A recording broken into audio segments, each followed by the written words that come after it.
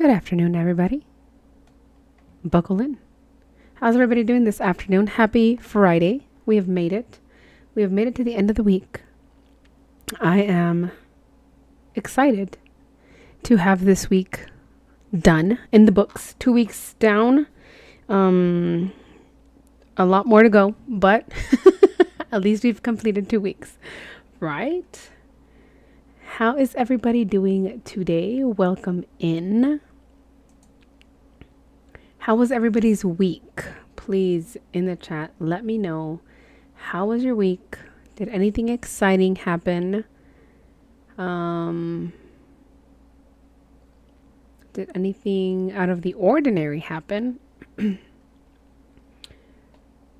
Hello. Hi, Catherine. Hello, Lori. Welcome in. Sunshine and Alyssa for now. How y'all doing? How was your week? Hello, Rachel. Glad to see everybody here for a little bit of torture, a little bit of background, a lot of bit of background. What are we all working on today? Let me know down below. What is your piece of choice this afternoon? Let me switch the mic location in really quickly. I'll be back in like 2 seconds.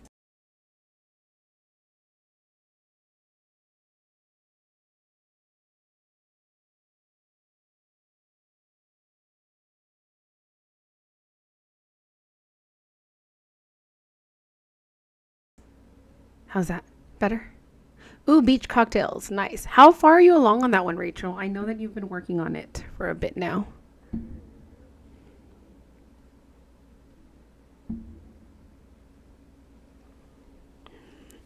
Well, it's better for me.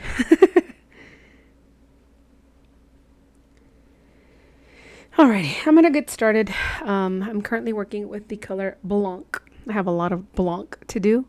And then we're gonna go over to do 934. You know, we're just gonna transition back and forth. Maybe a little bit later in the evening, I will definitely try to do a little bit of the moon piece that we had started last time. 3% done. Nice, nice, nice. Are you making drapes for your kitchen, Lori? Also, is your husband back? I know he was going to be gone a few days for work. Are you still on vacation as well? Hello, Suki. Welcome in. What are you working on today? Let us know down below. I have my what is this thing called? Needle sticking out. Ouch, you broke a nail. I'm sorry. Hello, JD. How are you doing today? How's everybody feeling? I know we've been feeling a little bit off this past week. Some of us, or some of you guys, have been a little bit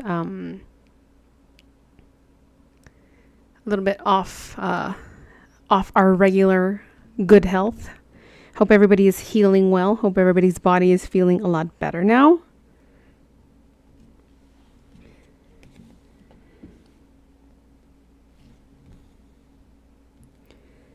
As for me, this week it went by pretty fast, actually.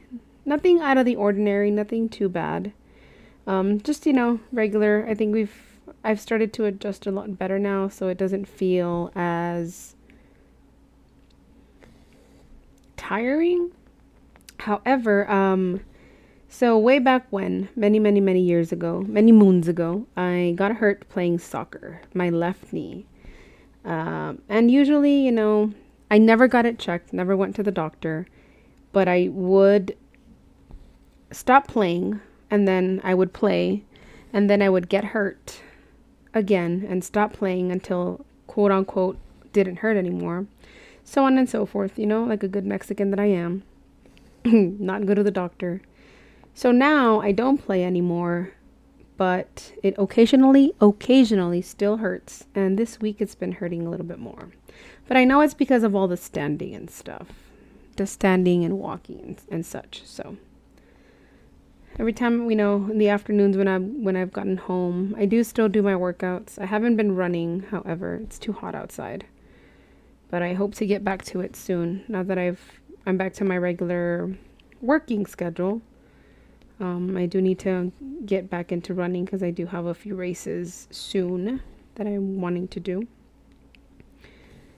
But I do try to rest it as much as possible, elevate it and such. But it's not the muscles. It's my knee. I'm pretty sure at some point I had like a torn meniscus or something, but never got it checked. It's all fine. It's all good. I was ordered to get an MRI because I had x-rays done, but nothing, there's no broken bones or anything. So I did get, I was ordered to get an MRI, but I ain't got no MRI money.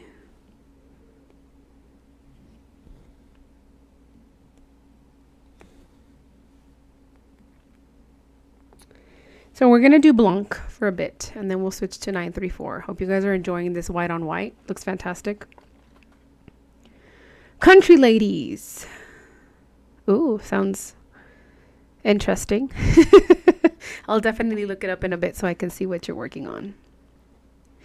I'm doing great, JD. Thank you for asking. My mood shifted. This middle of the week was a little bit rough. I was feeling a little bit, I guess if I have to sum it up in a word, it was overwhelmed. Like again, our new admin was just, their focus is on the wrong thing. But, you know, we got to give them some grace. A little bit of grace for them.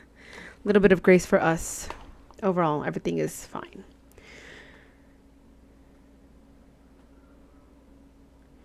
Sunshine, how dare your doctor prohibit you of walking barefoot? That is against the law. As soon as I get home, I take off my shoes. And I only wear shoes for work. If I go to my parents, I usually have like my just flip-flops or whatnot. I do go outside most of the time barefoot. Like if I'm driving through a drive-through or just to pick up something really quick, I usually don't put on shoes. If I have to get down to the store, then yes, but I don't know if you guys noticed, but I recently cut my nails, and this one more than anything, because also it got chipped and broken. So I just decided to cut them all. I usually have like 1 or 2 nails that are shorter than the rest, which is usually the ones that chip. And they tend to chip from like the little corners. This one, I think I grabbed some, or I hit it in the window of my car, this little edge right here. So I just kind of decided to cut the whole thing. But yeah, they grow on their own. And then I end up just chopping them off when I have more that are shorter than longer.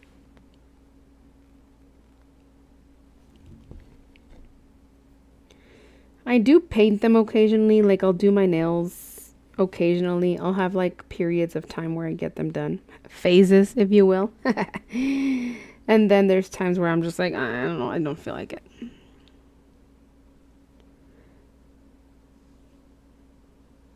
It was your best nail? I love being barefoot as well. Ever since I can remember, I've always gone outside barefoot. What made it your best nail? What qualities did it have that made it your best nail? I'm interested in knowing how you categorize your nails.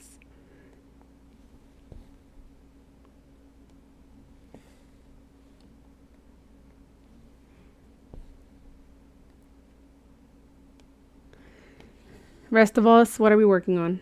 What are we working on, ladies? We have some country ladies.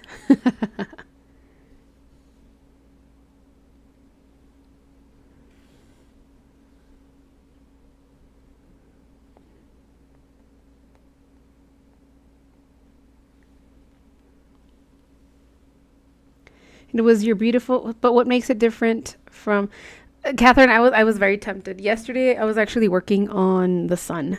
I'm almost caught up to you. Let me show you my progress picture. I'm almost where you are. I was going to post it on Discord and I forgot. almost caught up to your progress.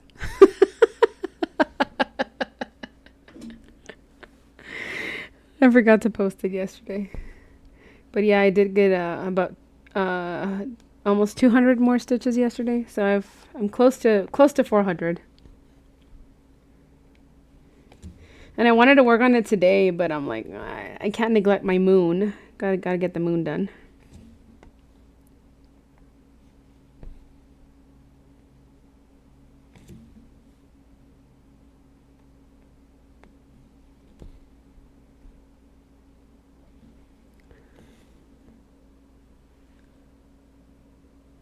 Ouch.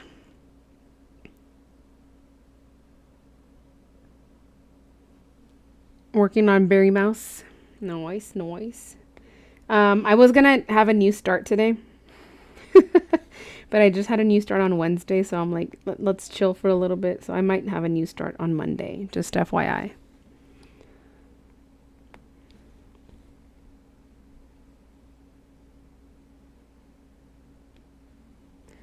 Well, Alyssa, now you have said that you do, and I need you to defend it. I need you to tell me why it's your favorite nail. Also, I was being sarcastic. If you haven't realized that, sarcasm is my first language.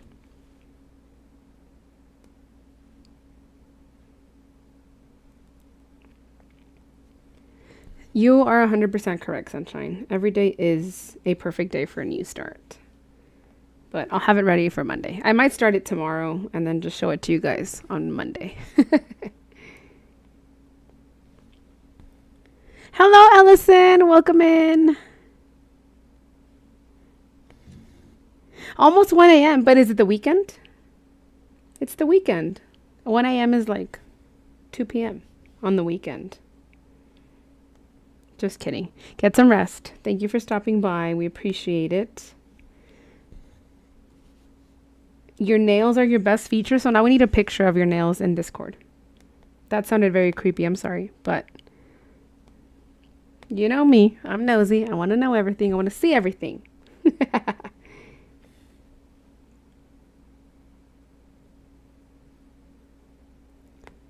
But is it your favorite nail, Allison, or is it your favorite finger? Because it has a My Little Pony. Well, what do you know? I love the moon too.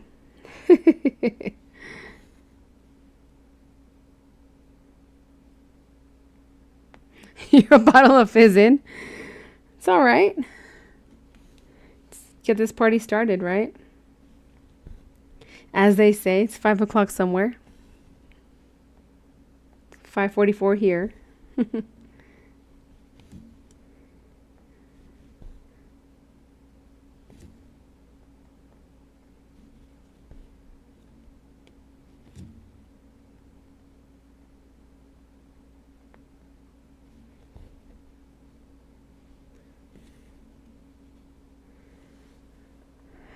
I don't post pictures of my nails in Discord. However, you can in the general chat if you guys want. That's fine. Fine with me. I'm going to post my nails in the announcements one. Just kidding.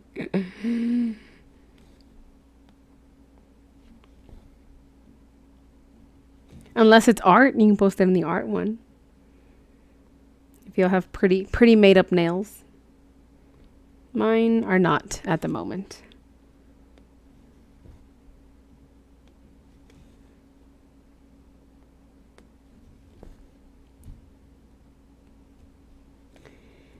How do y'all, those of you that have like 20 million whips, and I know you guys do, don't look away. I'm watching you. How do you choose what chart you want to work on? Like what whip you want to work on? I know some of you have wheels of fortune.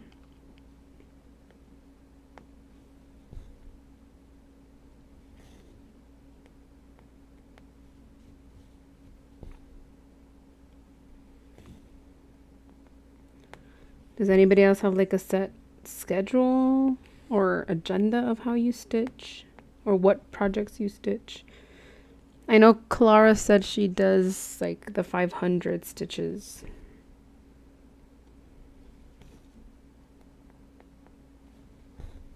How do you pick your whip of the day or multiple whips of the day? For me right now, I just kind of grab what I haven't worked on.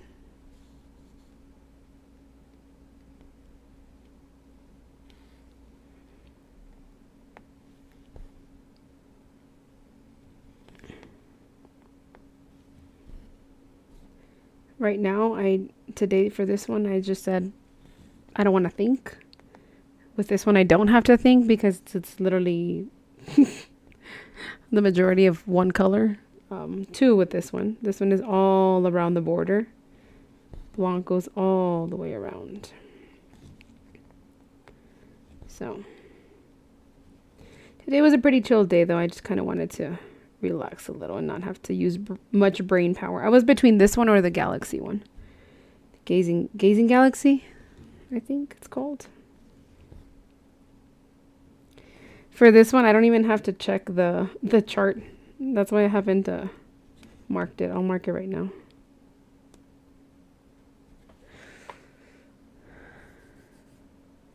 Kind of just get to color in, fill in.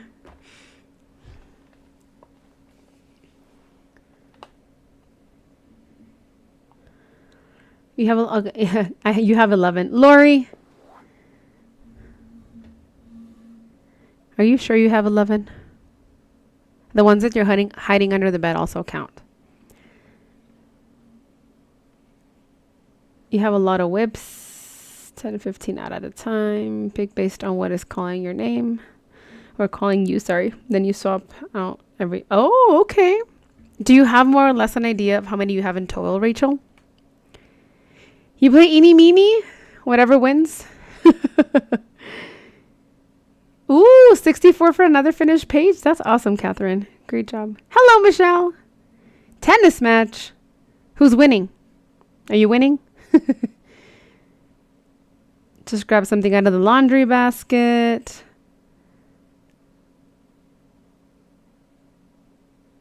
Oh, did you post your nails, Allison? I'll check them right now.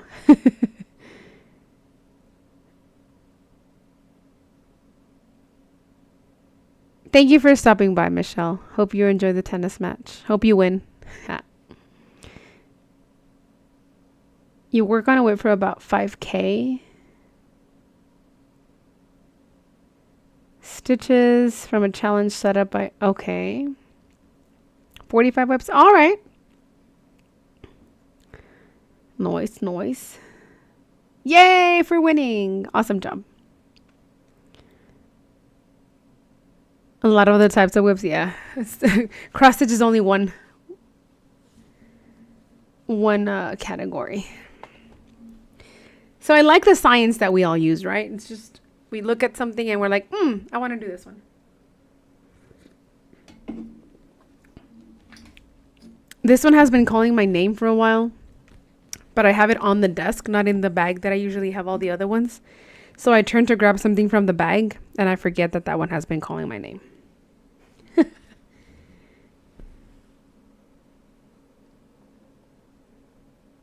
Hello, Tori. Thank you for stopping by. Appreciate it. Hope you win also.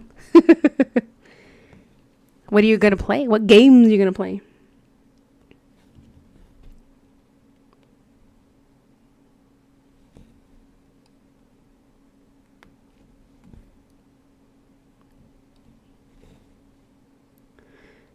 You have a monthly focus. Pokemon is always a focus.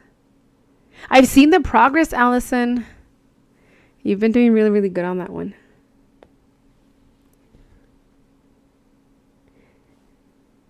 Just cross stitch, Rachel, or like amongst other crafts?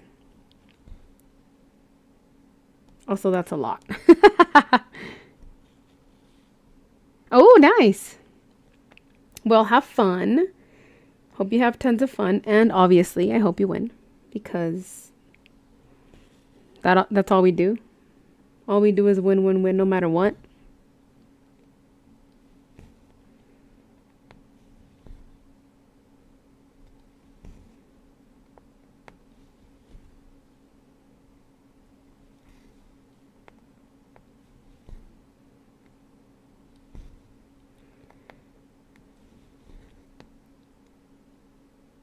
Oh, nice, Rachel. Maybe that is my new aspiration, to be like Rachel when I grow up and have that many whips.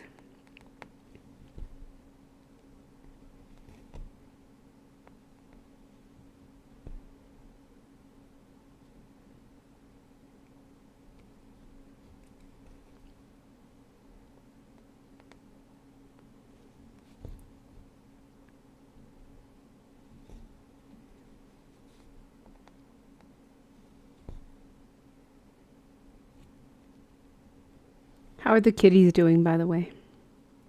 13 cross stitch whips. Nice. I think that's about the same number that I have, and not including the one I started this week. Or maybe including the one I started this week. I really haven't counted, but I'll know when I do the update video towards the end of the month.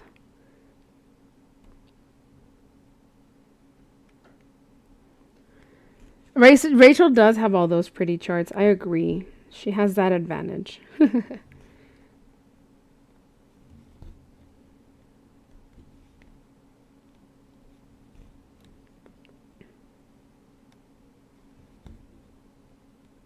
Also, I'm just gonna put it out there. I know she's not here right now, but Nati has been looking for. Oh, by the way, really quickly before I say that, I am gonna do the catalog that I was talking about last stream. So I will be putting that up this weekend for chart sponsorship. If anybody would like a chart that I have, you're more than welcome to just message me or comment in the little thread or post or whatever, and I am more than happy to share it with you. Fabric and floss is expensive enough already, right? And if we can have community charts, I don't mind it. But with that said, they're scaling up and down.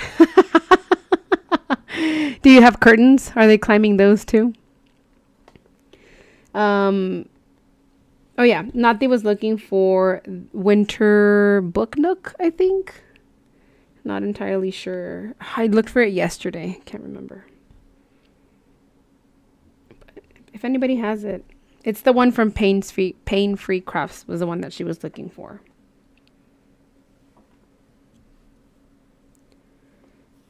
Can't remember the exact name, but it's from Pain Free Crafts. But yeah, I'll have my catalog up this weekend. It's yeah, well, that one. You have it, Catherine? Nice.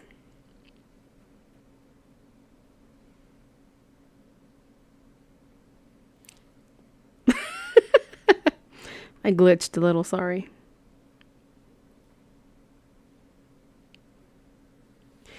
Clara, hello, welcome in.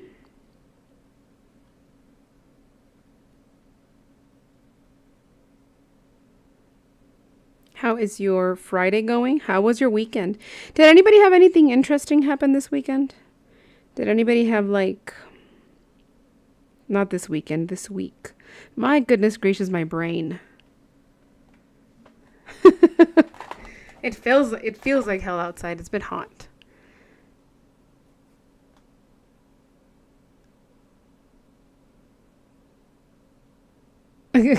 They'll leave some love marks for sure, Rachel. Hopefully not too damaging.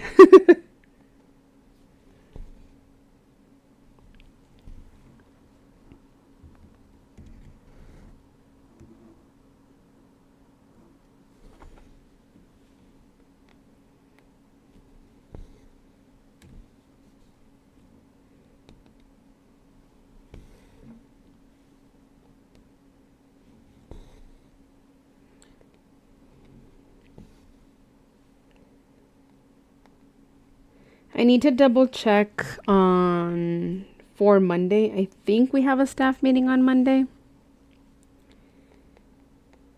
If we do, then I might switch the stream for Tuesday, or I'll just stream a little bit later. Instead of the 5:30, I'll push it to possibly 5:45 or 6, depending on what time I get home. But I'll let you guys know in the Discord, maybe, as soon as I know. Yes, Clara, it has been a tiring week. It was a good week, though, I think. A little bit, I mean, it was a little bit of a roller coaster throughout the week, but overall, finished it on a positive note. And yes, words are hard. Not just English, words in general.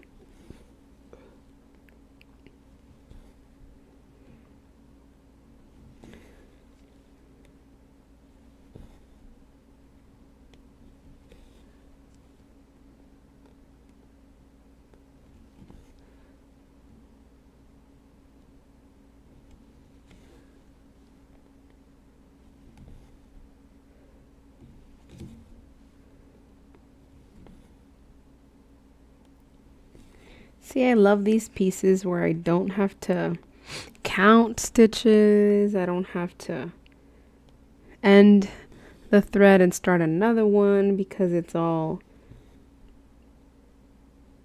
confetti or ninja stitches, except down here, but don't mind those.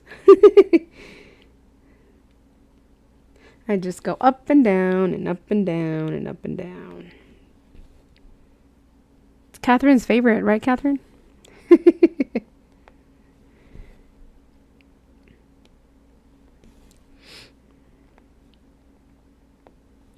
So the chart that I wanted to start today, that I'm going to start either tomorrow or Monday, is my kitchen one. The Tilton kitchen one.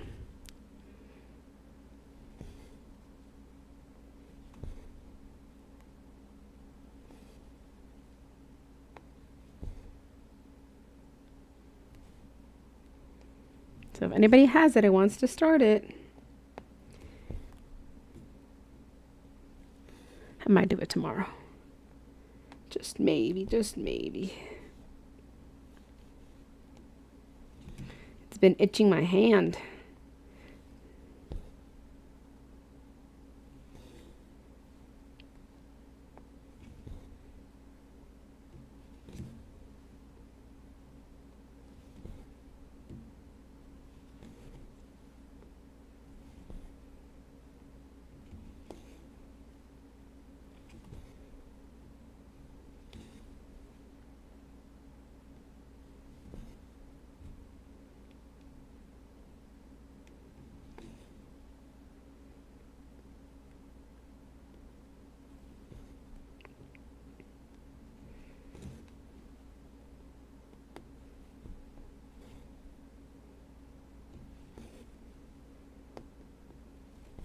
Thought there was going to be soccer games today. There's no soccer games.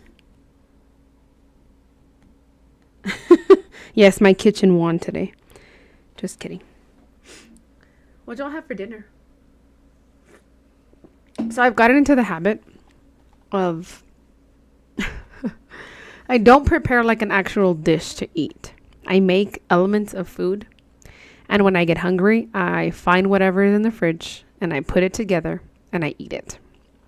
So today I had meatballs with quinoa and avocado. And it was delicious, actually.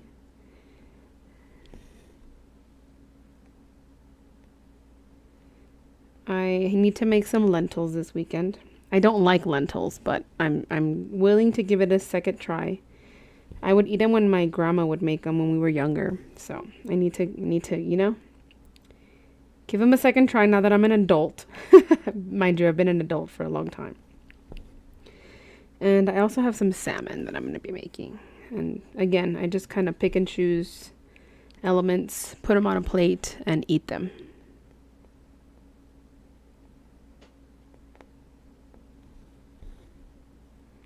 Chicken steamed veggies. Noise. I haven't had chicken in a while. Maybe I should buy some chicken next time I go to the store. And I think tomorrow for breakfast I might make pancakes. Not a huge fan of pancakes, but sometimes I want pancakes, you know?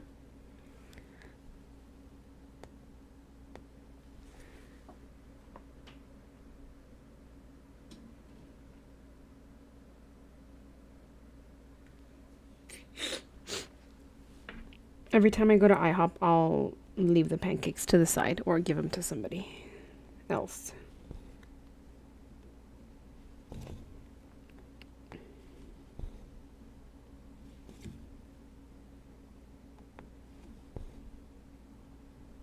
Or I'll usually get bread, toast. Toasty toast. And I won't eat that either, but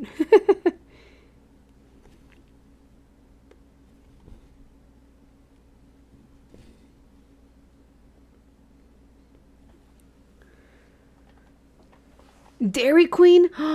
Yum. I like the steak finger basket from Dairy Queen. And obviously, a Blizzard.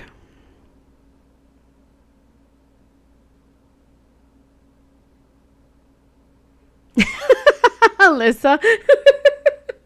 She's standing there awkwardly. Yeah. And see, watch the bubbles.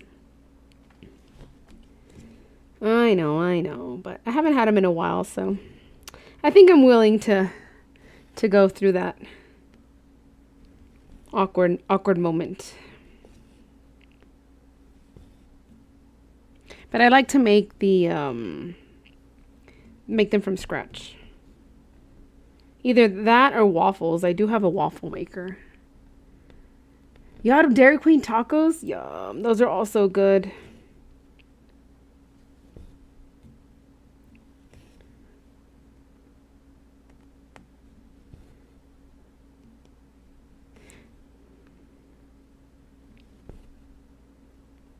A waffle with ice cream? Yums.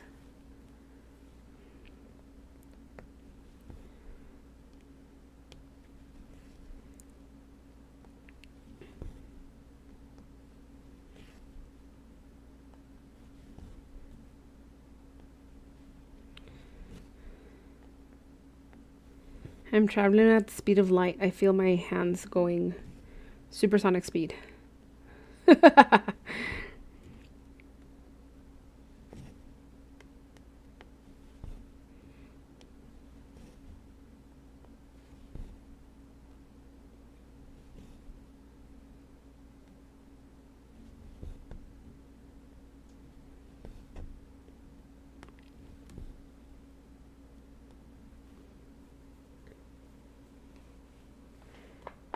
Right? We're all going to put in our Dairy Queen orders for Sunshine's husband.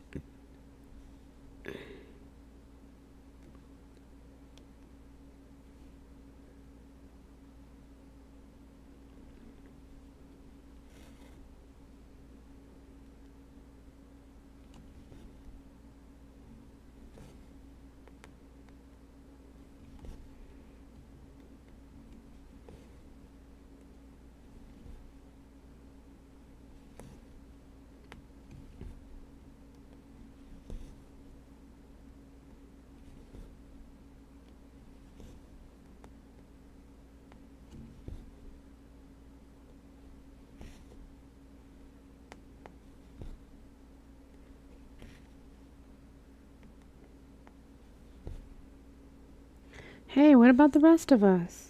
Just Allison? That's sad. That's so sad.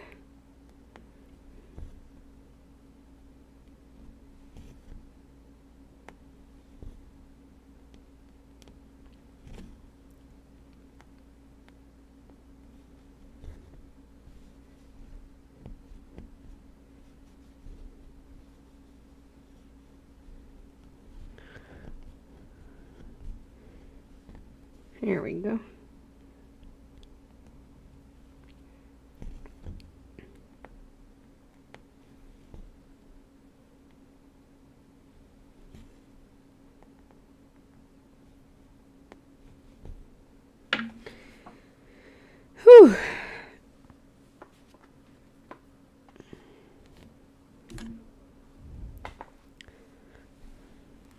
You can tell the clean white versus the dirty white.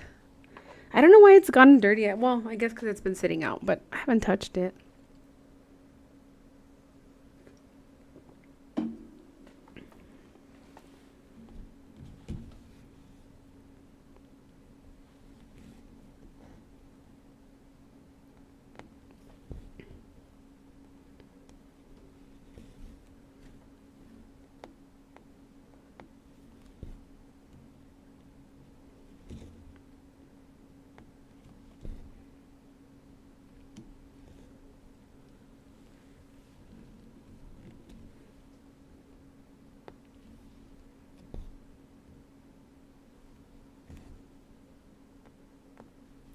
I realized that I need to buy more frames. I have run out. I was not. Can confirm that was not what happened.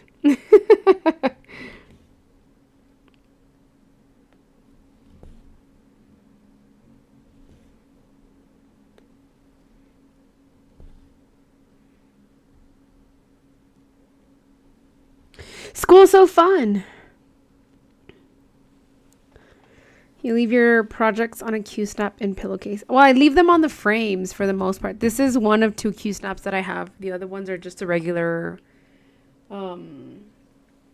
round frames that I use, or hoops. But I have left them just out. They're in a tote bag, not necessarily in a pillowcase or any sort of other bag.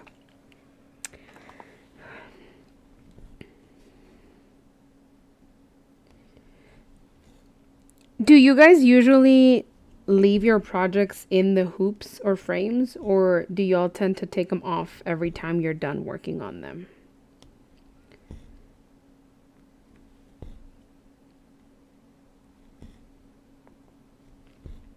And whatever your answer is, why? Why do you do that? What is the science behind it in your opinion?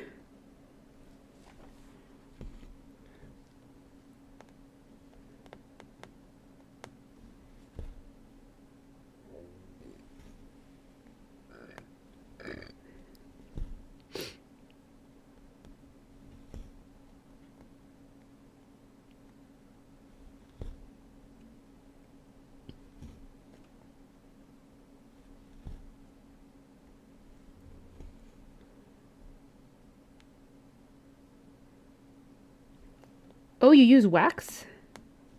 Nice. Okay. Does the wax really help?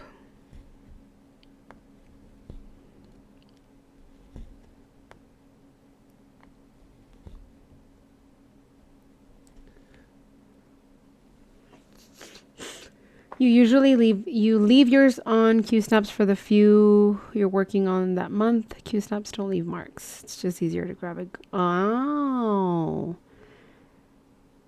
So you prefer the Q snaps over the regular hoops.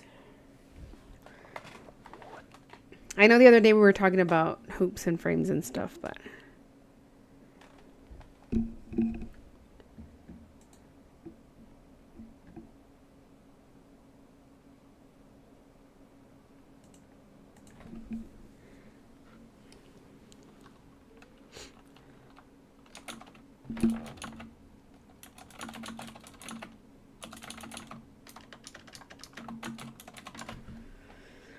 if you're actively working on a project, you will leave it on the tension hoop, Q-snap, scroll frame, etc. But you take it off when you're not actively working on it. Noise. I leave mine. Mine have been there on the hoops, unless I need the hoop. Unless I need the hoop, then I'll take it off. But other than that, it's permanently there. Is that a bad thing?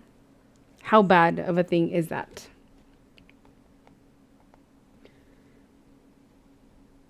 You prefer Q snaps because left side neuropathy does not like it. Okay. Oh, can I finish 3 stitches with this little piece of thread?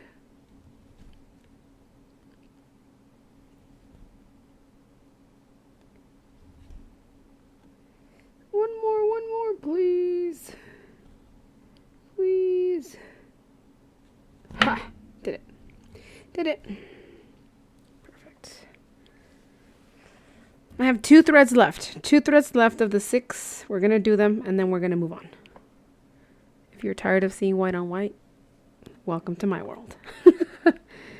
1, 2, 3 rows.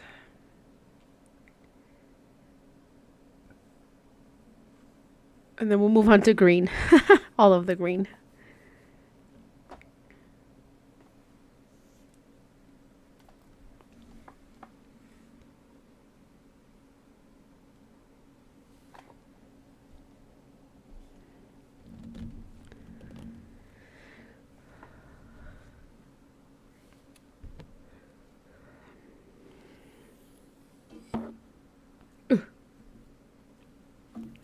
I think this is the only project that I have not switched out the hoop for.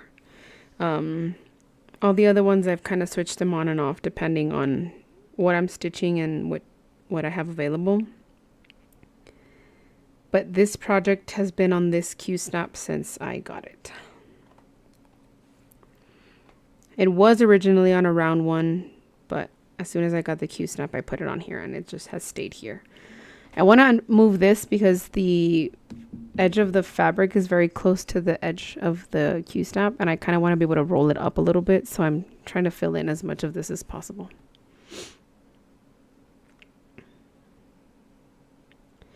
You use pure beeswax. It does help with keeping your floss conditioned. Ooh. Oh, Lisa, I'm too lazy to care. I can see like the little threads overlapping. I'm too lazy to care. To care to railroad or to care to use wax.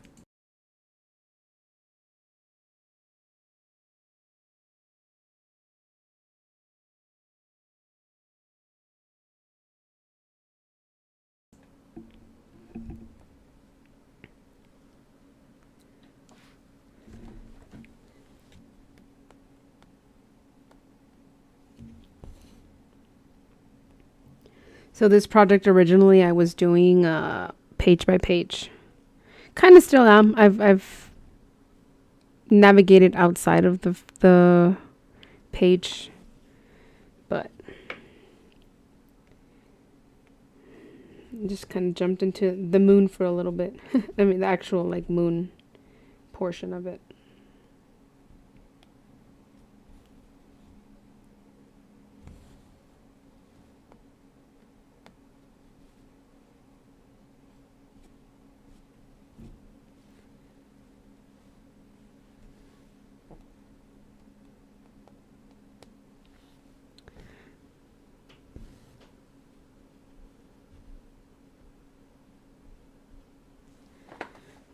You only worry about leaving projects on your scroll frame because the tension on them is super tight.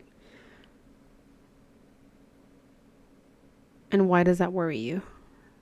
Maybe a dumb question, but I'm genuinely curious. Like, what does tension do? Or why is it dangerous? You've never had a problem on leaving on hoops? Well, I hope that I've never, well, yeah, because I'm not going to take them off.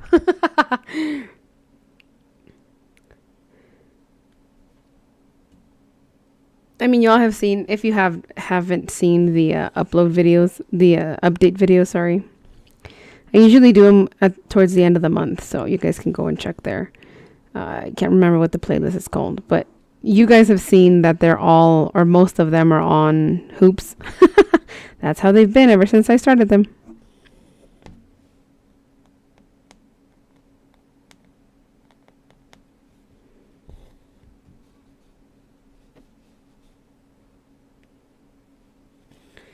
I think it's called cross stitch all year long, year round cross stitch, something like that. I don't know. I come up with names and then I can't remember what names I came up with.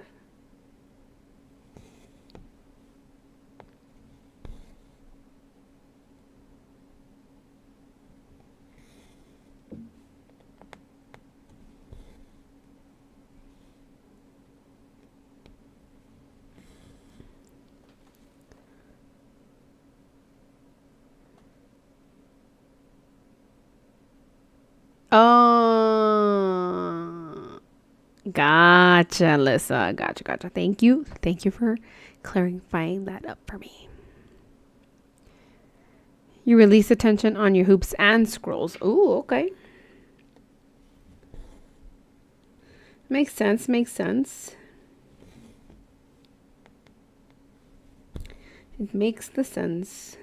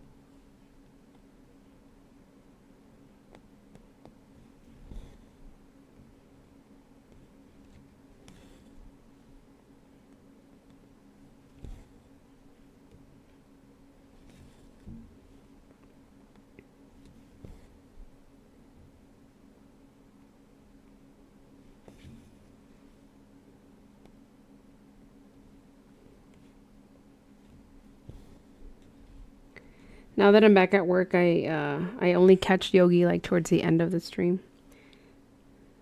But I realized that she didn't stream today, so usually when I see that she's not streaming, because I usually catch her when I'm like driving home from work, and I realized that she was having internet issues as well.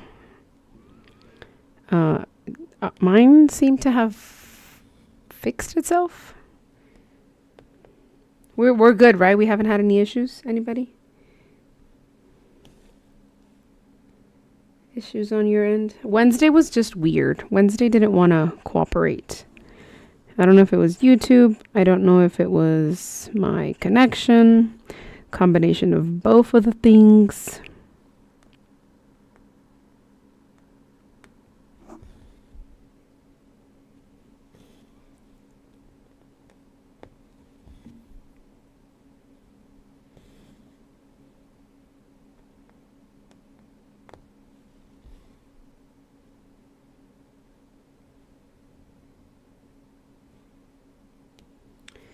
Here with sunshine, it's hard to get hoops tight nowadays. You've moved to more to Q snaps.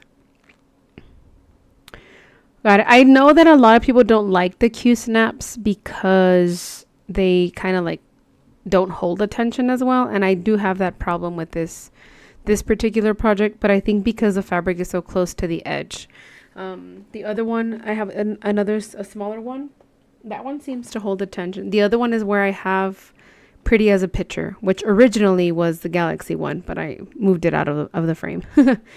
But that one is holding it pretty well, but because it has more grab at the top. So storage question, do we have project bags for each? Do I have project bags for each of my pieces? No, I do not. I have one little bag that I made, but it doesn't fit most of the projects that I have now because I'm using, unless I make them into smaller, like put them into smaller hoops. But the one that I have, I usually tend to carry my embroidery, not necessarily the cross stitch. I have one big tote bag where I put all of the pieces, like the fabric pieces, and then all my thread is in a box. But because I have them together with binder rings, so for example, this is where I have my threads for this one. I have it labeled with Moon up here, and then they're held together with a binder ring. So I literally just throw my threads around. I'm the worst. I'm the worst person ever. Recently I did buy, I know somebody had mentioned the plastic bags. We bought some for the students. That's where they have like their materials, so they're not like throwing them around everywhere. So I realized that they're a pretty good option. I think I have one in my backpack. Let me go grab it really quickly and I'll bring it to show it to you guys.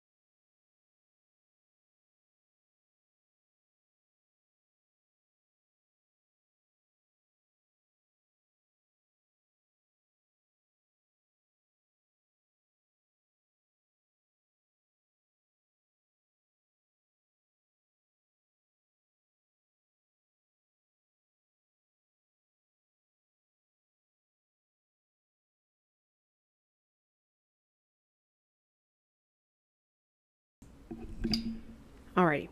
So this one is the one I made. I think I showed it to you guys before. It was actually one of the videos that I made.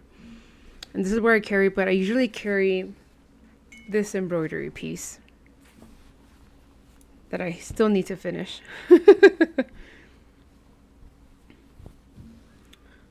I'm working on this one. It's not done yet, but this is where I usually carry that piece because it kind of fits well. I don't tend to take my cross stitch to places, so. But these are the bags that I bought for the kids to put their folders in and stuff. I got them on Amazon. It's a clear, it has a zipper at the top. And they come in different sizes. This one, particularly one that we have, is a 11 by 15. Let me zoom you guys out, well, a little bit so you guys can see it. It's pretty sturdy. It's literally just a plastic bag. And I was like, oh, I can put my projects in here. I can actually be organized and not just be throwing things around to put the projects in.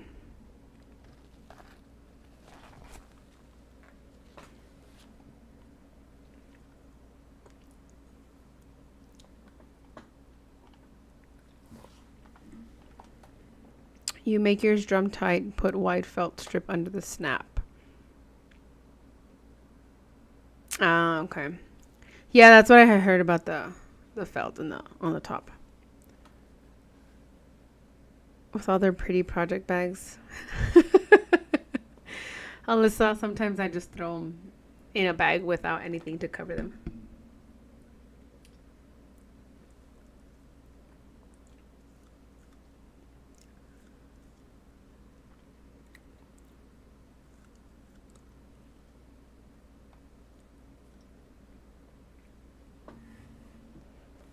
I'm eating a popsicle, sorry. I took advantage of walking over to the living room. Walk by the kitchen.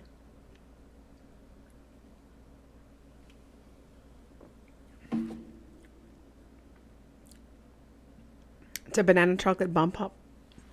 Y'all want some?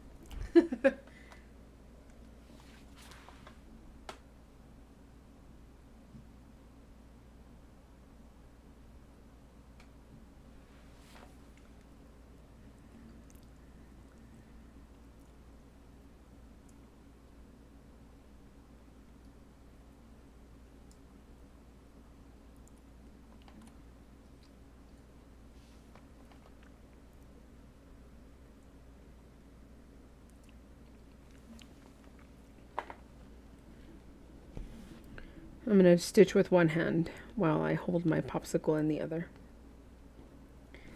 Just for a little bit.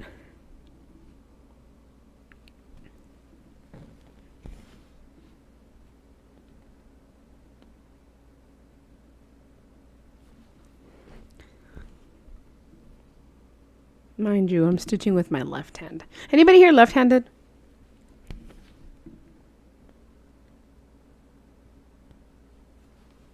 Just curiosity. I am not, but I do, or I am able to do a lot of things with my left hand.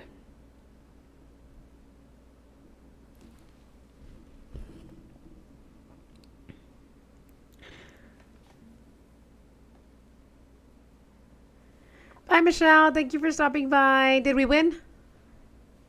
Anyway, have a good day, weekend. Good evening. Good morning.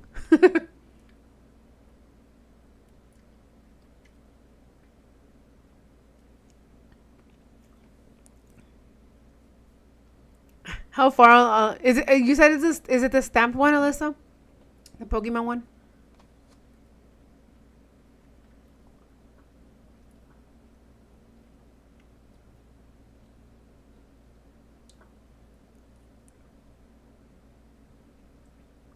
I haven't been able to get the other two parts of the Pokemon one on Pattern Keeper. I just got 2 bottom sections, I believe.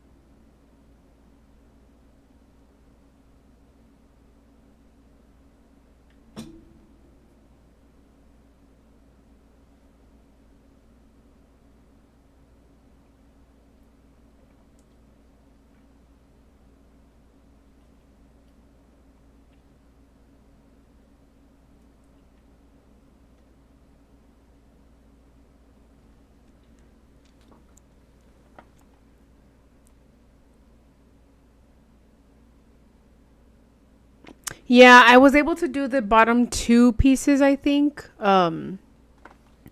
It took me a while to figure that part out. Like I was struggling big time. And I was able to do 2 of the sections, but then I can't get the other 2 parts. And it annoys me so much. Mind you, I haven't even started it, so I don't even know why. Sarah, you're back. How are you? How was the move? How have you settled in? We've missed you.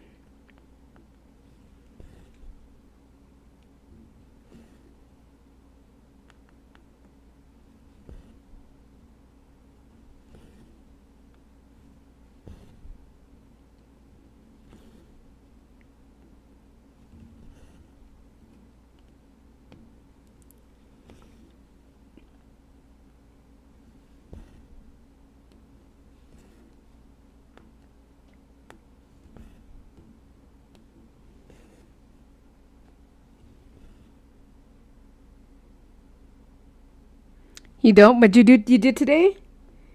You got a little break? If you did, that's good. We're glad to have you always.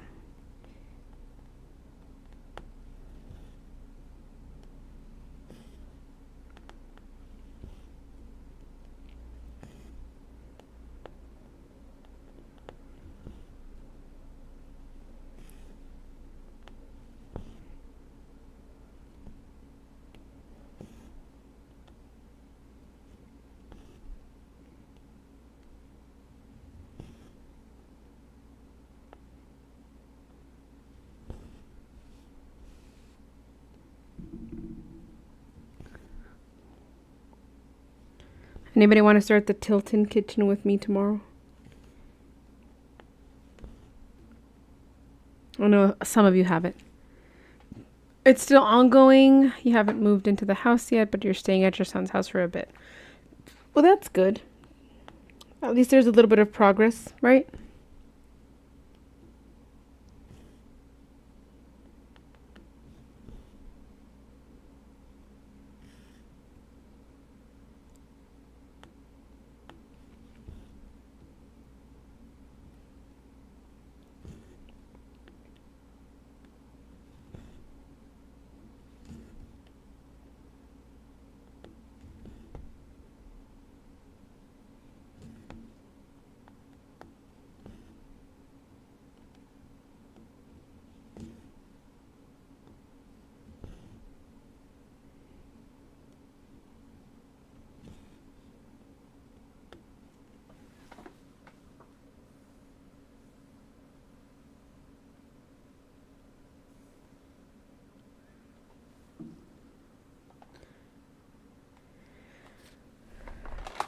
Ooh.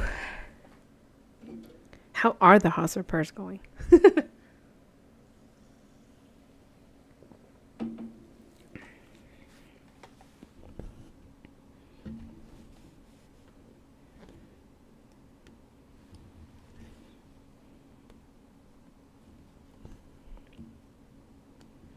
I have a song stuck in my head.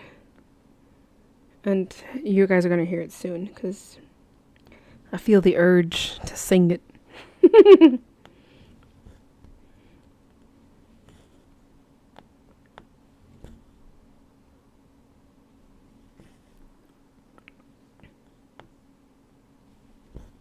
We should have a karaoke night. Anybody else like to sing?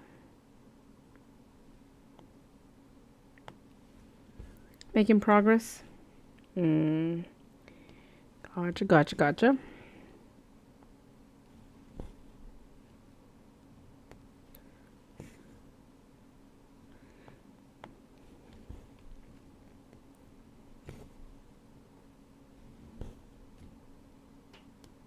Noticed how I asked who likes to sing, not who knows how to sing, because I don't. But I give really good concerts in my car.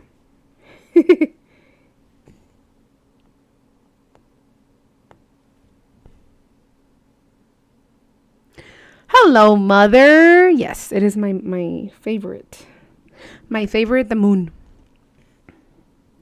How are you doing today, mother?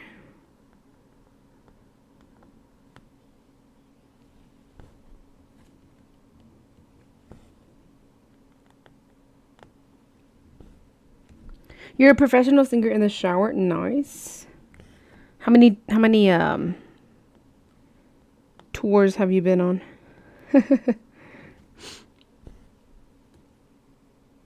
My mother also likes to sing.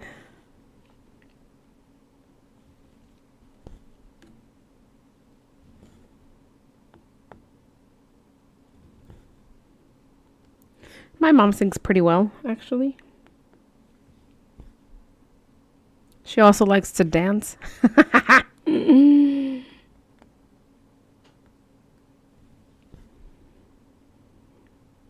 There's video proof if y'all want to see it. Just kidding. She'll kill me.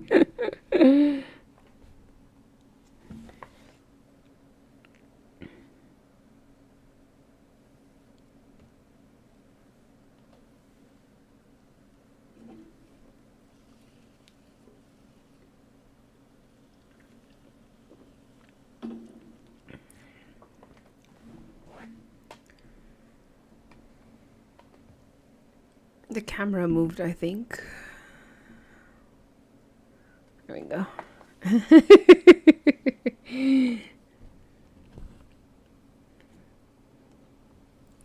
No pasa nada, ma. No pasa nada.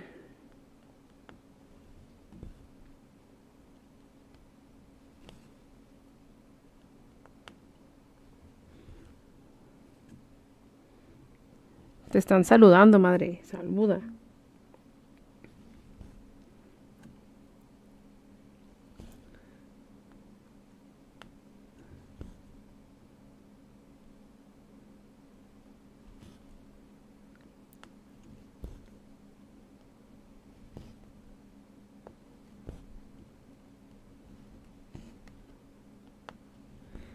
Has anybody seen Hi Sister?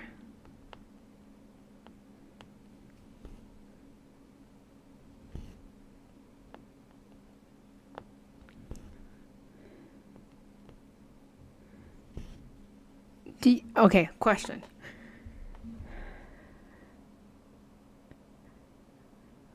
In your opinion, who is the fastest stitcher that you know?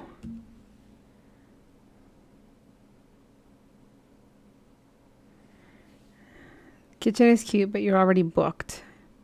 A few unexpected medical expenses, but then I have orders to make for fabric and floss. Understandable, Alyssa. That's okay. I'm kind of like scrapping. I'm going to be using probably a master set for now. I'm not going to buy the entire flosses. I am going to order the flosses for Toy Store, which I need to do tonight, actually, so I can get it in time. No, not personally. Maybe like a floss tuber that you all might know. Me, I'm not the fastest one. Absolutely not. I should time myself. We should all do like a timing of ourselves to see how many stitches we do per minute. I think it also depends on like the type of stitching you're doing, right? The method. Personally, you say you're the fastest you know. I agree with that, Alyssa. I agree with it. You can take the crown on that one. I think like if it's a lot of confetti, obviously I think we've all seen that it makes you a little bit slower, or it takes a little bit longer because of like the floss change and all that, right? But for example, if it's a color, oh, thank you, mother. Aw, you make me blush. But if it was like just straight stitches like this, I think I do a pretty good job.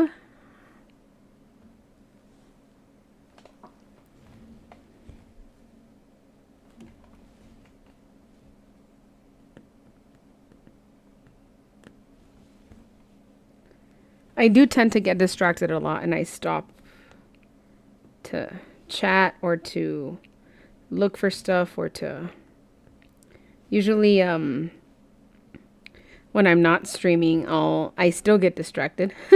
More so probably. And I'll like look for a YouTube video, or if I'm playing a video game, or I'll start scrolling through my phone. Horrible. Horrible.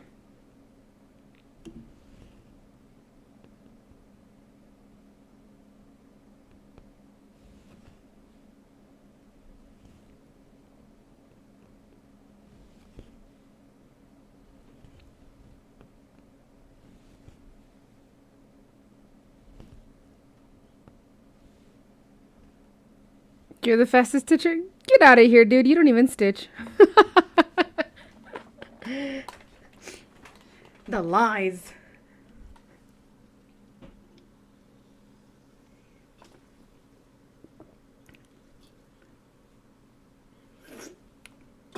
There should be a stitching contest to see who's the fastest.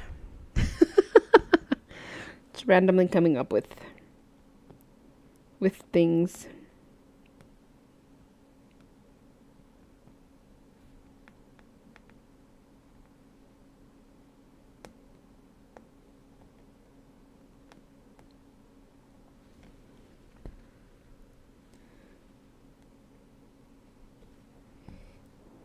Okay, last white one and then we'll change color. Whoa, where did it go? Hello? Hello? Kamara gets really distracted a lot too, but she's still the fastest that you've seen. Yeah, I have seen her. I think the shorter thread helps her quite a bit. I obviously start off with a little bit of a longer thread. But yes, she does get distracted. Don't we all? Is there anybody that can literally stitch for straight? What am I drinking? I'm drinking a drink. Okay. Just kidding. What do you think I'm drinking? Take a guess. Take a wild guess.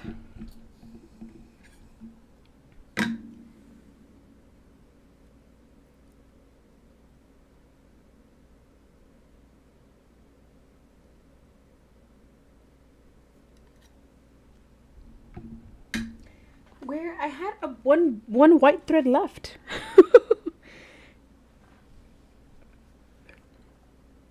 Let me look under my clamps.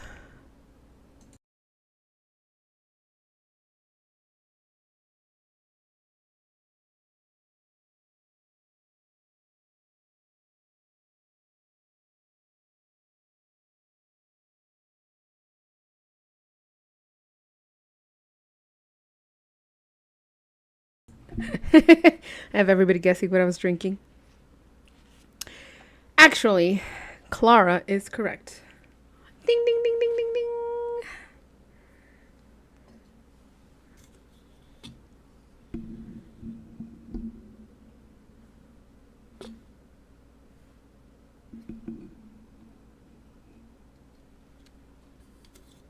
I did. You have Dr. Pepper Zero too? The regular, Sarah?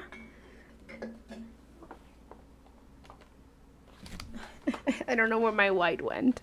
Who took it? Who was it? I did not eat a bomb. I ate a bomb pop. Yes, I bet he was mentioning it that they found it. Her husband and her son liked it.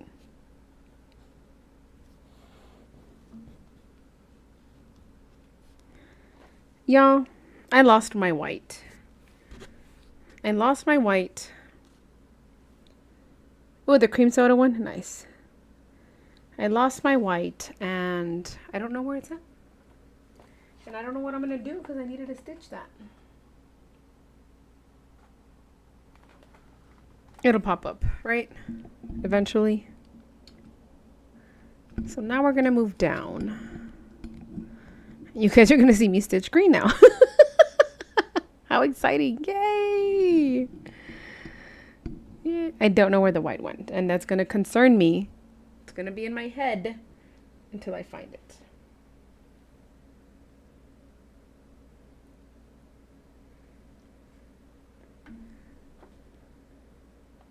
It was a mini bomb pop.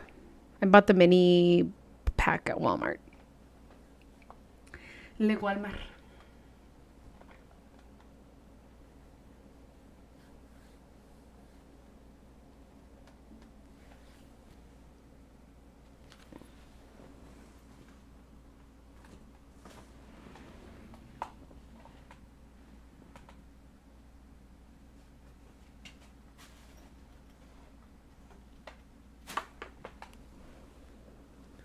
I'm really concerned as to what happened to my white. I don't like losing things. Oh well.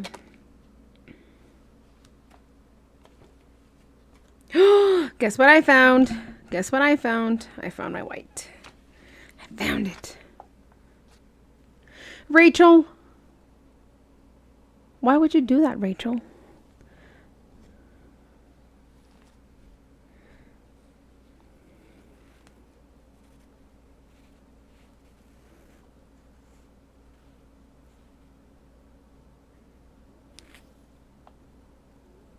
That wasn't very nice, you know.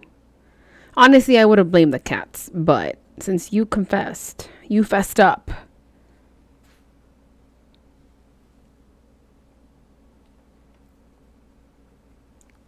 But we're at the green, so we're going to do green. That's fine.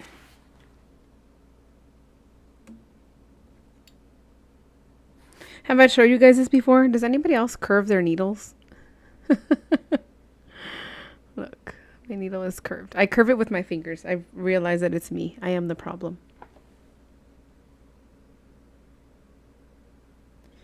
You remember when Bluebell used to sell the banana part as a whole part?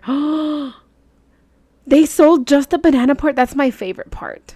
I love the banana part. I never saw them by themselves though.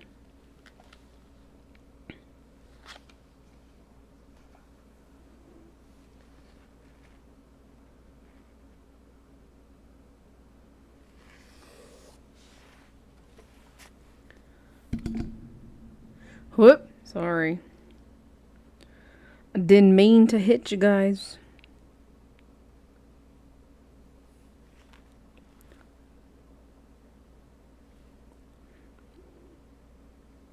You do, yeah. I think I hold it like this. So because of the grip, I tend to like curve it that way.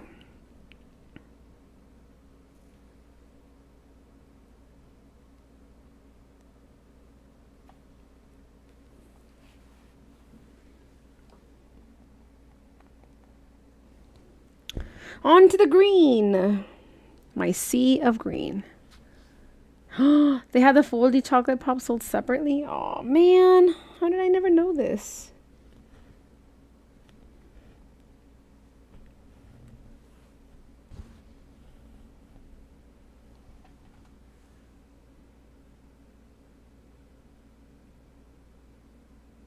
What's your all-time favorite ice cream?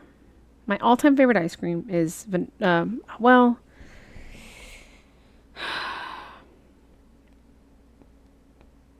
I'm gonna say chocolate chip. But there's an ice cream shop in San Antonio, Texas, by the Riverwalk. It's called Mr. Ice Cream. And they sell a vanilla cherry.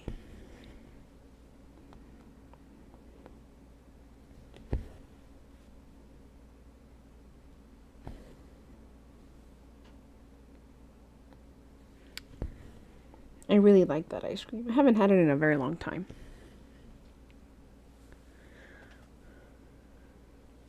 It is very green. And coffee stain's almost gone. Coffee's almost gone. I'm so excited. There's a little part right here and there's a part right here. It was a bigger stain.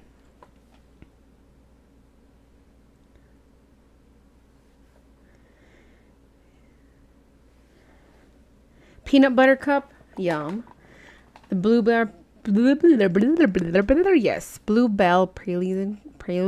Yes. Yes, Clara. Mint chocolate chip. Mr. Ice Cream. It's not creepy. Napolitan. I don't like chocolate ice cream because it has a very artificial taste. So I love chocolate. I don't like chocolate ice cream.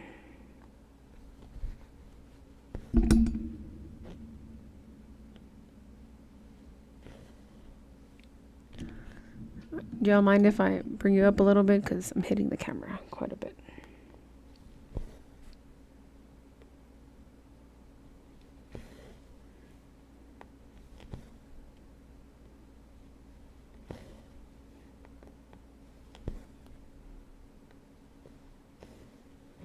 Wait, did I mark my stitches? I did. Now we gotta move down. Yeah, usually when they give us the Napolitan, I will usually just eat the strawberry and the vanilla part.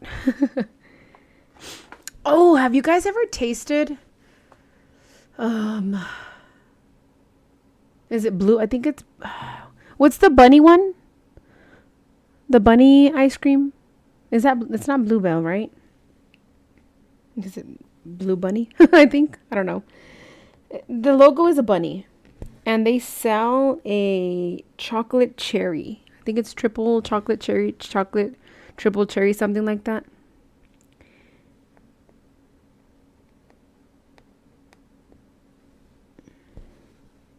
Ooh, Baskin Robbins has really good ice cream as well.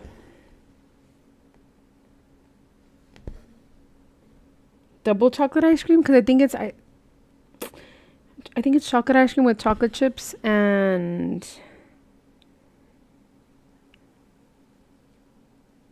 What is it called? Chocolate chips? Chocolate chunks? I mean cherry chunks? Like actual cherry pieces? That one's really good too.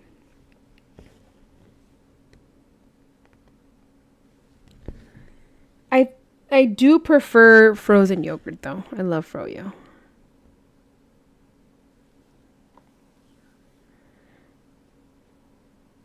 Yeah. Vanilla bean is so good. Mexican vanilla ice cream that is yellow. Has anybody ever had it? It's like vanilla, but instead of it being white, it's yellow.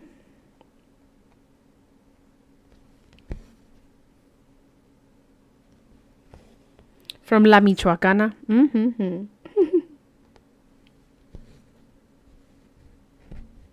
I also like pecan, butter pecan. Or banana nut ice cream.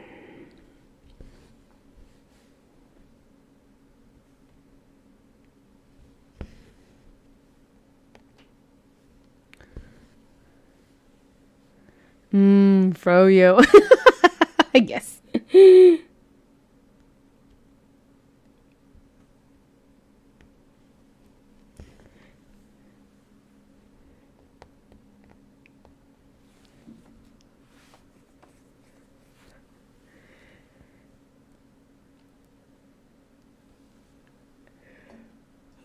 my Dr. Pepper's gone.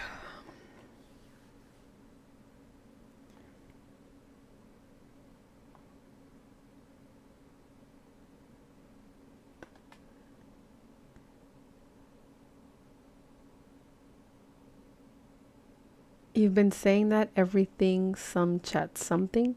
What? Yes, Alyssa, yes.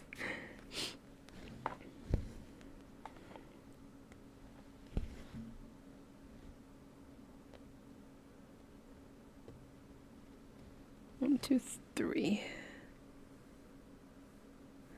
No, what's going on? Oh, duh. I gotta go. 9:34. Doop.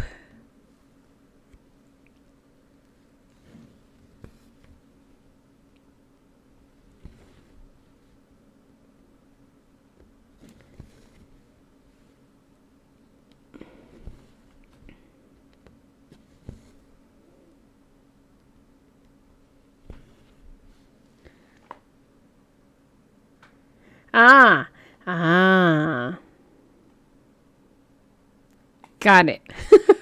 Every time someone chats an ice cream flavor. That was too much for my brain. Sorry. So sorry. So sorry for you.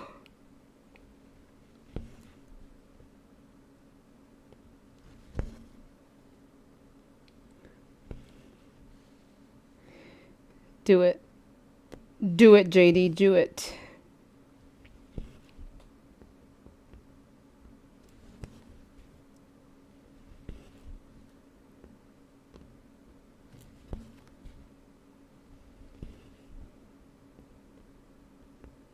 I have one more bomb pop left in the freezer.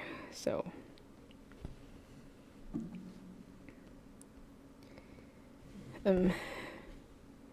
Writing a really thin line. I might need to go get some this weekend as well.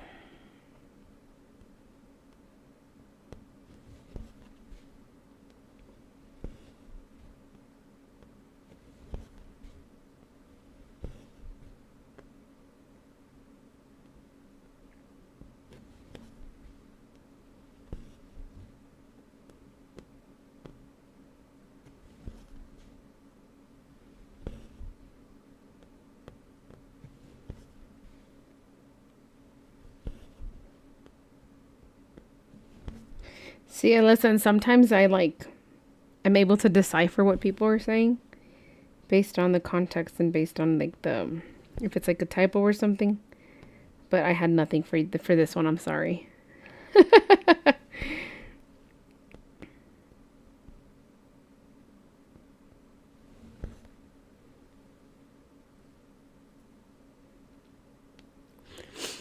I have eaten fries with ice cream. I may have tried chips with ice cream, not entirely sure. I usually don't tend to mix sweet and salty. I like to have like sweet first and then salty, or salty first and then sweet.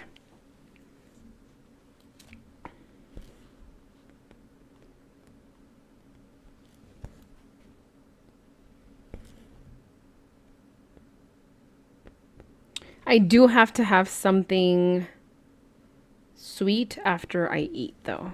So I like to have like a little piece of chocolate or something, because I do have to have something sweet after my meal. Sometimes I go overboard and I eat ice cream. We should all DoorDash ice cream right this second. Unless somebody wants to go pick up some ice cream for all of us. Pick up ice cream for the chat.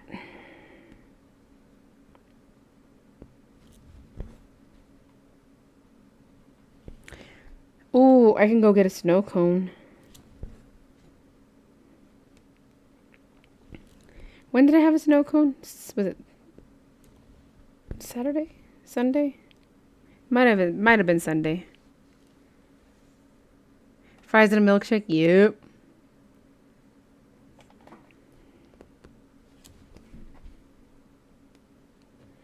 So that I think it is Blue Bunny, right? Is it Blue Bunny? The The double chocolate cherry ice cream that I was talking about. If you guys ever get that, get a cherry Dr. Pepper and make a float with it.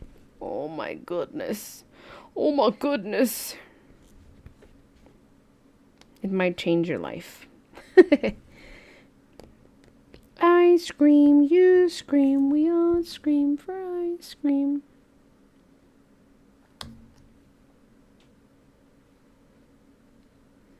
Chili delivery in the next week. Got it. I want to be first on the list, please. Thank you. Thank you so much. Thank you, bye. Just kidding. I have one more bomb pop, so I can wait.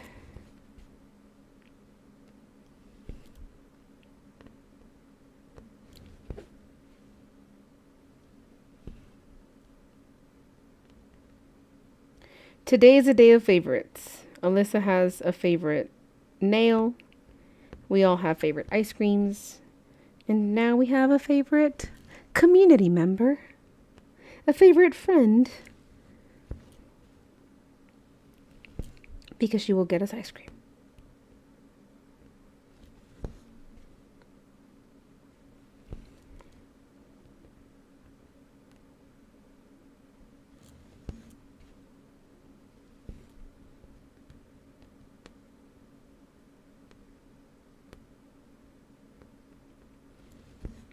I have to start my new kitchen piece because my mom's going to take my other one.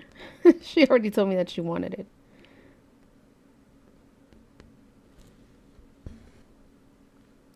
You do have a lot of favorites today. It's so funny because I've encountered a few people that when you ask them, like, hey, what's your favorite this? And they're like, I don't have any favorites. I don't do favorites. You know what? You know what? Well, maybe you should. Have y'all ever encountered a person that is like that? I don't have favorites. It's like, yes, you do. Stop lying. Just kidding. You're blushing like a tomato. Tomato. We're going to call you Mater.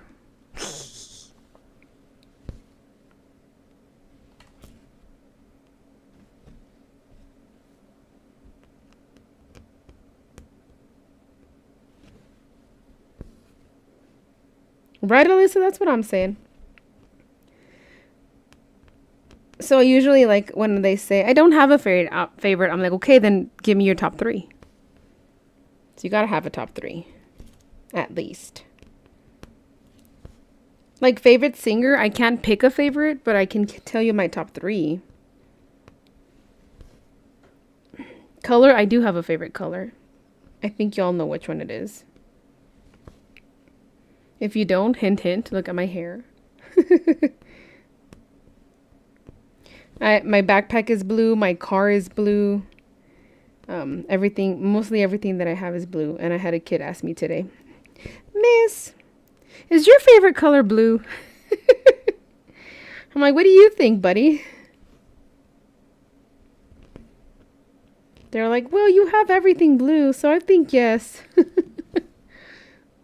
So you're right. You're right, friend.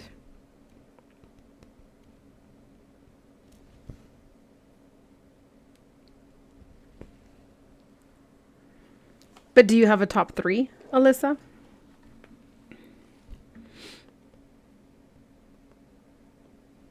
I have top 3 favorite singers. I do have a favorite movie.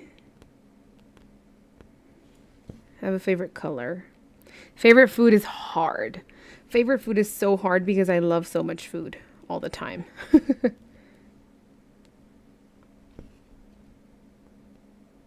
See, JD learned quickly. Top 3. Or we can break it down by categories, like your favorite Disney movie or animated movie, your favorite action movie, your favorite drama, right? But it's still a favorite.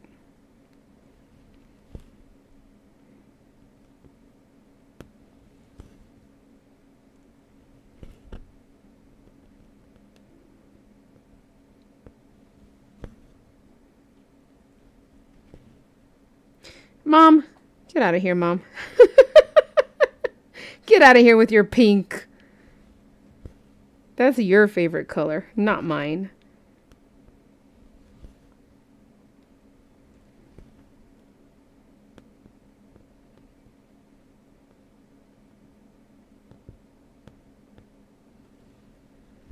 I hate pink.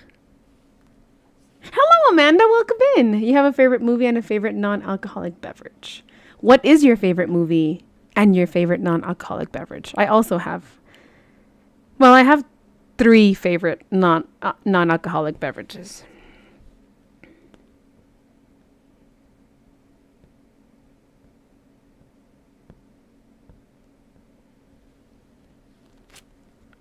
Pink is a non-favorite. Coach Carter is my favorite movie. That is correct. Finally, she says something truthful. My mom and her lies. You guys, chat. My mom is lying to you guys.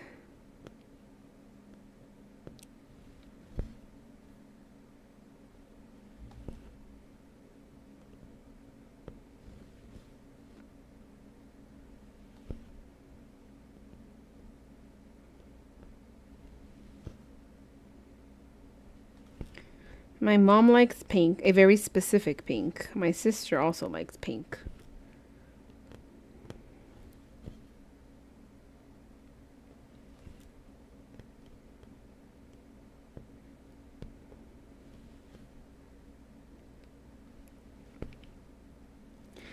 I'm not calling her a liar.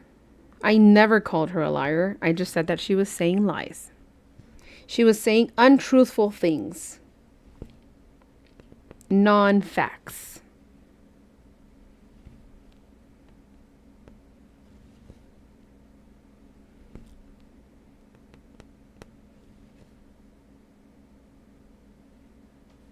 Favorite movie is A Clockwork Orange. Favorite drink is Diet Coke.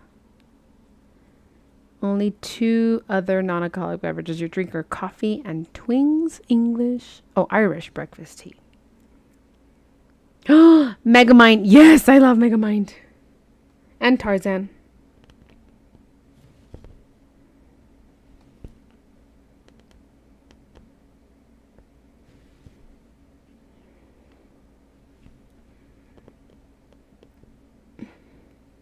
But my favoriteest of all is Coach Carter.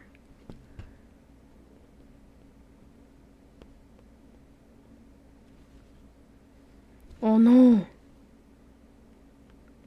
Give me back my thread.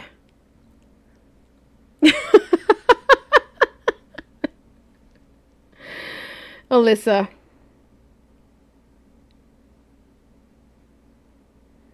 You're siding with my mom.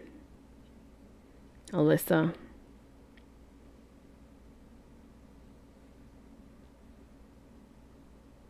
Gonna have to ban you. You've never heard of Megamind? It's an animated movie about a blue dude with a big head.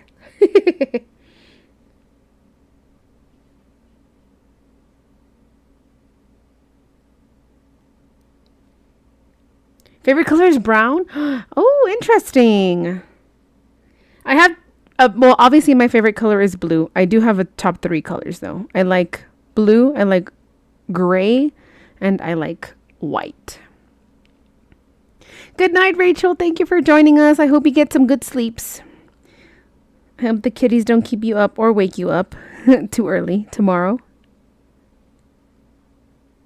We'll catch you soon. Catch you soon.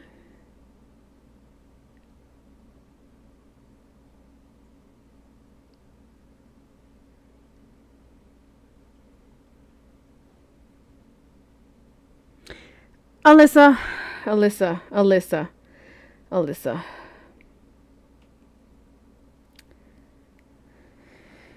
Alyssa. I don't know what I'm going to do with you today, Alyssa.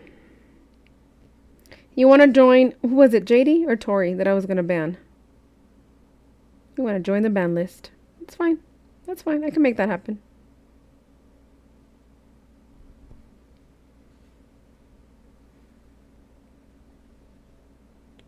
or both of them. I think it was Tori, right? Tori was the one that earned the ban because she liked Wingstop and what else? She has an iPhone, and there's many transgressions she has committed. Unacceptable, actually. All of those.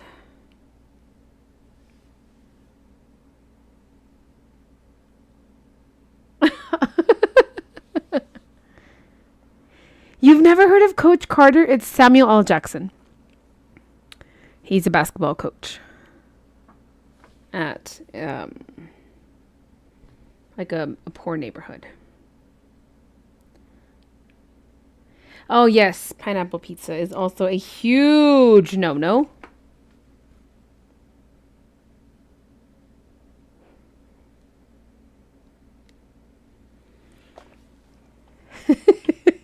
So you're also on the ban list.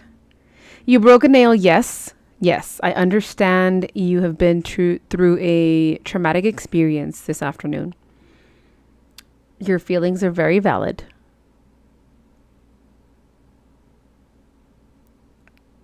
We'll give you a pass. You have one more strike. Third strike, you're going on the list.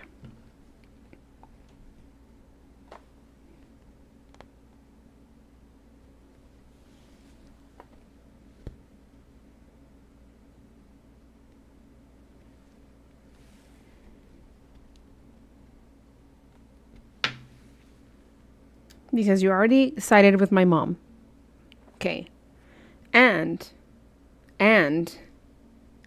you're going against my color white. No. 1, 2, 3, 4, 5. 1, 2, 3, 4.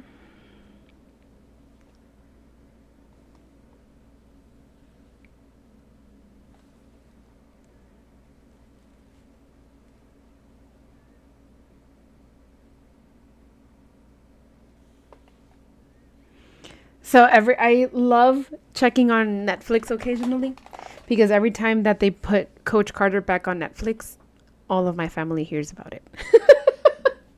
I will send them a news update to let them know that Coach Carter is on Netflix. It hasn't been on in a while though, which sad. However, I do have the DVD. I know, DVD. Alyssa. Darling. Sweetheart.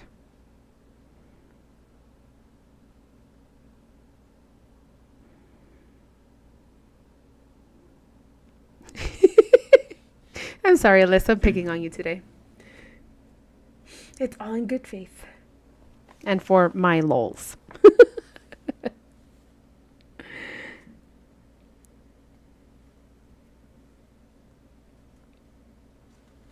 I did tell you guys that I like to pick on people, right? I did make that warning at the beginning. Hopefully I did.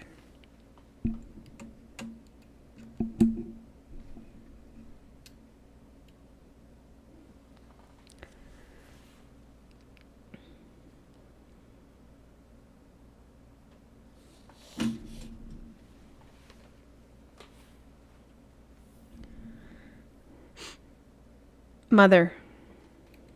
I love you, mother. Yo siempre me porto bien. I am a little angel. You don't remember? Well, maybe the trauma of breaking your nail has caused other warnings to be removed from your brain.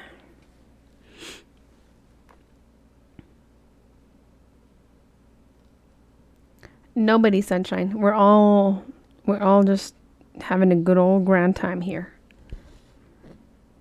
Talking about favorite movies and favorite colors and, you know, such and such stuffs. All good things, all good things. Has created a moment of lapse in your mind.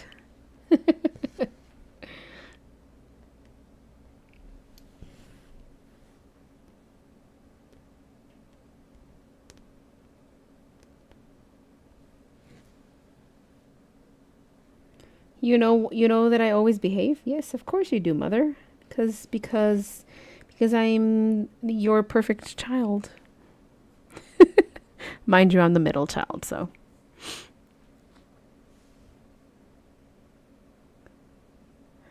Your 15-year-old is slightly irked that you're watching me with headphones.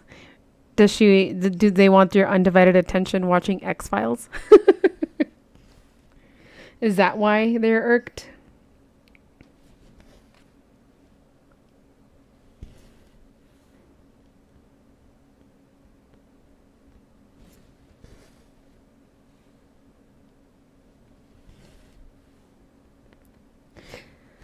And that's the only reason you're getting a pass today, Alyssa. Because you had not been through that traumatic experience, you probably would have already been on the list.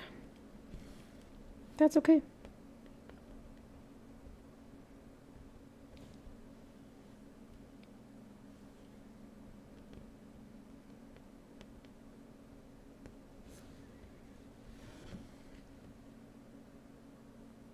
Just your undivided attention. Got it. Tell her we're good people. We take care of people here. It's fine. You're in good hands. She can have your attention later.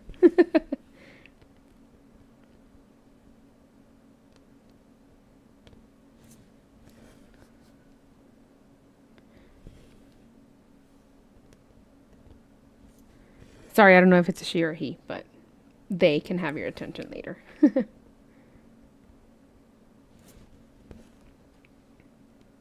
I am assuming it's a she because, you know, us women need attention.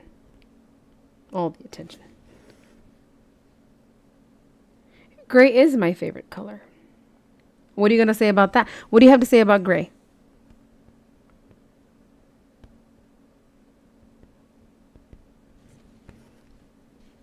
I really like the combination of blue and white. Or white and blue.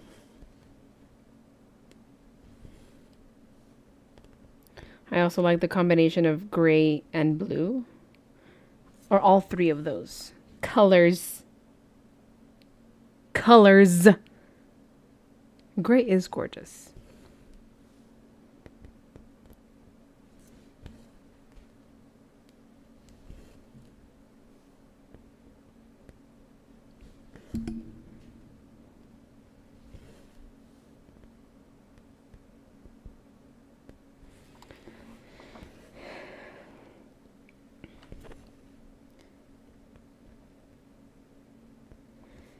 If the world was ending, I would be next to you. That's the song that was fighting my brain. I just needed to sing it, sorry. Alyssa.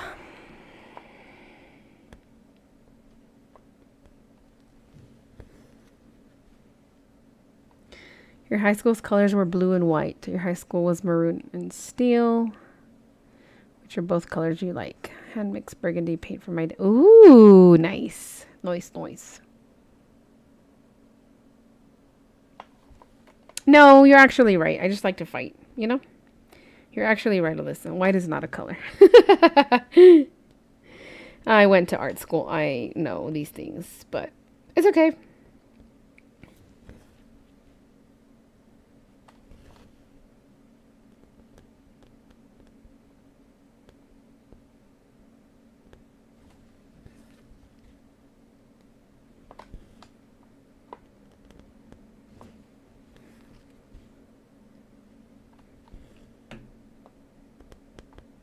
I mean, yes, it's Oklahoma.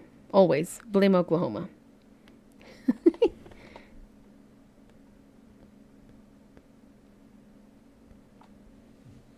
Amanda, are you in the States by any chance? If so, which state?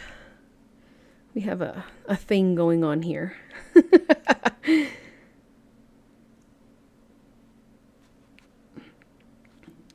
See, by default, I gain 3 Texans. My sister, my mom, and my dad.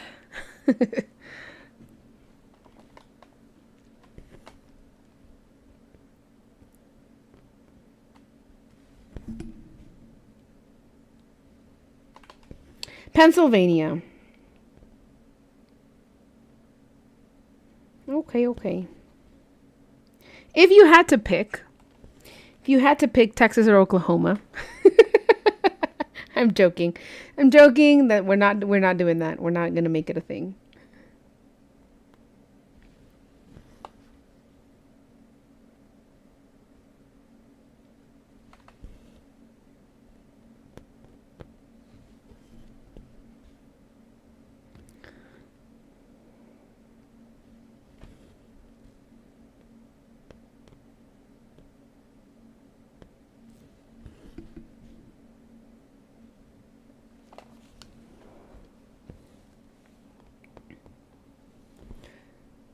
I'm slower when my left hand is on the bottom, I think. Can you pick both? Have we had this discussion already?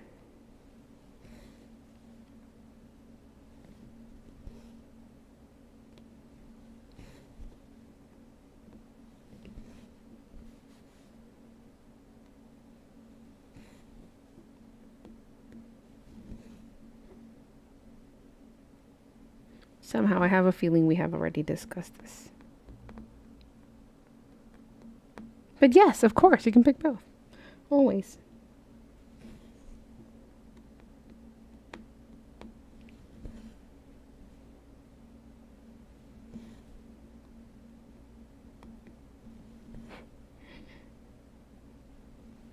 I was so ready to watch soccer tonight, and there's no soccer on TV. Or, yeah, on any of the apps. I usually watch cable TV on my computer.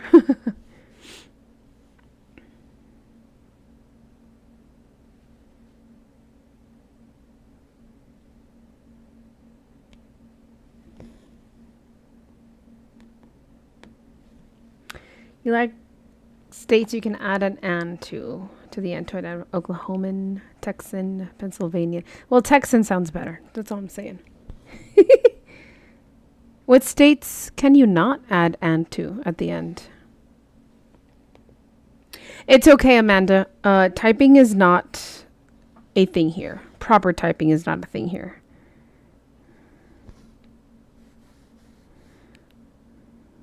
You see, you fit right in. You fit right in.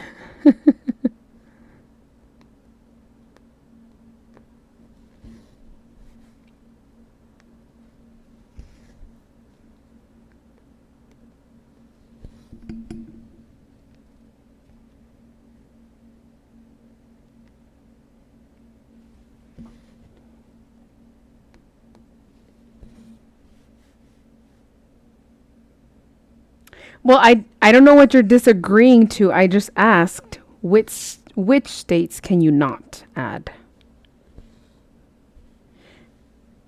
New Yorkan? So what would you call somebody from New York? Rhode Islandin?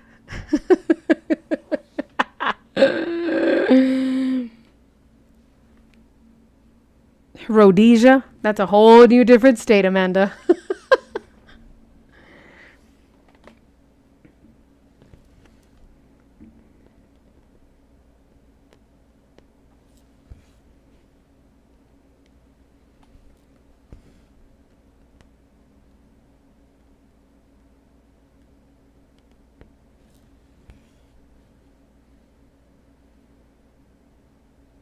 Okay, go for it, sunshine. They just say I'm from New York. Well, that's sad. I agree, though. You know what? I agree with you now, Amanda. I agree with you. States that you can add "and" to. Do they say I'm a New Yorker? So instead of "an," they add "er"? Maybe? No? Not really. It's not a thing.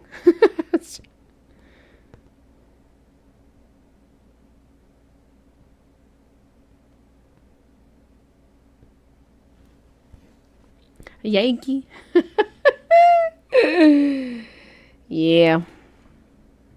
Yeah, yeah. I wonder if my mom's still there. And if she's gonna invite me for breakfast tomorrow. The city. New York. Jungle concrete where dreams are made of.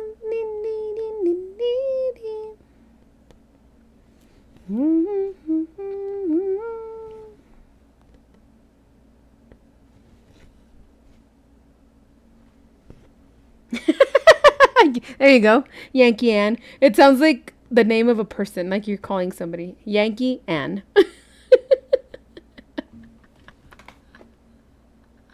Oh no. My brain. My brain.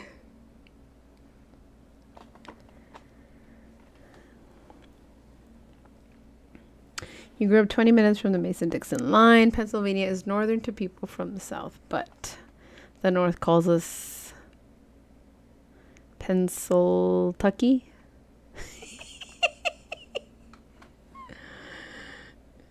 Ucky. Ucky sounds funny. I bought so at the beginning of the year the admin gave us money to spend like for supplies and stuff. They gave us credit for Amazon, right? So I bought stickers, Texas stickers, to give because I'm teaching Texas history. And, you know, just as like prizes for the kids. So I bought stickers of Texas. I looked at the word Texas so much today that it just ceased to be a word. It looked so weird.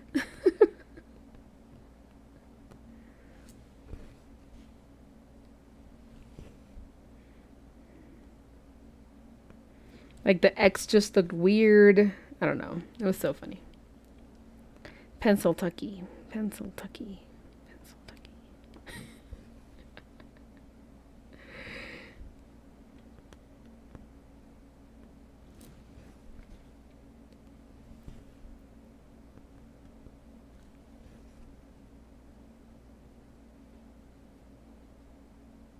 Right? You look at a word so much that it just kind of it stops making sense. You're like, but I know it's spelled correctly. It just doesn't look right anymore.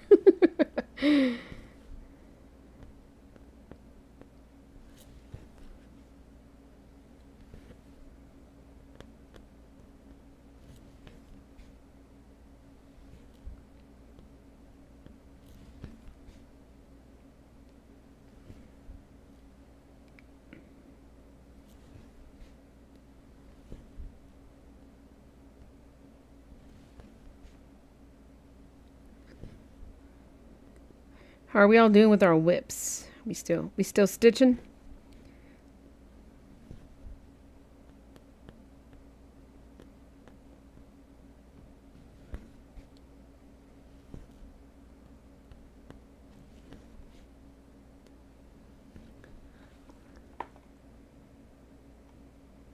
You're helping Nati make files.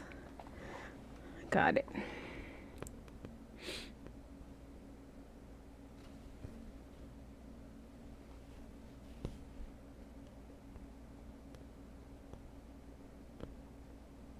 I haven't even downloaded Markup RX. I have Saga. Haven't started using it much. I attempted to use it to get the Pokemon files in there, but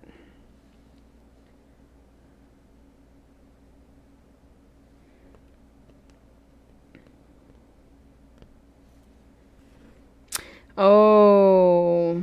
Were you, Catherine, were you able? I think you were the one that was also struggling with the Pokemon files, right?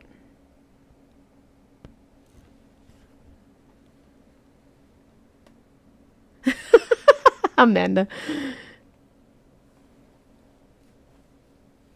The masses would riot if you added cross stitch as well as watching, typing, and watching. Yeah, that would be too much, Amanda. That would be too much. Good choice. Good choice.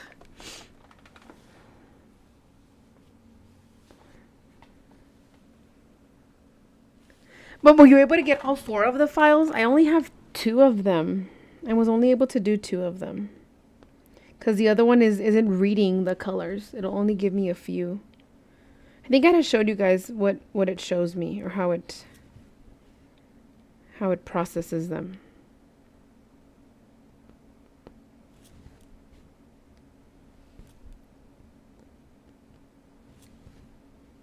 You haven't tried the other two? Goodbye, mother. Get some rest. I'll see you later. Thank you for stopping by. I will reply to your message in a bit.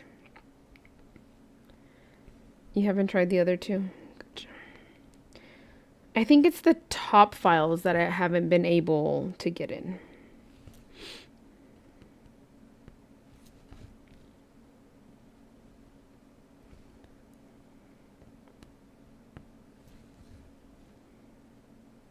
My mother works nights. That's why she takes a little nap right now before she has to go into work.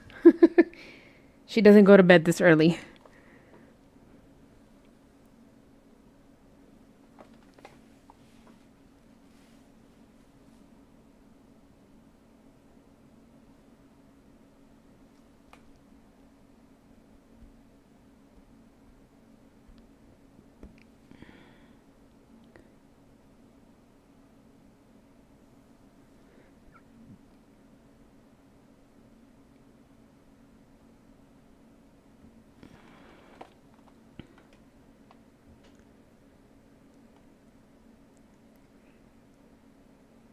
Most of Texas is Central Time. I am Mountain Time. Out in the far west, we are Mountain Time. So it's currently 7:29 p.m. my time. Central Time currently is 8:30.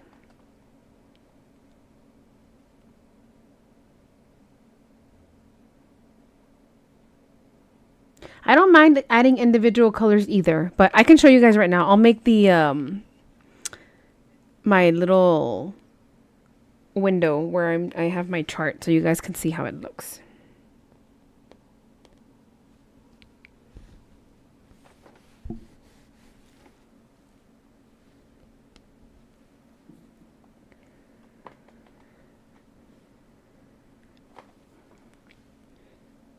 I think for this section I'm going to go down.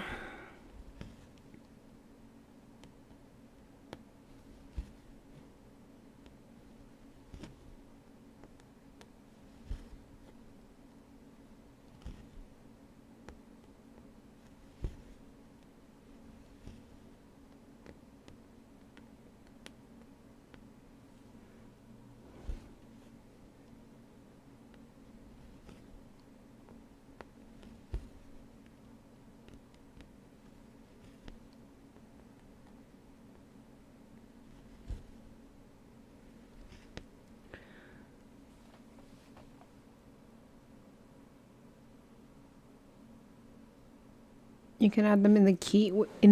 Ooh.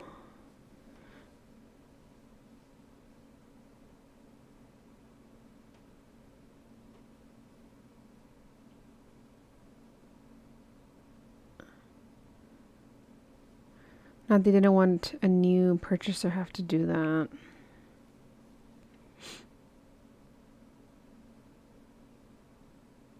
You find Saga the easiest? Pattern Keeper for me has been the easiest.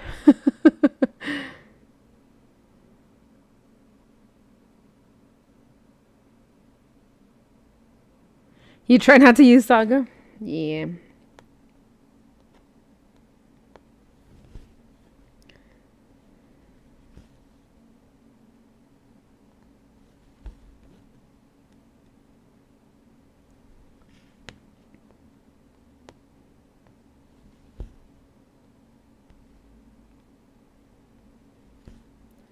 In New York. Oh my goodness, now I have that song stuck in my head.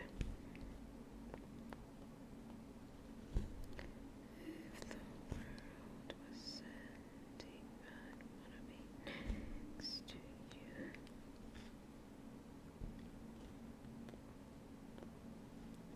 Markup is like Pattern Keeper with statistics. Oh. Whoa.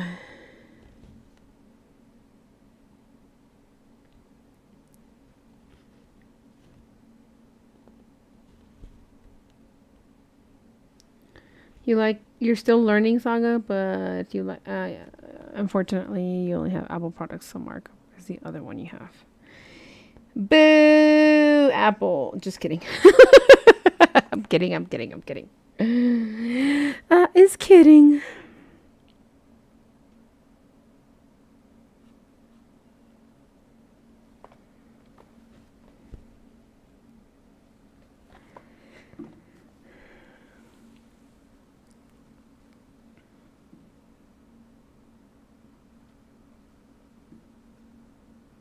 You use Apple and have a Samsung you open periodically.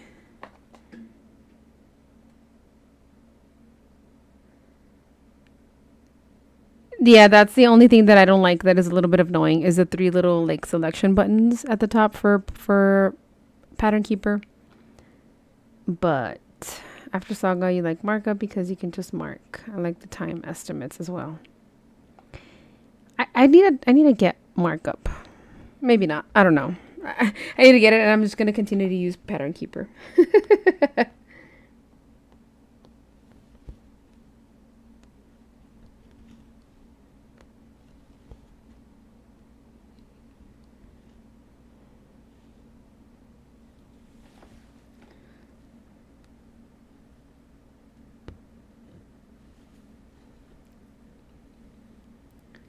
Oh, markup has a monthly fee?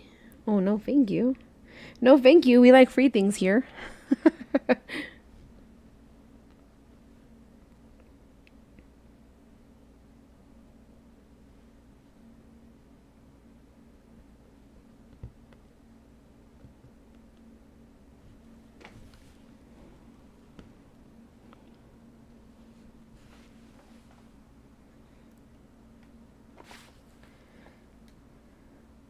We're getting a little bit closer to finishing this section. This is the edge of my page, by the way. So I'm also very close to finishing page 2. Finally.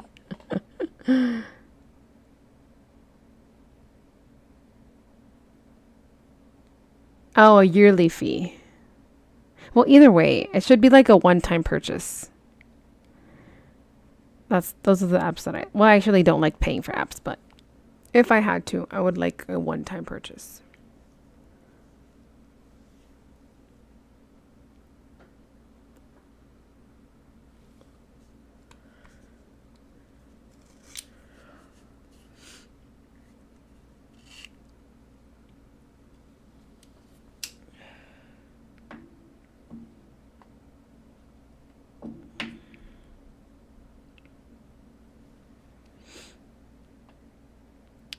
I love the moon.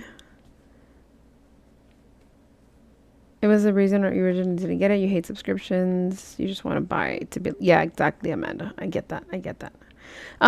So I had finished a piece. Yeah.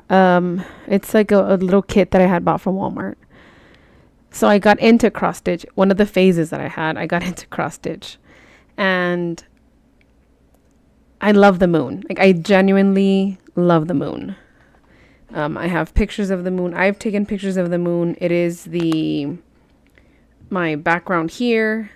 It's my background here. It's the background on my tablet, the background on my watch. Like I love the moon. I love the scientific like this picture of the moon, not like the fake like little half moons and stuff. So I went on Etsy and I wanted a cross stitch pattern that had the moon. And obviously I saw this one and I'm like, oh yeah, I need this moon. So I purchased it and I started it.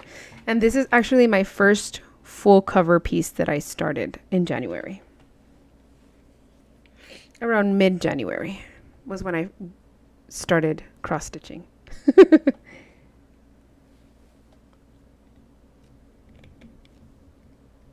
And then it's all just gone downhill from there. Thanks to all of y'all. All of y'all enablers. I love it though. I love it. I love it here.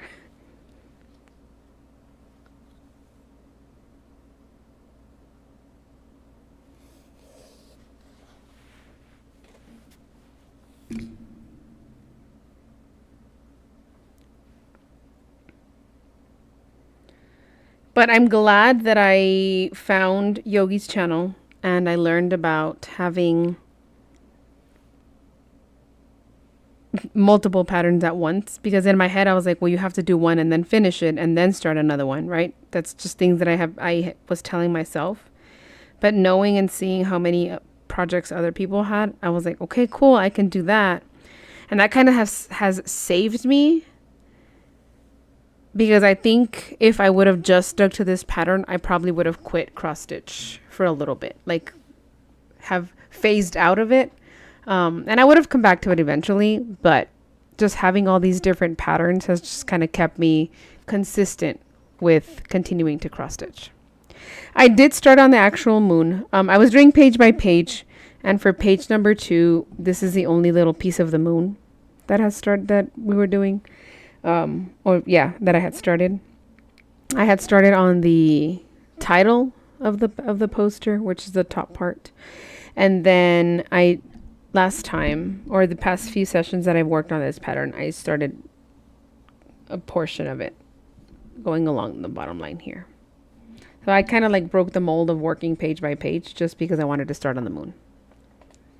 Oh, thank you, Alyssa. I love you guys here too. I've enjoyed it very much.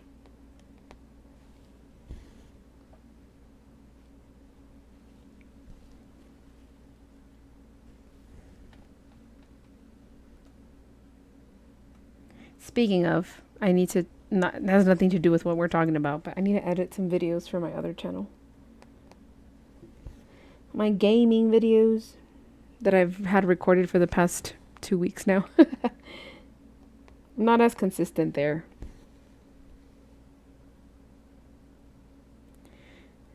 You want to see the moon? Yeah, I've kind of like not given up on the idea of doing page by page. But again, I love this easy stitching because I'm just going up and down, up and down, up and down. But I obviously want to get to the moon as well. I think what I'm most interested in doing is, yes, the big moon in the center. But I like that little box at the bottom left that has like the phases of the moon. That area is what I'm interested in getting to. And now but again, I didn't know all these things. I didn't know that I could start somewhere other than top left. I didn't know, that I could have chosen a specific area to start, or the way that I was stitching. I obviously didn't leave enough fabric up here. I literally left like an inch, I think, of fabric at the top. But from January to now, I've learned a lot of things, I've learned a lot of things. I've learned the different methods, the different types of flosses, like different places to get new charts. It's been fun. It's been a fun journey for me. I love learning. I'm a learner at heart. I love learning new things. I like the challenge of like conquering new things. Oh, precious moments. Precious moments. I remember precious moments. Mine, I should have it around here somewhere. I don't know where I left it. It's the one that says, I can't adult today. That's the first piece I ever did.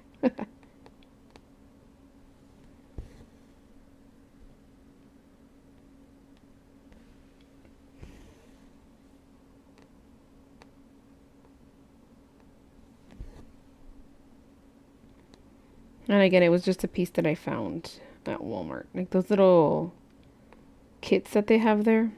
That's where it all started. In 2022. So even then, like I haven't been stitching for a long time. I think the craft that I've been doing for the longest is crochet. Started crocheting when I was like 12, 11, something like that. Also sewing, because I got my sewing machine when I was very young. Then I abandoned it for the longest time ever. Until I realized I had to clean it, because I didn't know these things. I'm self-taught for most of the things that I do.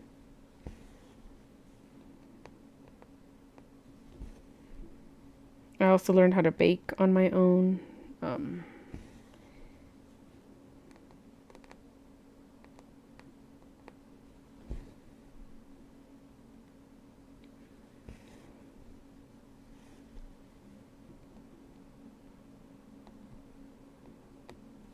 It's fun. It's fun.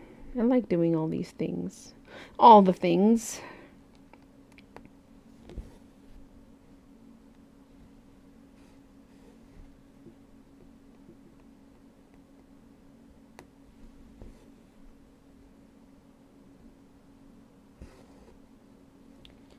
That is not where that belongs.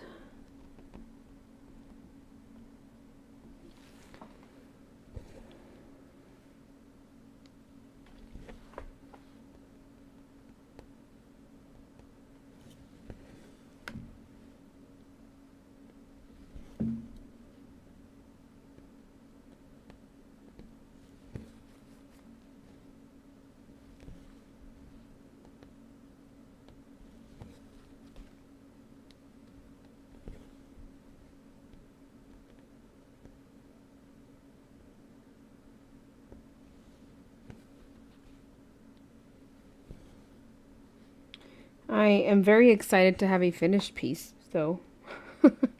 I would love to say soon, but I honestly don't know. Again, the closest piece that I have to finishing is the dinosaur one, the dinosaur skull. And the majority of that is just background stitching. I like to torture myself with background stitching, you know? It's fun.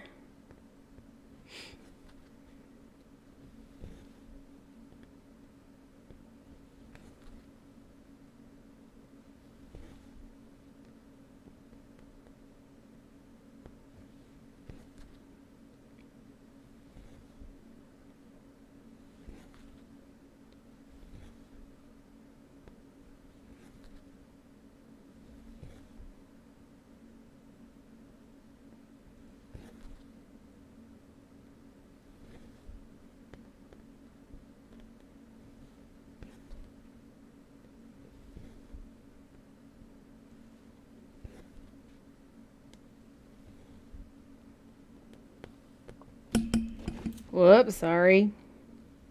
You like background? I do too. Again, it depends. Like the variety of it.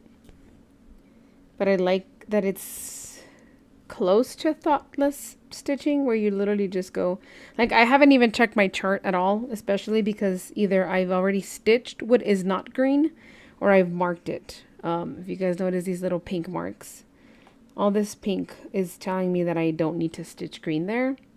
So everything else is literally just stitching green.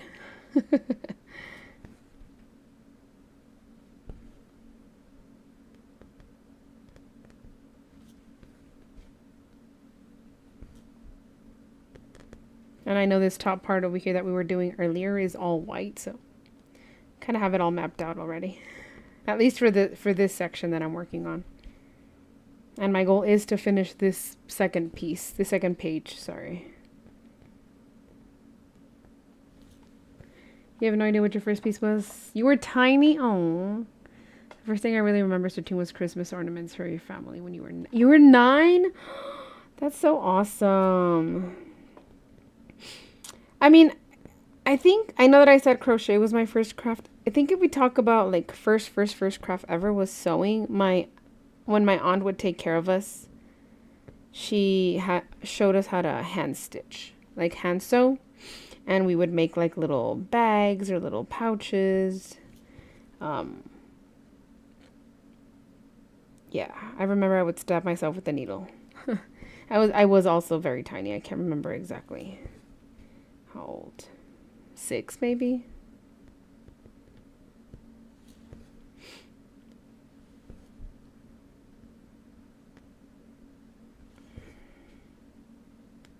I never showed you. Did I tell you guys about the Amazon package that I got that I didn't order?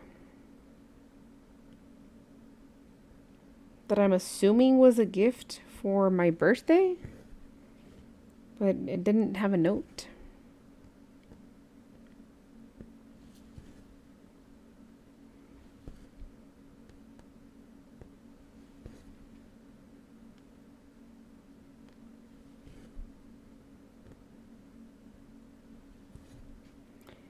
So let me go grab it. I'll be right back. It's something small, but let me go grab it.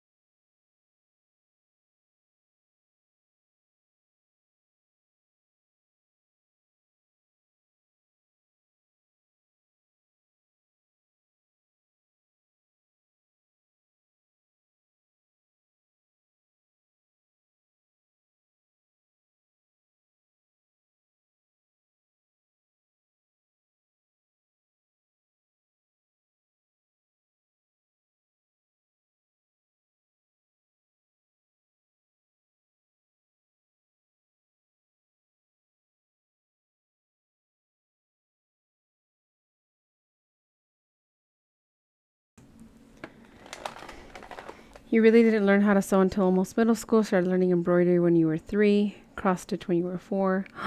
That's so awesome. That's really cool, Amanda. You don't know how to sew? I'm not a proficient sewer. I can do a little bit of basic hand stitching, machine stitching. Again, it's the basic. Curves are my nemesis. Embroidery I started recently as well with, well, what I showed you guys earlier. Anyway, so I get to my house one day, and I hadn't ordered anything. I actually haven't ordered anything from, whoopsies. I actually haven't ordered anything from Amazon in a while, right? Until I just got the fabric. What is this?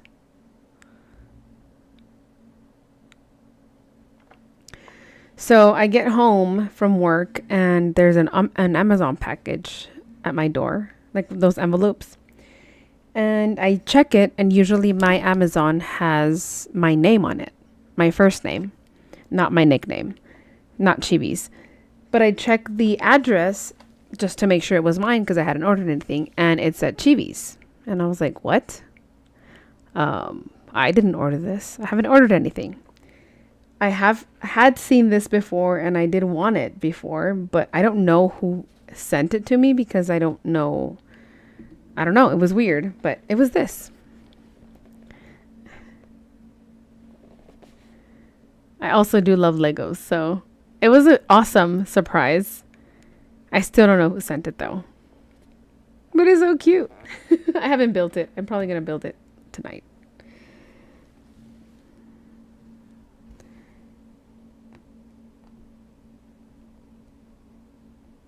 Nobody has claimed it.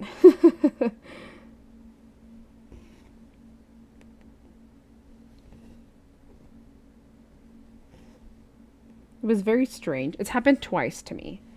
The first time was the Adele vinyl album from her last album that she brought out. It got to my house, and I don't know who sent it, but I'm very glad it got there. And then this now.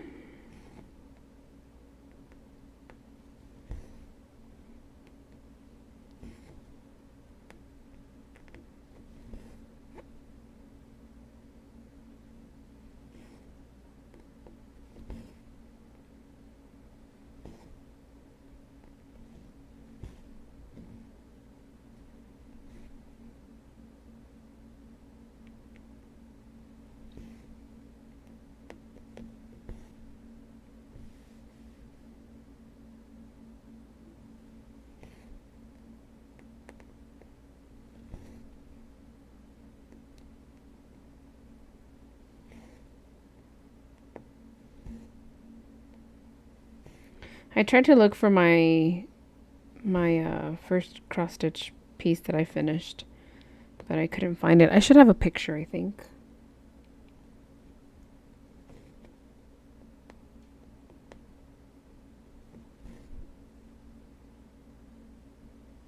Let me see. Let me check. Let me check my phone. Super Secret Stalker. I mean, it's weird because I don't, like, not a lot of people know my address. My friends do, but it must be somebody I know.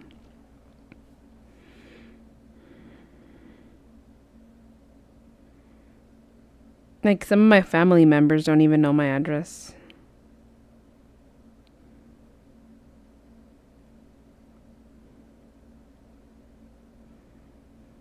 Doo, doo, doo.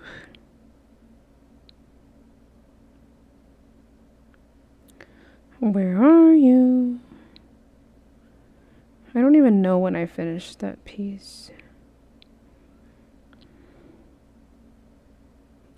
Has to be 2026.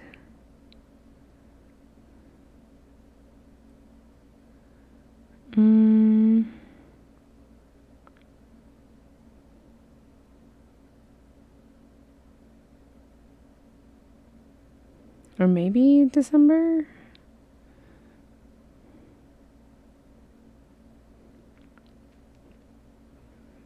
Mm, mm, mm, mm, mm. I have no idea where that picture is. I know I posted it on Yogi's group.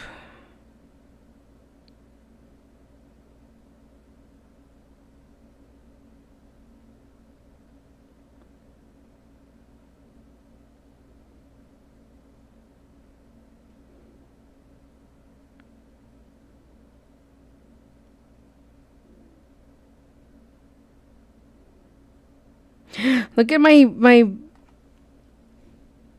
dino piece many months ago in April. Wow. Now it's almost done. My galaxy piece when I had just started it. No, I don't have an Amazon wish list.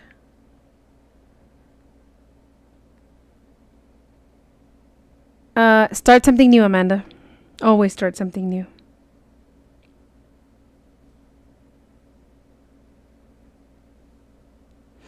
This one.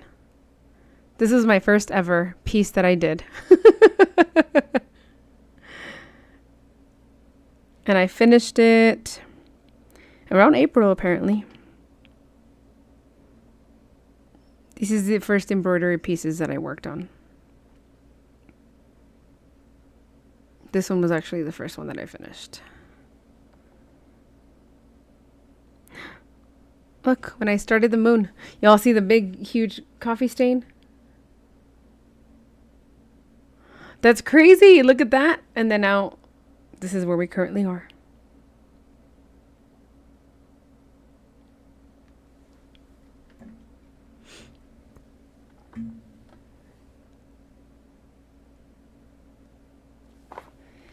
That's so crazy.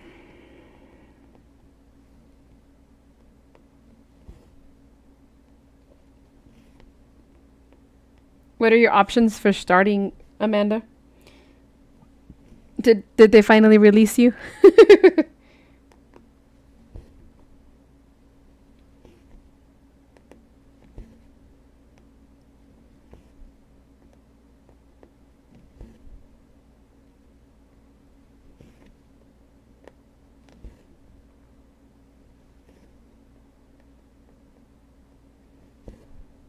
I think I am going to start the kitchen tomorrow. I was thinking of waiting till Monday, but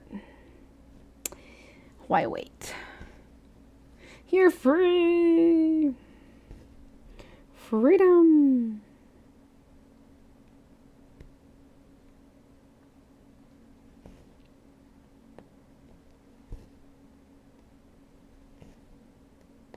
I'm excited to start Toy Store.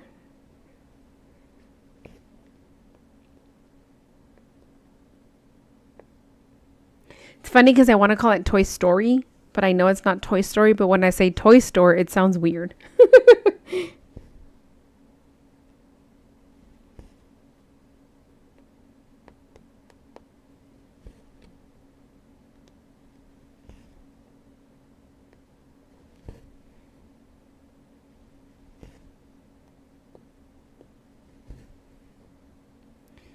If the world was ending, I'd wanna be next to you.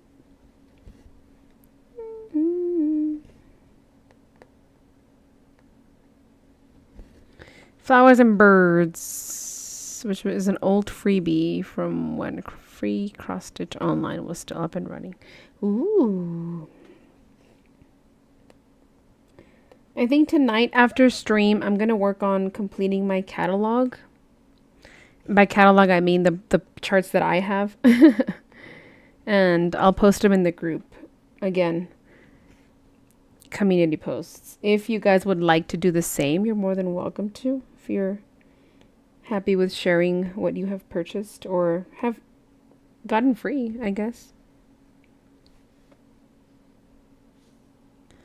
You just ordered Toy Store floss for Toy Store today. Yay! I can't wait to start it either. I'm going to order mine today as well. I have it already all in my cart. I just need to check out. My fabric should be coming in the next week or so, I think. I did get the 25 count from Amazon, so we'll see. We'll see if it makes it here in time. I think the window is from the 24th to the 2nd of September. Hopefully it comes before September. If not, we'll start it as soon as it gets here. And then we're doing Amy October. Amy October, everybody. If you want to start a new Amy piece. We're doing that in October. And we're doing Long Dog November. Those are like the official ones. Obviously, I'm going to be starting other stuff in between. Just FYI.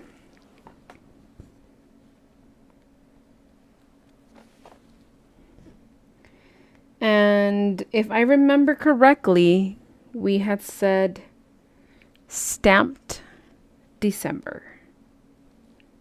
So we're starting a new stamped piece in December.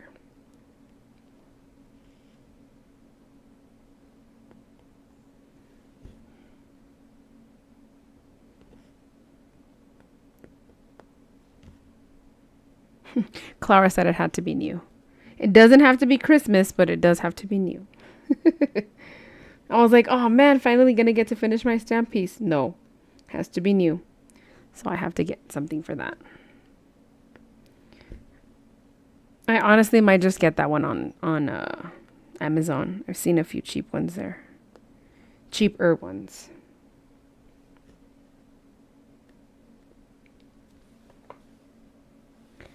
You're starting a stamped piece in October. Catherine, you must finish the sun. I believe in you. I believe you will succeed. What stamp piece are you starting, Alyssa? I would like to see it. I would like to know what you're starting.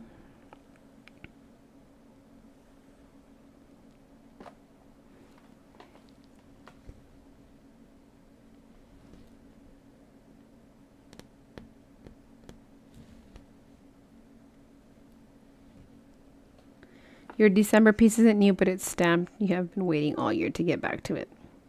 We'll allow it.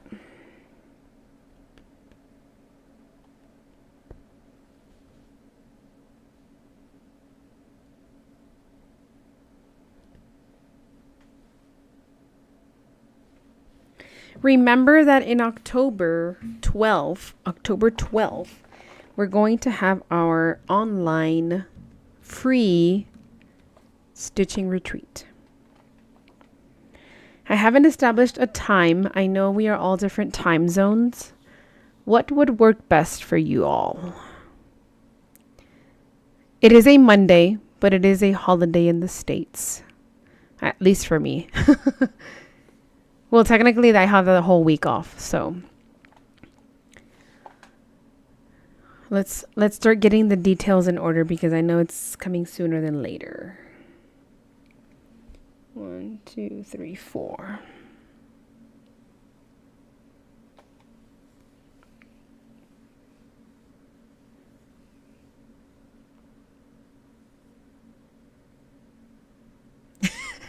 Thank you, Clara. Thank you for that clarification. It can be any stamped kit, as long as it's stamped.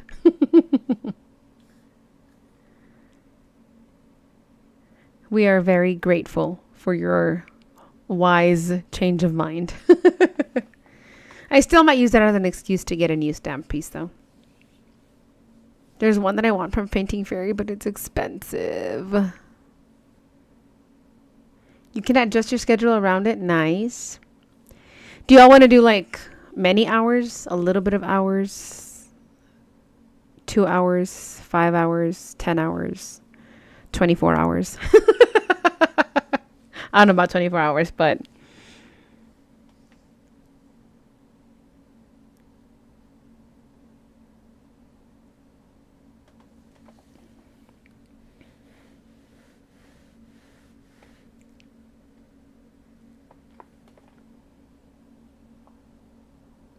I didn't show you guys the stamped piece that I wanted. It's so expensive. It's so expensive. I don't got the money. It's from Painting Fairy, and it's Van Gogh Van Gogh inspired.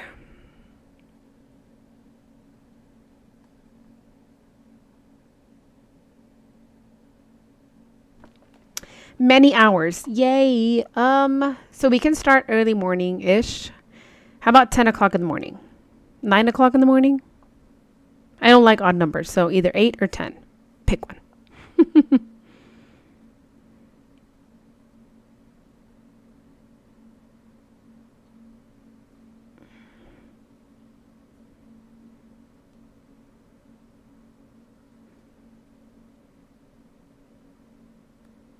I'm looking for the cross stitch pattern that I want. So you can, I'm the stamped pattern. Stamped chart. Is it pattern or chart? What do you guys call it?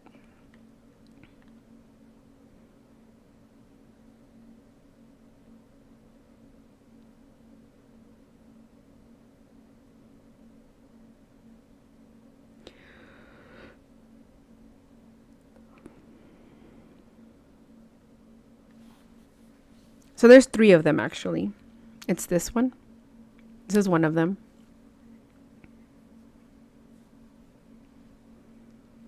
Project. So none of the above. It's this one. I love this one.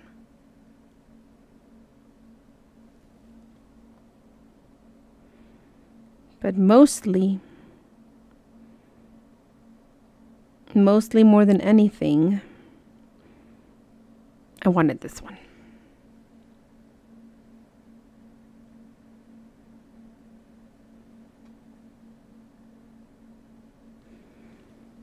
Well, it's a toughie between this one and the mug one. You grew up calling it a graph? Oh, okay. All right. So 8 o'clock my time is 9 o'clock Central, 10 o'clock Eastern. The first one, the one with all of the Van Gogh pieces, is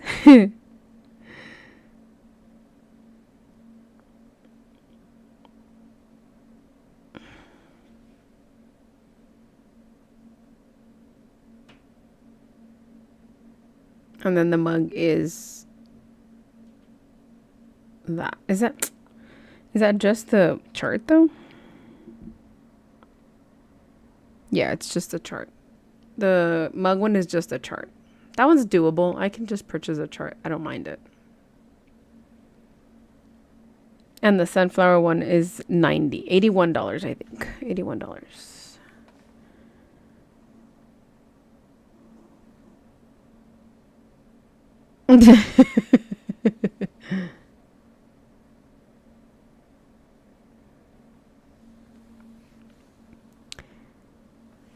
Okay.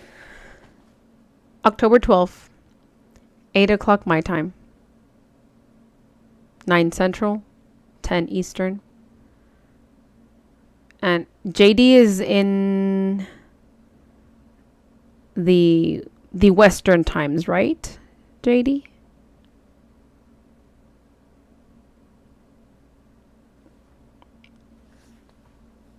For 5% off? I could.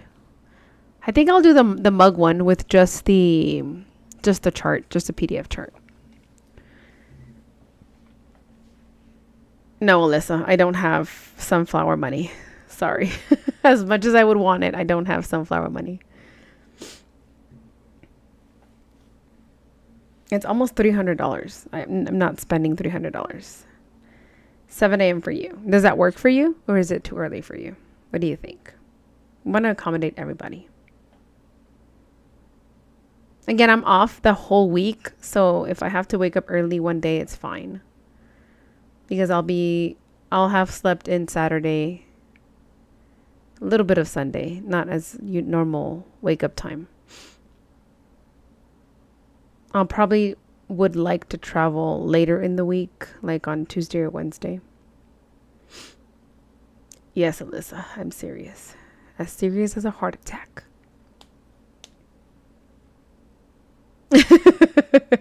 No, but the PDF for the mug one is $19. that one's not too bad. And I mean, I have fabric already. What I have started doing is when I have like a little bit of extra craft allowance for the month, I'll purchase like an extra piece of fabric from Amazon. Mug. I said mug.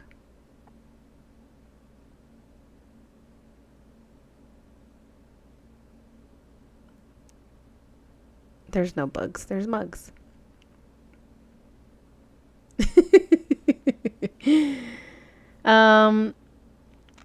Okay. 8 a.m. 7 Pacific.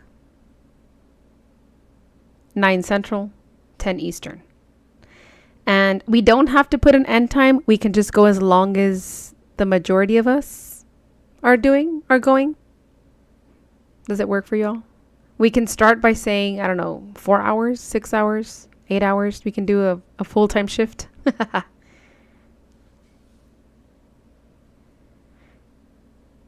He didn't make you Rick. He made you Alyssa.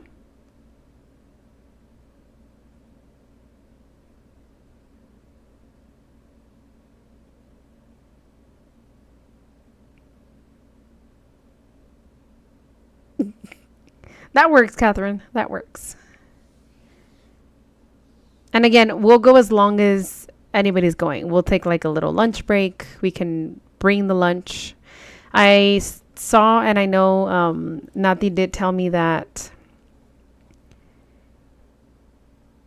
Discord has the option for video chat, or if you guys would prefer a Zoom call.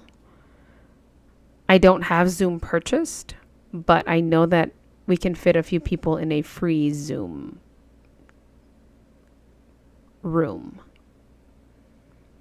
I have Teams, but I don't know if you need, I'm pretty sure you need Teams to be able to use Teams, Microsoft Teams.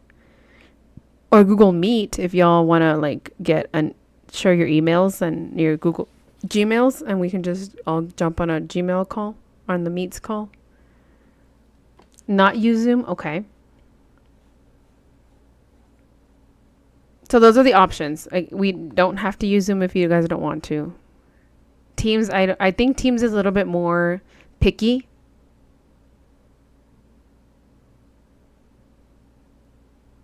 Yes, Discord does have the option of either streaming, sharing screen, and or whatever. I think the other more reliable one would be Meets.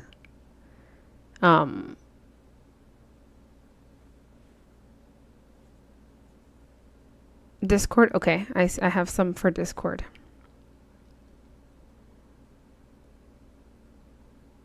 Cool. So I'll make up a little flyer. I think I can add an event in the Discord so we can all have it there.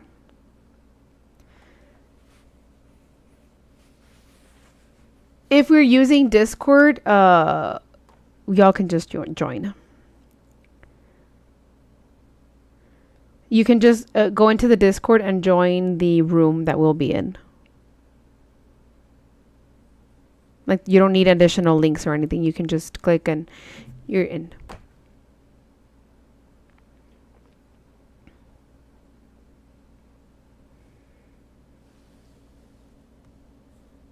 Y'all, I did 338 stitches today.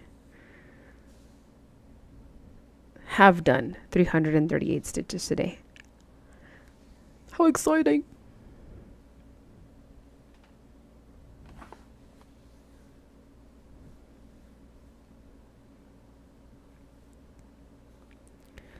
I really need to finish this area.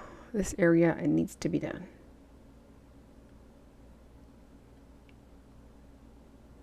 Oh yeah, I don't mind. I don't mind movie time. I was wanting to do one yesterday with like not the actual stream on YouTube, but doing like a thing.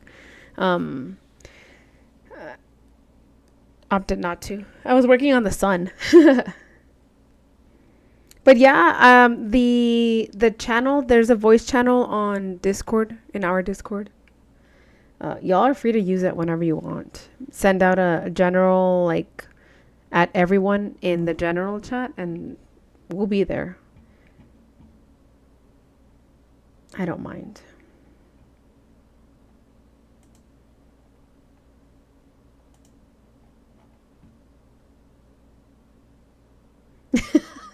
I've been looking at the nails. Ooh, Ellie's fingernails are cute. I just saw the general chat. And Alyssa's favorite broken nail.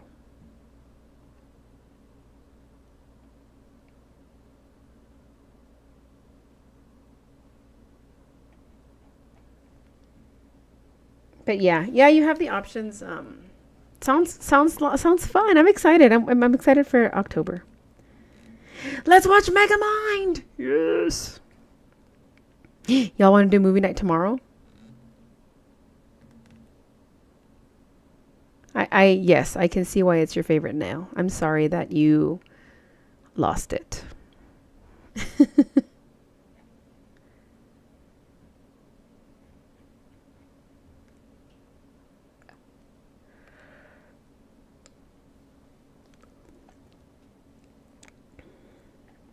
Is Navi streaming today?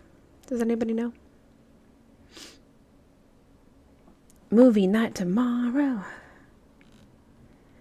All right, JD, let's do it. We have movie night tomorrow. We'll send out an at everyone. I don't know what time. Sunshine just left you hanging. Sorry, Alyssa.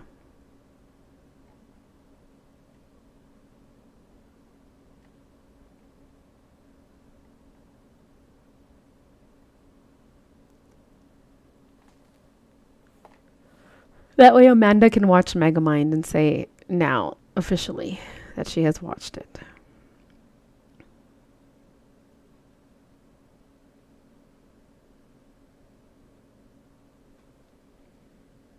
Also, in my organization of my master set, I am down to just the 3000s. I've finished all of up to the 900s. And I just need the 3000s. That's an accomplishment for me because it's taken forever. Mind you, that's one of the master sets. I still need to do the other one. Ugh. I know that I had asked my parents for one. Ooh, excuse me, for my birthday. I'm so glad they didn't get it for me because that would be another thing that I had to organize.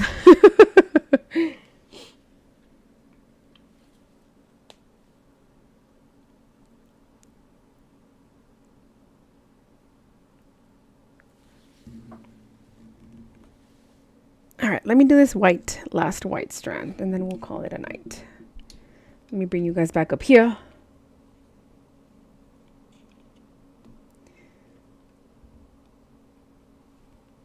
Oh yeah, that sounds good.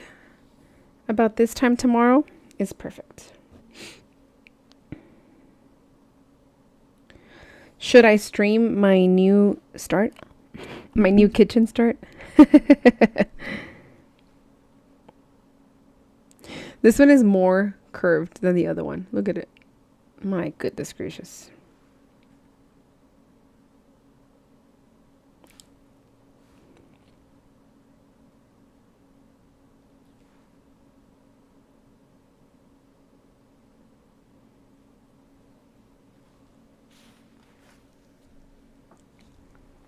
If Yogi doesn't stream tomorrow, I might stream a little bit earlier. Yeah. Yeah, if Yogi doesn't stream, then I'll stream a little bit earlier. If she does, then I usually like do right after she does, so. But yeah, this time tomorrow sounds fine. 8 o'clock my time, that's 7 o'clock. No, yes, 7 o'clock JD's time.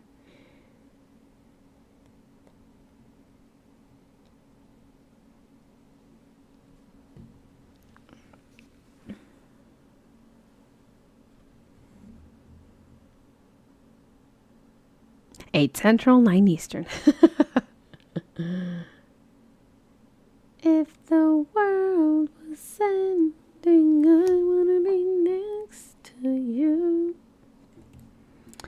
That song is in my head. When it first came out, like the kids loved that song. So for like a reward, when after some work that we finished, or if they got good results on their test, I would play it. They loved. I would have the whole classroom singing. It was so funny. The principal came in once and she's like, "What are y'all doing?" Had to explain that it is a reward.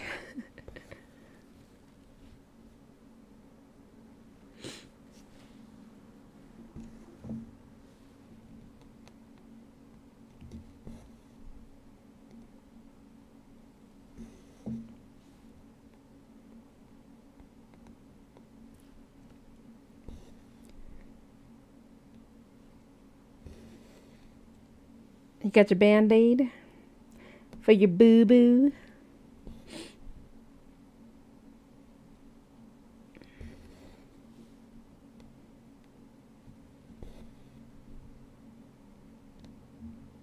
I was looking at your nail and it looks kind of like what happened to my middle fingernail. This one right here. I had just trimmed them, so they were all about this size. Like, not super, super short, but about that size. And from this, it broke. So it's literally like all the way down. So I had to just trim this other part to not look super. But yeah, it's like, it was all the way down here.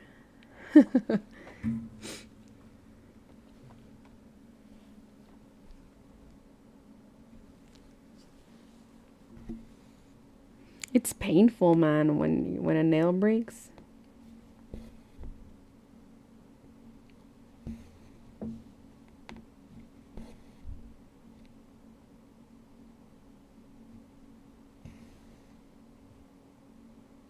Oh.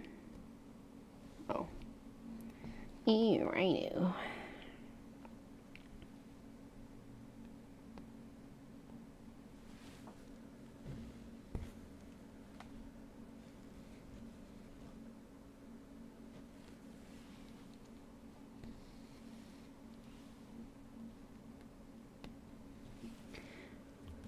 Yeah, when I even grabbed for the table and my finger slipped, it was like, yep, broke it. Oh, yeah. I hit it on the window, like the little window frame of my car. I was going to throw like a little piece of wood or something out the window. Like it wasn't trash, but yeah.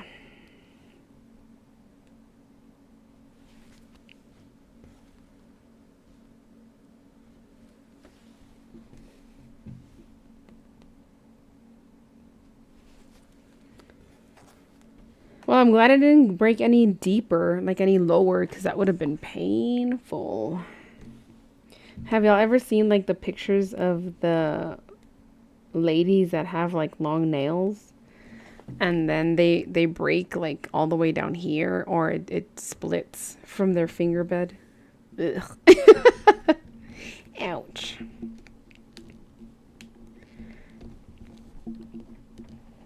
Let me readjust this.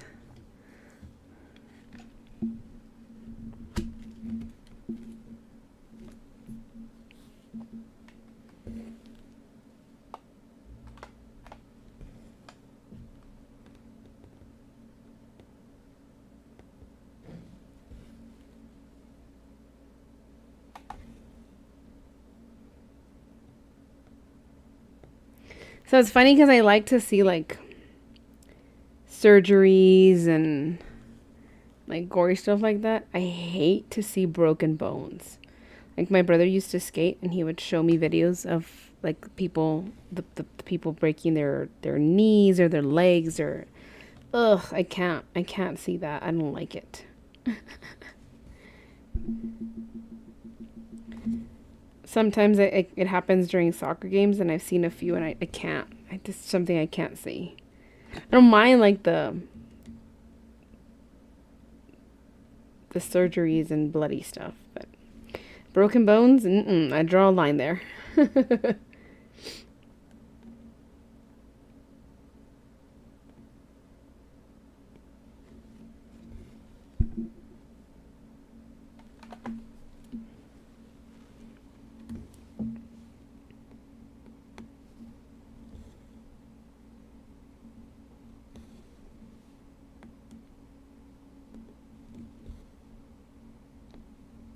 I think we did really good progress today. How'd y'all do with your whips? Y'all got far ahead? Like 10,000 stitches today?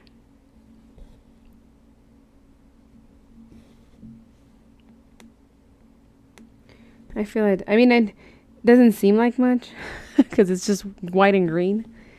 But I feel like I mean, looking at the number of stitches, I know that I did progress quite a bit.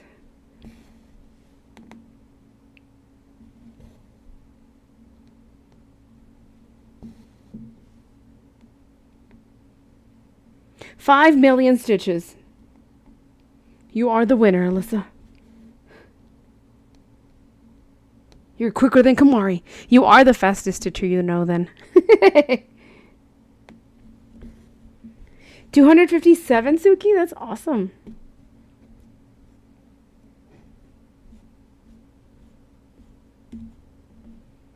Oh, come on. We haven't had knots all day.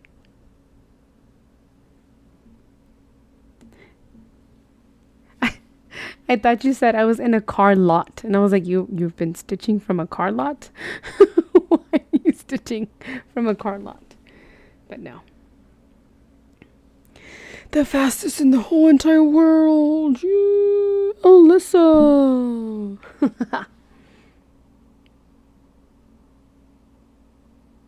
500 is still really good.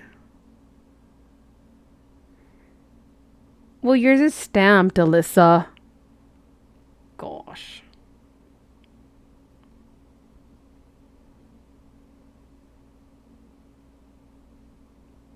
It's better than me. It's better than me. Oh, come on. Am I gonna make me flip my thing over? Trying to get the knot without having to turn the whole frame over.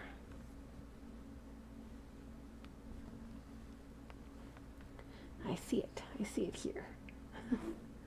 Don't mind me, y'all. Just, we're good. We're okay.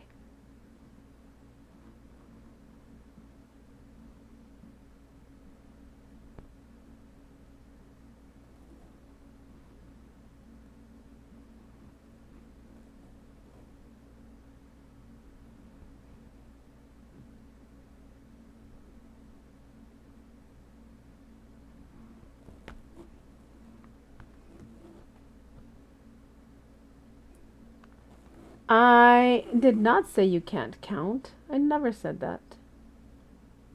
You can go back and replay. I never said that.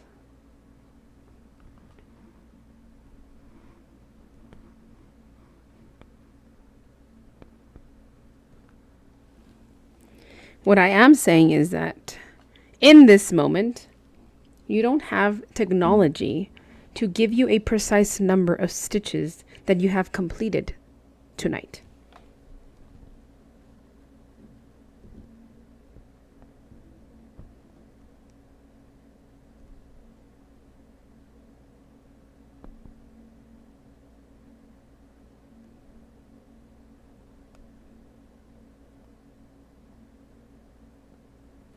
You can do quick math. I believe in you.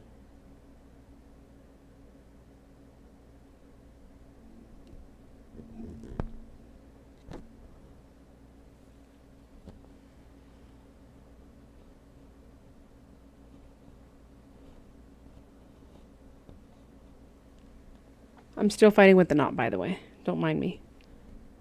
Carry on, carry on.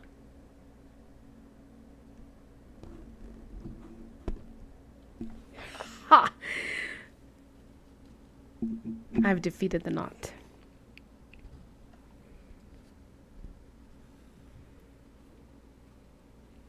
I win.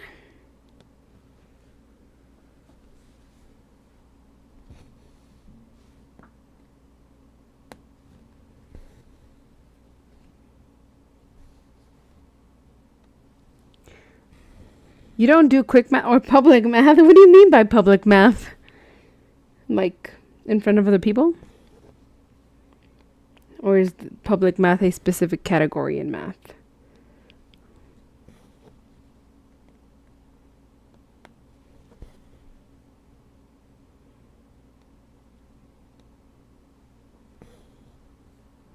I like math, actually.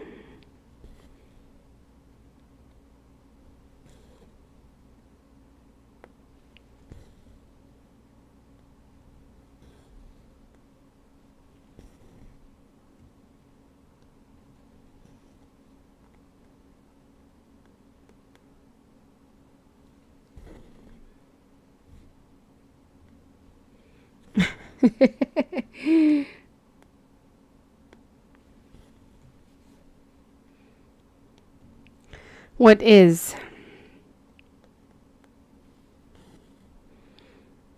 9 times 3? Go.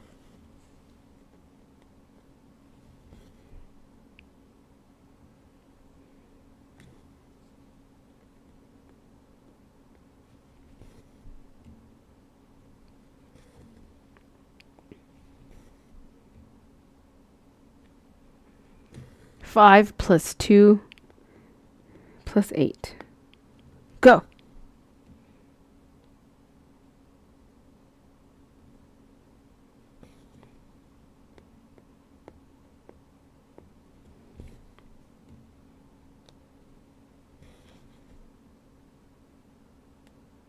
You must do your counting alone.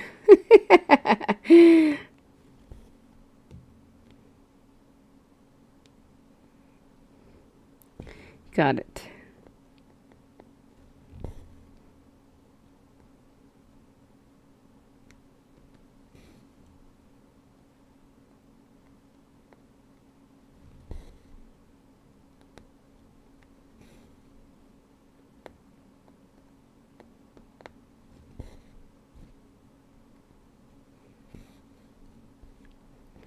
What are you?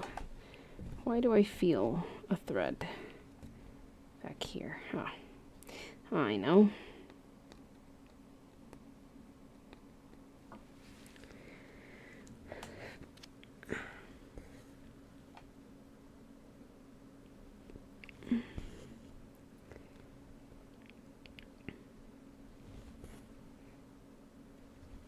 Y'all know how I told you that we had got a new principal, right? And again, we've all been adjusting, trying to adjust.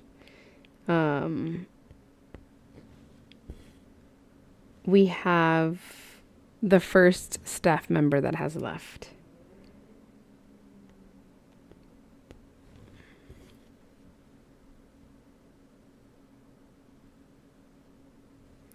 Of course, Alex got on this thing about doing his counting alone. Hey, whatever works. Whatever works for Alex. If he needs to do his counting alone, you leave him alone to do his counting.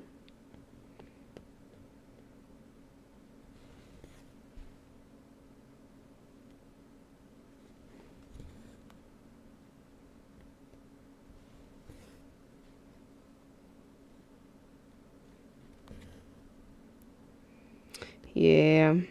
I feel like this is the first of many. I feel other people that might either want to transfer out to another campus or just flat out leave. Unfortunately, I am poor. Nah, I like my job. So far, it has been a struggle with the adjustment and stuff, especially again because I feel like the things that we are being asked to change or do have the wrong focus, have the wrong priority in mind. I feel there are more important things to focus on or worry about that we are getting completed. And what they have mentioned or told us is not as important. But I do my job. I have good work ethics. I am professional. I follow instructions. I do as I'm asked, within reason, of course. I'm a good teacher. I am. I have the scores to prove it. I have the student relationships to prove it. They still keep coming back to say hi to me after I tell them to leave every morning. I see them in the hallway and they'll say hi to me. I've had students that I no longer work with at that school, and they see me, around town, and they'll say hi. So, but if worst comes to worst, obviously, I always tell the people when I used to be an assistant principal, you always have to do what's best for yourself. And if it's affecting your mental health to the point where you're being miserable at work, or you get a better opportunity for something, then take it. You know, as much as I've loved teachers that I've worked with, I've enjoyed them as people, as teachers, as coworkers. Um, I've always told them, unfortunately, in a job, you can be replaced very quickly. And as much as I loved having them as, coworkers or people that I was mentoring, I would never ask them to stay if they had a better opportunity or if they were miserable. There's no, you only have one life. You only get counted time on earth or with your family. And there's no point in wasting it being miserable for a job that will replace you in a heartbeat.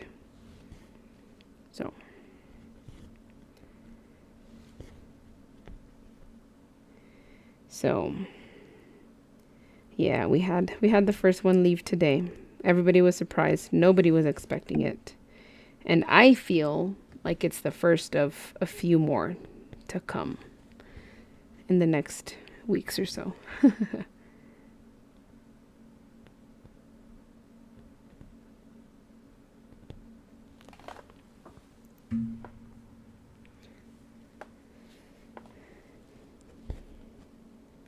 Hopefully, I am wrong, but most of the time, I am not. I had a friend that would always tell me, because I would always tell him, like, I'm usually always right, right? I analyze things a lot. I think about different outcomes. I put, everything on a balance. So when I say something, I usually tend to be right. And he would always tell me, like, it's because you always think you're right.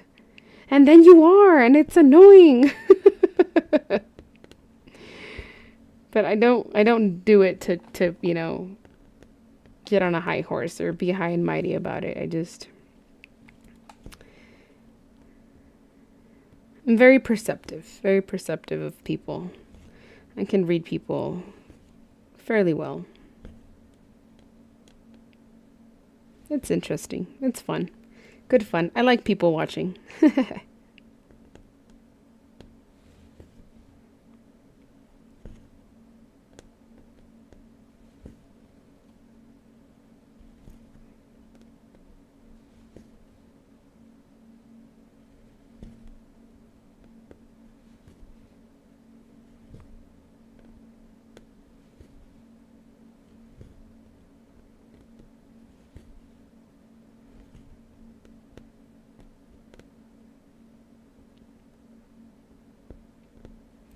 I know the kinder grade team lead was thinking about it.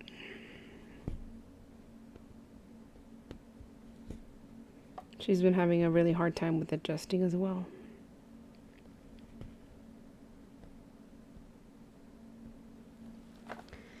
Your husband often asks you if you get tired of being right with a strange question. Of course not. Of course not. Why would you get tired of that? You should say yes. It's a hard burden to carry, but I am a strong soldier. I can handle it.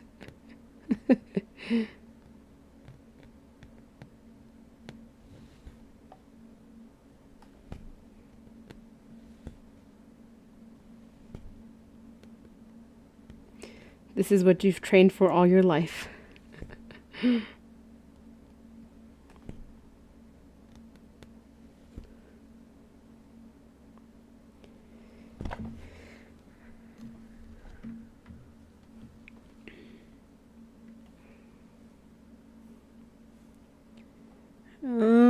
So this is 120. This is 100. Oh my goodness, I made it all the way over there? Here. Here. Oh no.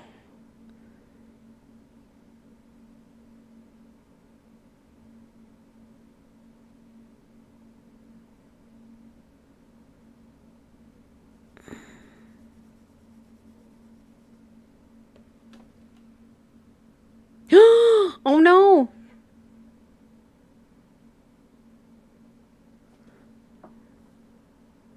I feel like I have to do 2 more stitches.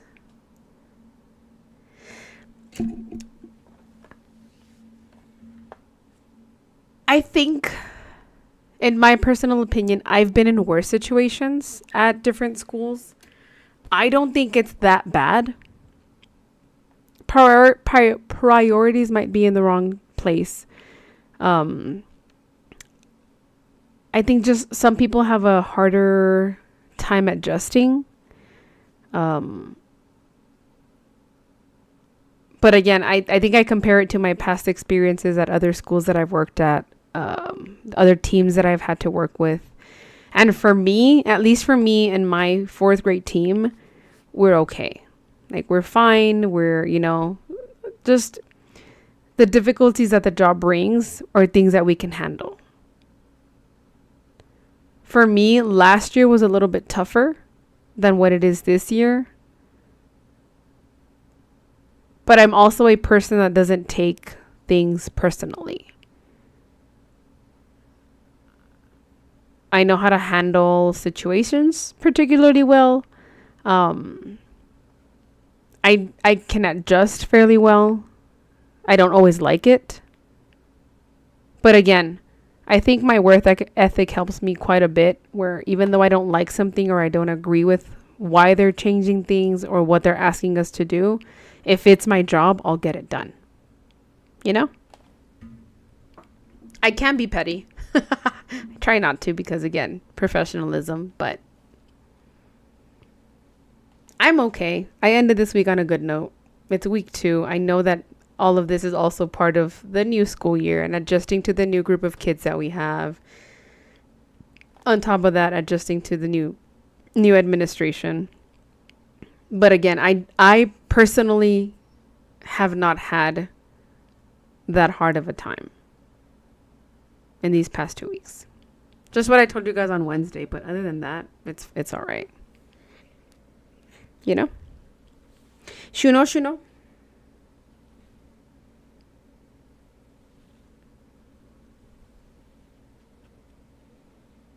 Too contrary for what? Amanda. Elaborate.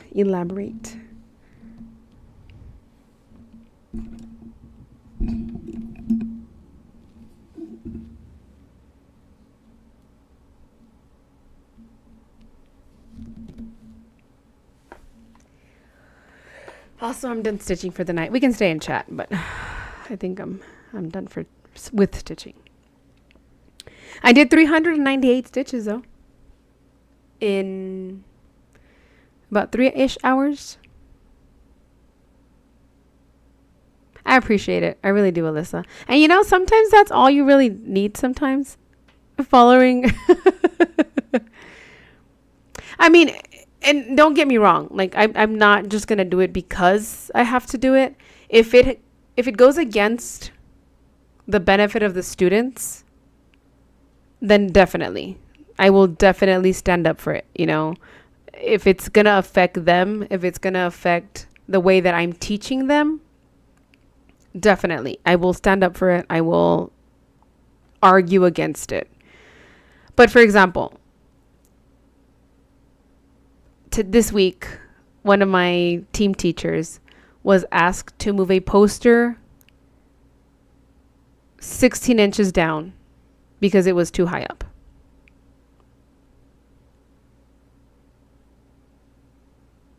That is why I'm like, you're focusing on the wrong things. And I think the biggest difference is the principal that we had last year. She was very, for lack of a better term, she was a people pleaser, right? So parents, she would give in to the parents. But she was also very kind. She would say good morning to everybody every morning. She was a very people-y person. The principal that we have now is hiding in her office most of the day. Her method of delivery, like we had the staff meeting on Monday and everybody left that meeting feeling like crap because of how she said the things that she said. Right? So I guess it's also in the tone that you're saying things, how you're delivering things. But I also think this principal is not a people person. Like, she doesn't like people, which is the wrong place to be in if you don't like people. Or at least if you don't know how to hide it enough. I don't like people most of the time, but I work with kids and I will put on my act for them every day. Even if I don't feel like it, even if I'm feeling bad, even if I'm having a bad day, like, I will tell them, hey, I'm not having the best of days, because I also think that they should know we don't always, not every day is going to be a good day. But I will tell them, like, I'm not having a good day, but we're going to push through it. We're going to get things done because we can still do it. Right? So those are the things where I'm like, you need to watch your tone. You need to watch the way you say things. I've always said it. I believe it wholeheartedly. You can make anybody do anything for you if you ask the right way. Right? But to each their own, I guess.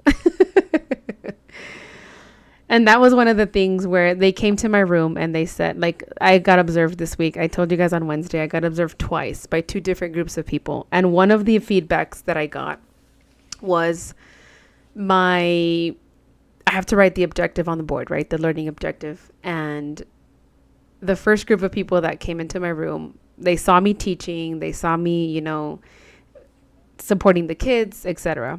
And the feedback that I got was that my board wasn't legible. My outside board wasn't legible. That it would be better if I printed the objective instead of writing it. And I use I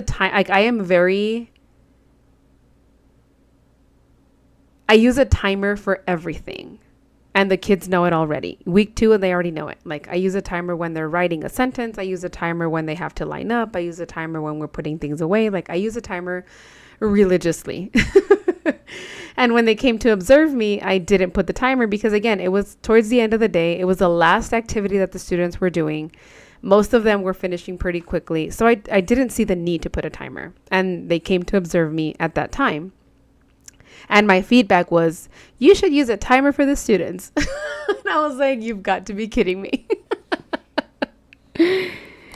So, yeah, those were the 2 pieces of feedback that I got. And I was like, you've got to be kidding me. Like, you know what?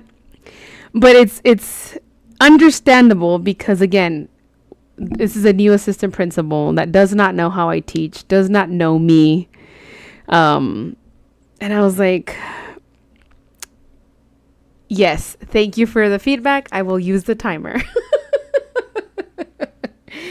Thank you for the feedback. I will write more legibly. Mind you, I do the outside board messy on purpose because nobody sees it anyway. It's just a check mark on a list that I have to do. But anyway.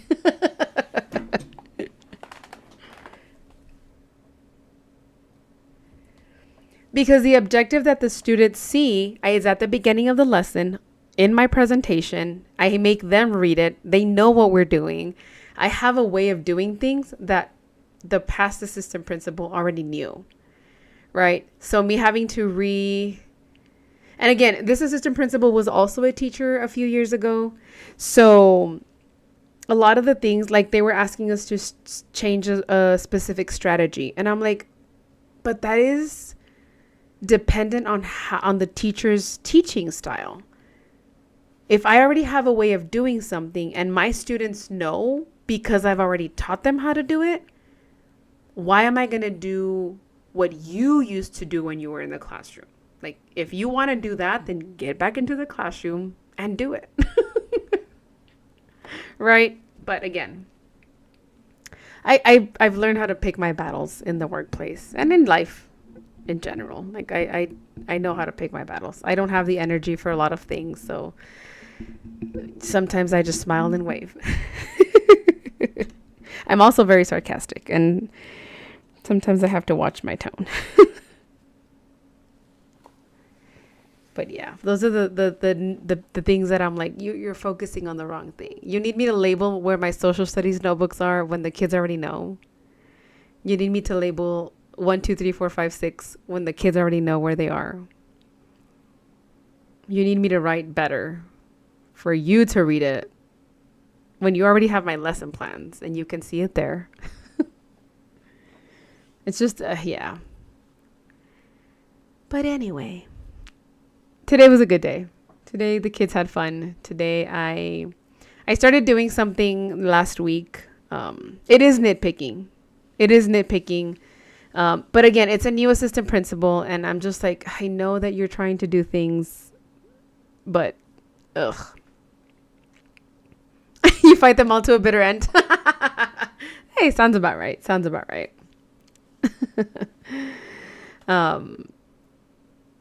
But no, I think overall it's been well. I started doing something new with the kids, where I give them like something really good that they did all week, and as a class in general. Obviously, I have the few students that I do praise individually because I know they need it, right? I know they need. They're particularly either behavior students or students that struggle with learning or students that struggle with their confidence. So those I do individually, but as a class, I started doing like a glow, something good that we did all week. Like this week, I said, hey, I see that most of us were focused in class, most of us were participating, and most of us just, had our discussions and blah, blah, blah, whatever. But I also gave them like, hey, this is something that we need to work on next week. And for example, today I told them like next week we have to try to get better at following instructions the first time and not wait till like 5 times after. Right. So just to kind of like, hey, let's work on this. But whatever. It's fine.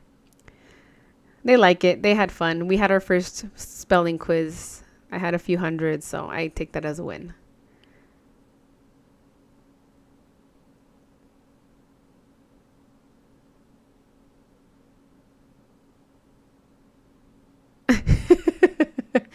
Timers. I like to use timers, and even then, like the kids see the timer and to them it means nothing, right? I'd use it more for me.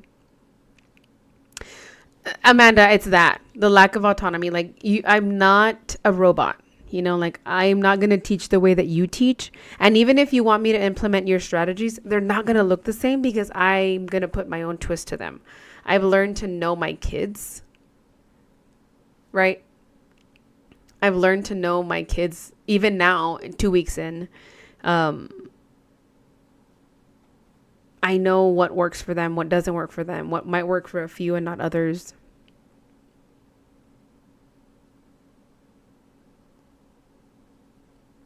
But yeah, I use timers more for myself. I do struggle with time management.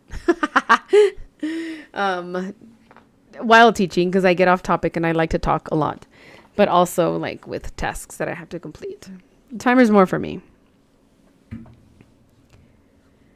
But also I do give like, I like to gauge the time. Like I'll start off by giving them a lot of time or a little bit of time. And then we come to like a happy medium where the majority of the students are done.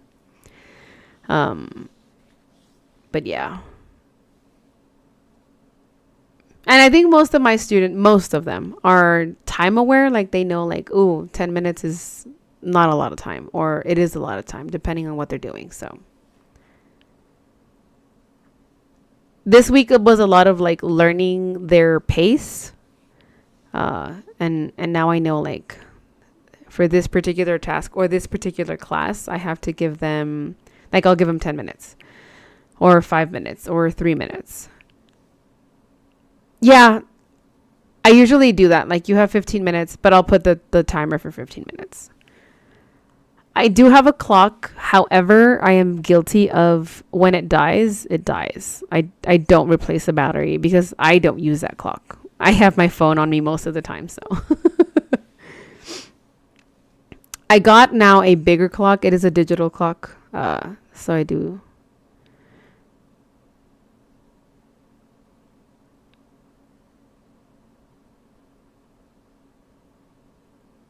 Yeah.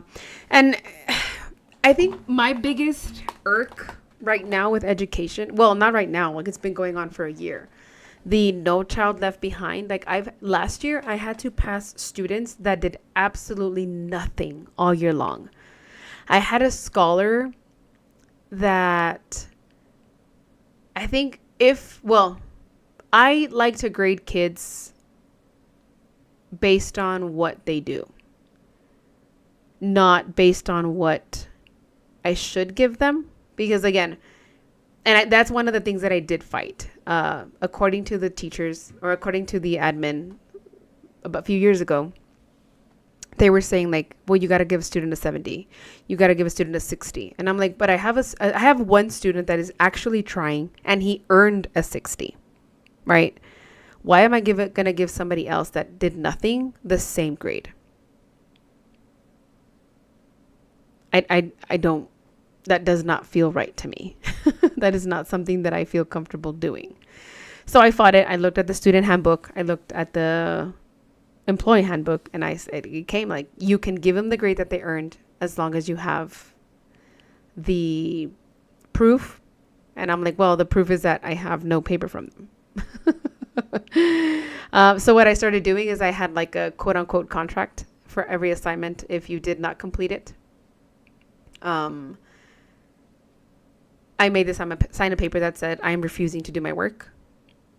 And then that was my proof of like, here's your 0. Thank you very much. So I did have students end the year with like a 9, a 13, a 36.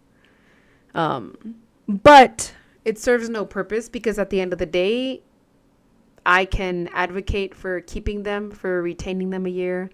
But if the parent does not consent, they move on anyway. And obviously, as a parent, you don't want your kid to stay behind. So we don't retain kids anymore. And again, last year I had a student that literally did absolutely nothing all year long. And he still moved on to 5th grade this year.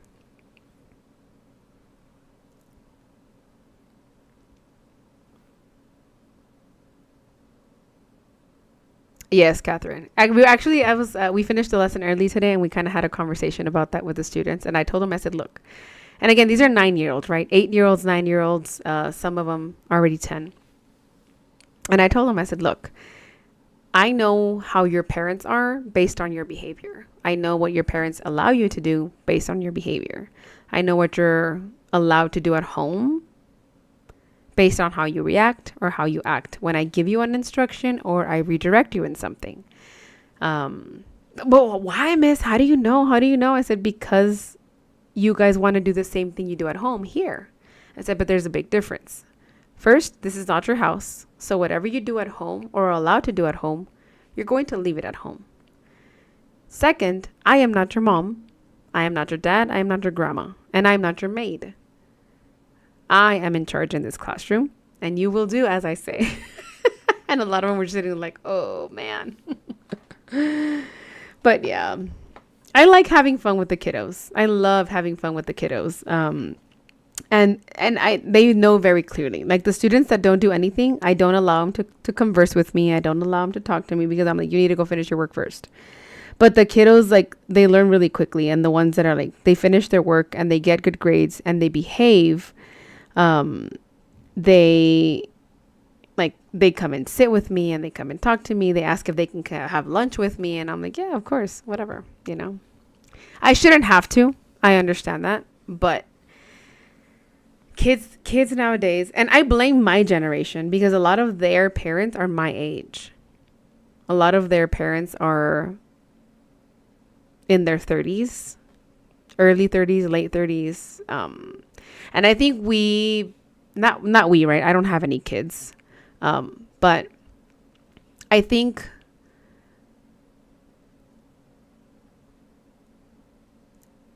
some people believe that they had a really harsh childhood because their parents were very strict, because etc etc. So now they try to do the opposite with their kids. They want to coddle them, and I'm not going to be strict, and I'm going to allow them to do everything that my parents didn't allow me how to do. And I think somewhere along the line, that line of respect and that line of structure, that line of, I guess, like just learning how to follow instructions, learning that everything that our parents did for us had a purpose, had a reason, right? So I think like we kind of just,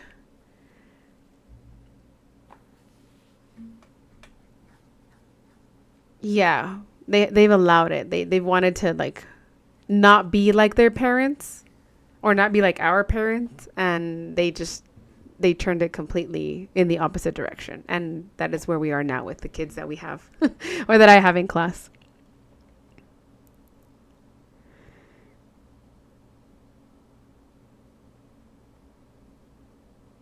That is true. You can't see, but I think today's generation is so weak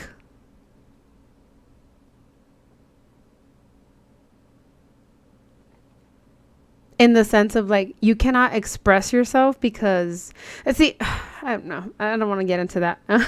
Never mind. Um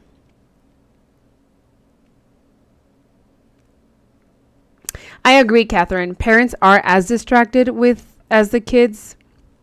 And I think a lot of the parenting is done by the electronics, by technology, because parents don't want to deal with their kids. And I've seen that in the sense of like, we have kids that have behaviors or show behaviors in school. And then they're like, well, at home, they don't do that. I'm like, yeah, because at home, you give them a cell phone to not have them bother you. You give them a cell phone, you give them their tablet, you give them their video games, so they leave you alone. If you take it away and you ask them to do something, they're going to yell back. They're going to start crying. And what are you going to do? You're going to give it back to them, right? In class, they don't have their cell phone and they have to follow rules. So they don't like it. So of course we have behaviors.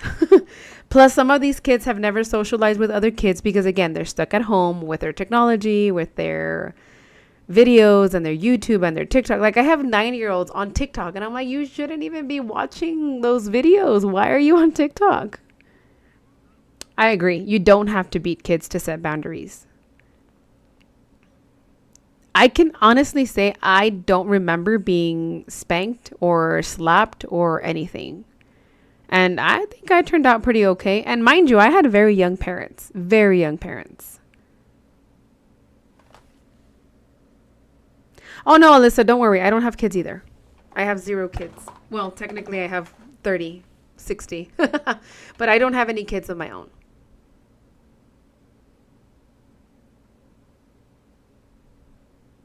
Yeah, it's the excuses.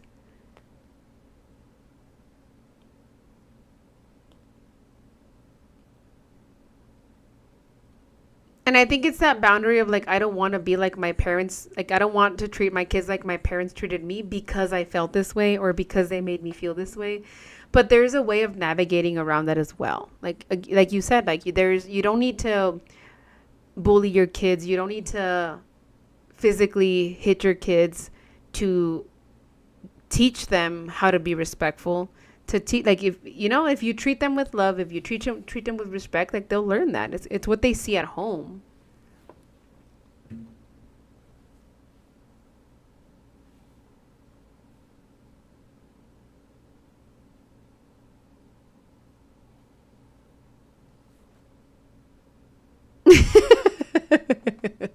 I wasn't, but because I learned from my brother's mistakes. I have an older brother, so I would see what he would get in trouble for, and I didn't do it. I was smart. I was a smart kid. See, but then it's so funny seeing my sister, and I'm not saying my sister, like my sister's an awesome kid. My sister's amazing. I love her to death. She's grown up pretty well as well, but she's gotten away with a lot more things than we ever did. But it's a whole different time for my parents. You know what I mean? Like she's pretty much grown up like an only child because we were already adults when my sister was born. So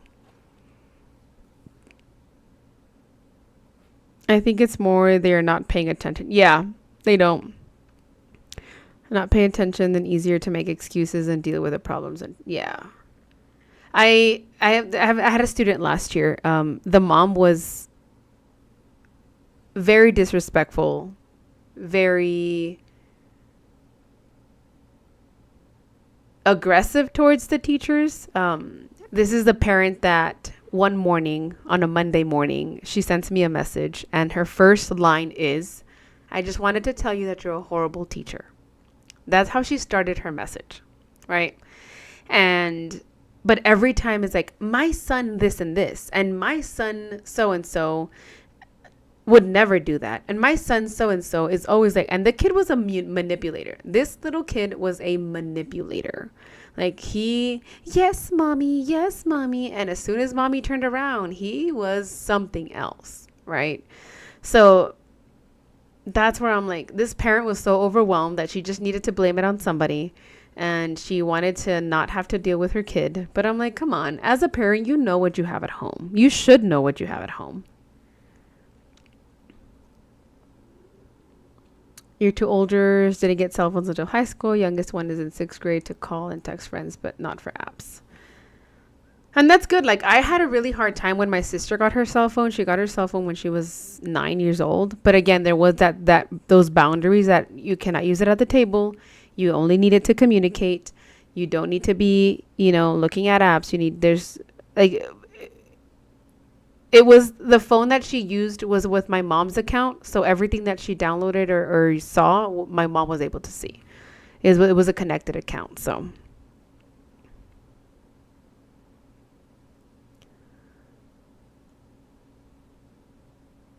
I also that like an economy doesn't help either, right? Like these parents are having to work 2 or 3 jobs, and some of them can't be there for their kids. But then there are some people that shouldn't be parents. I'm just going to put that out there.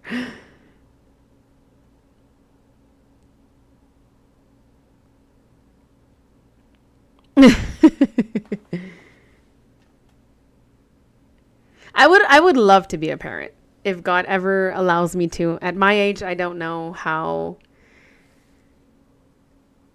probable that might be. But I don't want to speak in past tense and say I would have loved to have kids, but I don't know what plan God has for me.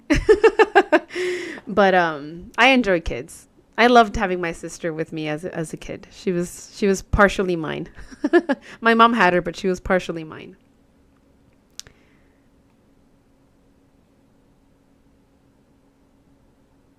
Adults cannot stay off their phone. Some people, and you see it all the time in social media.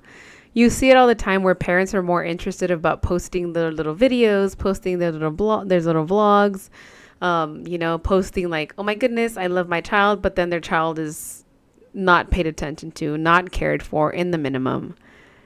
And that's very sad. For me, that's very sad. I am a very huge advocate for kids in general.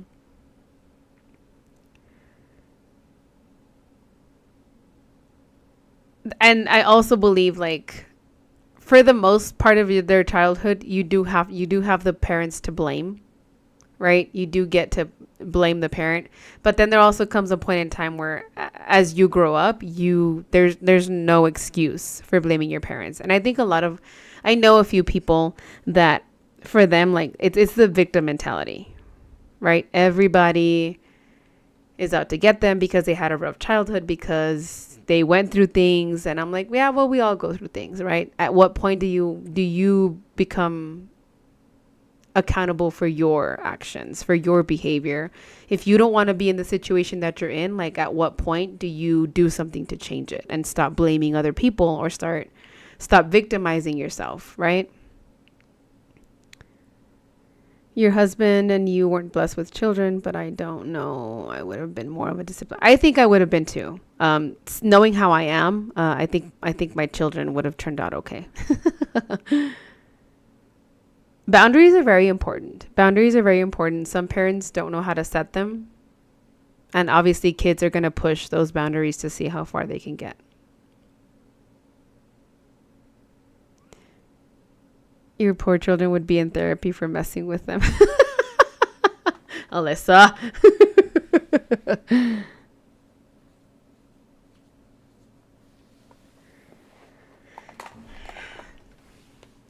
I think if I would have had the option, and I know I still could, I would love to study psychology. Psychology has always been one of my big peak interests. Human behavior.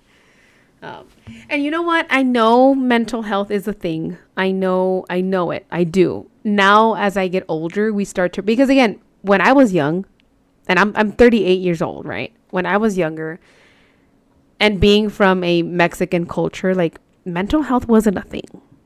There's no ADHD. There's no depression. There's no, like, it's not something that is commonly talked about, but it's also not something that is used as an excuse.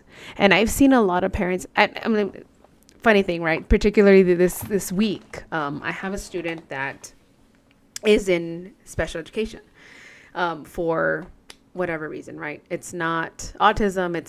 It's whatever. She's in cheer, but this scholar isn't completing any work in class. So the cheer coach, first of all, I don't know why there's cheerleading in elementary school, but anyway, that's a whole different subject. I went to go talk to her and I said, hey, you know what? This scholar isn't completing work in class. I'm having issues with her. Like, I know that she needs support. She has an IEP and I have to follow it. I get that. But I can't support something that I don't see. Like, I'm not seeing her effort. I don't know what she's able of completing because she hasn't shown me anything, right? So I was like, hey, is there anything we can do? She's like, yeah, well, we have practice on Thursday, send her the work and I'll sit her out so she can finish the work, and I'm there to help her if she needs it.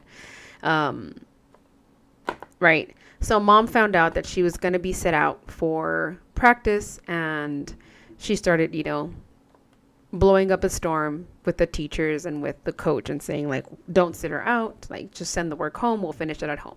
So then she complains that this child is sitting at home frustrated because she doesn't know what she's doing. The mom's frustrated because it's taken them 4 or 5 hours to finish homework that wasn't even homework. It wasn't supposed to be homework. But this mom preferred her child to practice cheer instead of completing her assignments. So now we have a meeting on Thursday because mom prioritizes her child to be successful in cheerleading instead of learning how to read.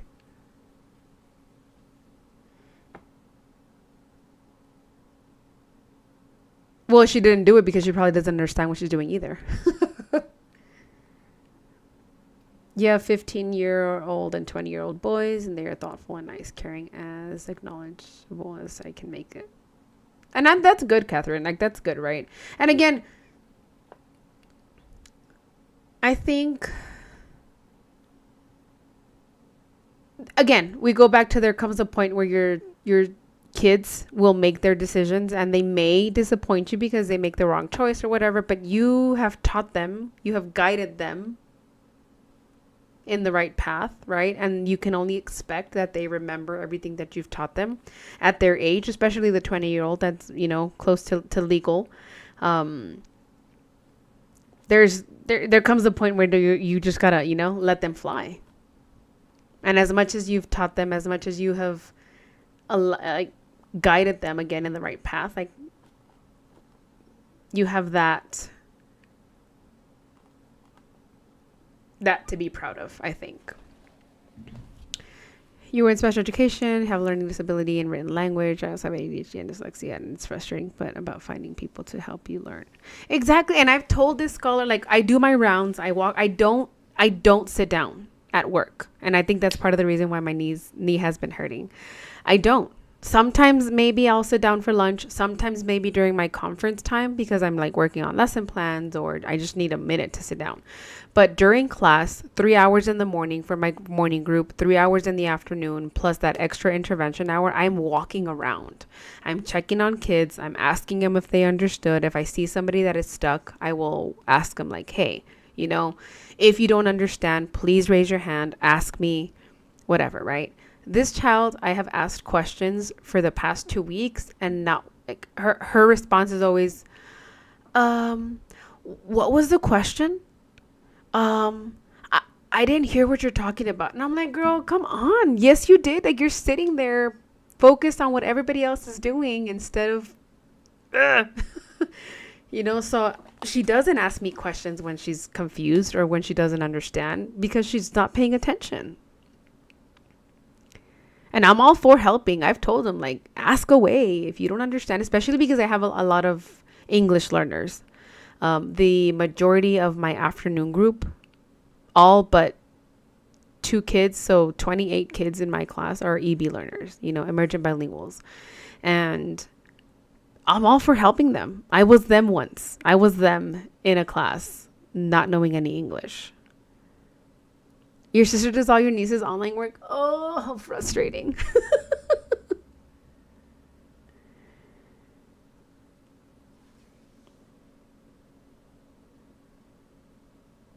Your kids lose things if they don't live up to their potential. Exactly. See, but you see it in the way of like their potential, not your shadow. You know what I mean? And a lot of parents want their kids to live in their shadow or lack of shadow, where they want to give them everything because they had nothing. You don't police things like homework, but they also know that their teacher will have consequences if they don't do it. Yeah. And that's what I've taught, like I've told my kids, like, you're responsible for your work. You're 9 and 10-year-olds. You're old enough to know what responsibility is and to know that you are responsible. You're responsible for your folder. You're responsible for putting your homework back in your backpack. Like, that is not your parents' fault. And if you come and tell me, well, it's because my mom didn't do it, you're going to get a 0 because that is not your mom's job to do. The 20-year-old is neurodiverse and not developmentally at his age. He's in college. Try to help them learn to be successful in their own. Exactly, right? Everybody has their own capabilities. And like I said, like, everybody has been through their own share of things. It's how you handle that. Are you going to sit there and just take it? Or are you going to stand up and be like, hey, yes, I've had a rough childhood. Yes, I've had a rough life, but I know that I can succeed anyway.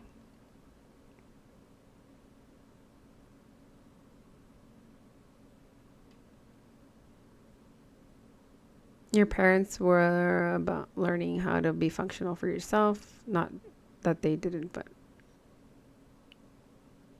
you're able to retire from a high-level career because you worked hard. Absolutely.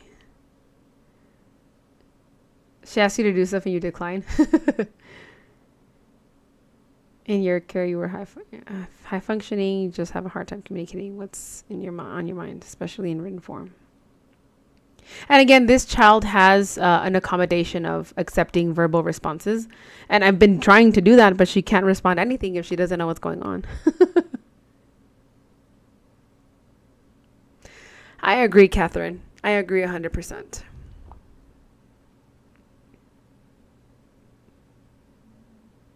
It's okay, Catherine. We've already established that typing correctly is not a requirement for this chat. Those of you that are just listening to us, y'all feel free to chime in whenever you want. I know this is a very polarizing subject. Again, I'm pretty sure, and you guys have diagnosed me already, ADHD, tad bit of OCD. But now that I know like the signs, I'm like, oh, maybe I have that. But as a child, like, that wasn't a thing for me. And my parents were, again, emergent bilinguals. They don't speak English very well. They obviously couldn't help me with my homework. I graduated top 10% of my class. I finished a college career. Right? Because again, they taught me responsibility. They taught me the basics, the essentials. how to be responsible, how to be respectful, how to work hard for what I want. And that's, as a parent, that is your job, right? It's not your job to teach them academics. That's what we're there for as teachers. But it is your job to parent them to be successful humans. That's what I've always said, Catherine. Everybody has traumas. Everybody has issues. Everybody has had a point in their life where they have had something that has shaped them, something that has affected how they were or how they are now, whether mentally, physically, whatever it is, right? But it's what you do with that. Are you going to play a victim the rest of your life and say, well, it's because I had a really bad childhood. Well, it's because my parents didn't love me. Well, it's because my parents didn't care about me. Well, it's because my parents didn't coddle me, right? Okay, you get to a point where you learn that was wrong, or you learn that that's not what was supposed to happen with your parents. But what do you do with that afterwards? What do you do with that then? Are you going to take accountability and be like, well, I know that my parents didn't do what was best for me, but I'm going to do what's best for me now because now I'm responsible for myself.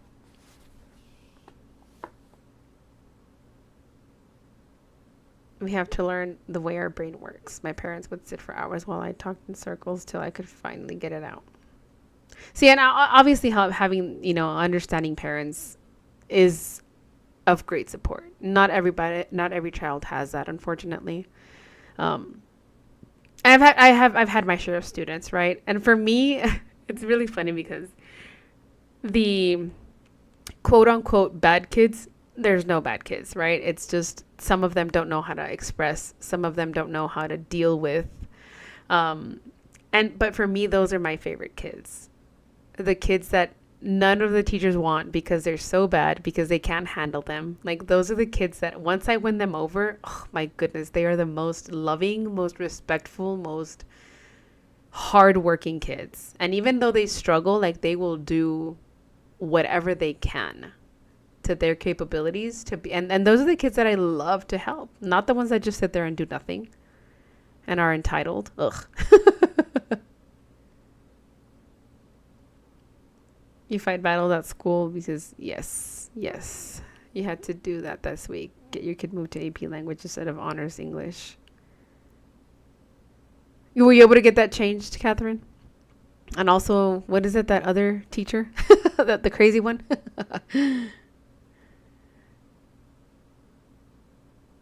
It's funny. I'm going to have to put like what is it called? Like those, sections in the video to say, like, we stopped stitching around 8:30. Continue watching if you want to hear a whole discussion about education and people. chapters in the video.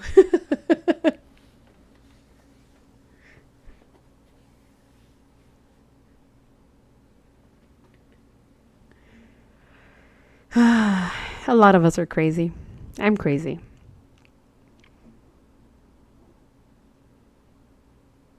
I've always been very appreciative of my life. Again, I had very young parents, very, very young parents. And I know that they did their best.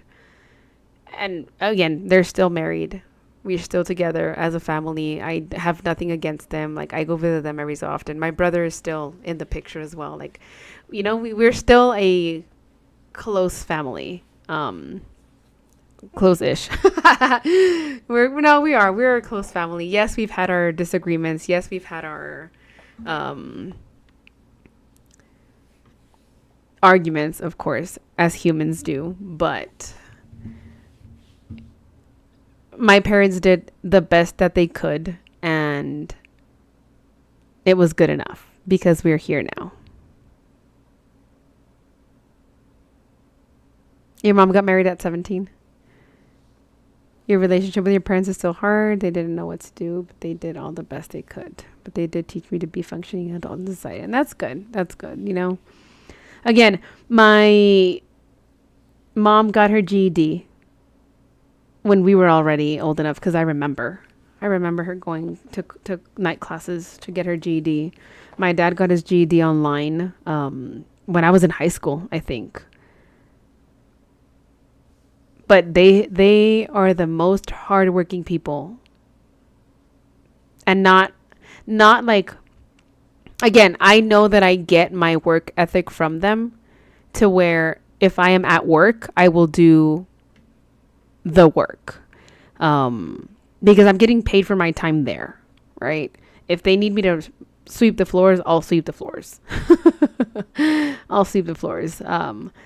But in comparison to other people that I've known, where they can care less, they go and sit there in a room just to be a body, because they're going to get paid regardless. I would never be able to be that type of person, because first of all, if I don't go and actually do work, I get bored. It's so boring to me just to go and sit there. And that's any job that I've had. Again, I've only been teaching for 9 years. This is my 9th year as a teacher. I've had all different types of jobs. But I've always had the same work ethic. I'm honest. I'm responsible. I have integrity. It's having teachers who actually cared. Yeah. Exactly, Catherine. And I've told my kids, I know you're not always going to get hundreds. If you're capable of doing it, fantastic. I'm not expecting for you to get hundreds, because you're just learning. But I need to see you trying. I need to see you trying. That is all I'm asking from you. I don't want attitude. I don't want you talking back. I need you to see. I need to see your effort. You were about to graduate high school before you found a teacher who really cared to help me, but it's different today. But I think today, like nowadays, school, especially like the lower levels, elementary, is seen like a daycare, because I kid you not, last week, we just started school last week. This is the second week of school. I had a scholar out 4 days between last week and this week because they were out on vacation.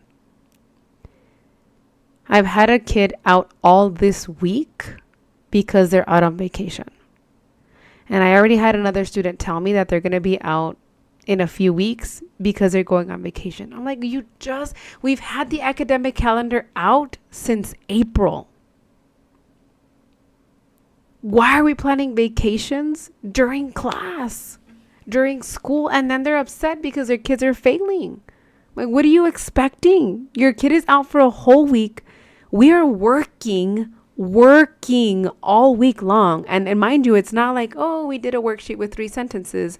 Oh, we answered a few questions from a story. No, we're doing work. Like, these kids are taking notes. As much as they're capable of, but we're taking notes. We're analyzing the story that we read this week. It's just, it's so frustrating for me. So frustrating. But because then I'm the one that has to do everything that I can to get this kid back, caught back up. Because if I don't, then it's my fault.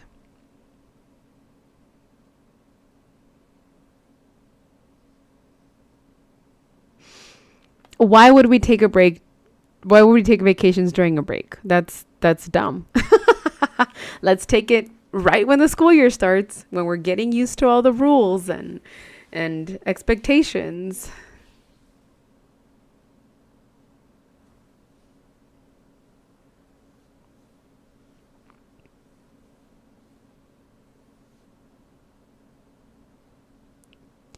The summer break, South Americans and Arabic families all do that here. I've been told that they don't schedule there or care. I can't imagine that it's true, but maybe.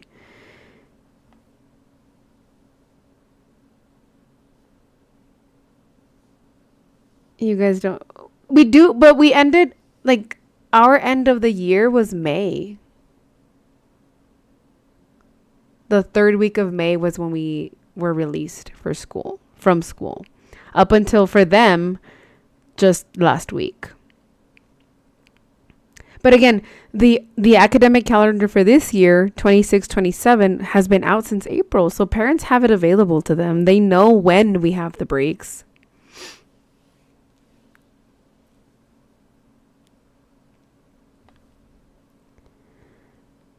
Your mom was super strict, but vacations were considered more important than school. Collected on the work and did it on vacation. Yeah.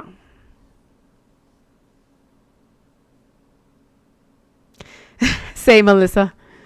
But see, but for me, that was a personal thing. I hated missing school. I hated missing school so much, to the point where we had an emergency once in the area, in the neighborhood that I lived in. There was a gas main that had exploded. So we had to evacuate the area like at 3 o'clock in the morning. And I was like telling my mom, I was like, but I'm going to go to school, right? Like I'm going to be up and ready in the morning. And she was like, you're not going to school. I just about cried. And they go back the last week of August. Yeah. So it's about the same time. Like it's a different period, but it's about the same amount of time. You try to be at it. I know. I hated missing school. I hated it. You allowed your kids to miss the maximum allowed days. Adults get sick in mental health days. Yeah, I agree. But mind you, the kids that miss the most are the ones that are most behind. The kids that are most behind, the kids that are out the most, and again, they're low and they're behind because they're out. I have a kiddo today. He's been out already 5 days. Yesterday he got, mind you, we start at 8 o'clock in the morning. He got to school at 9:30. Today he got there at 10:15.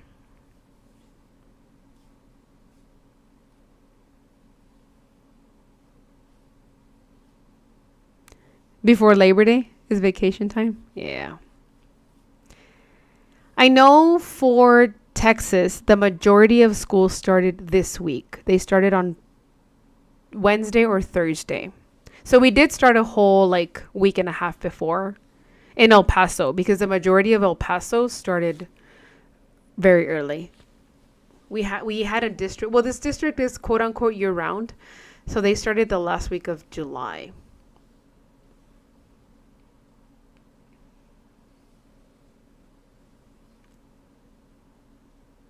Canceled your vacation this summer because your eldest needed to take hard math class that went to summer.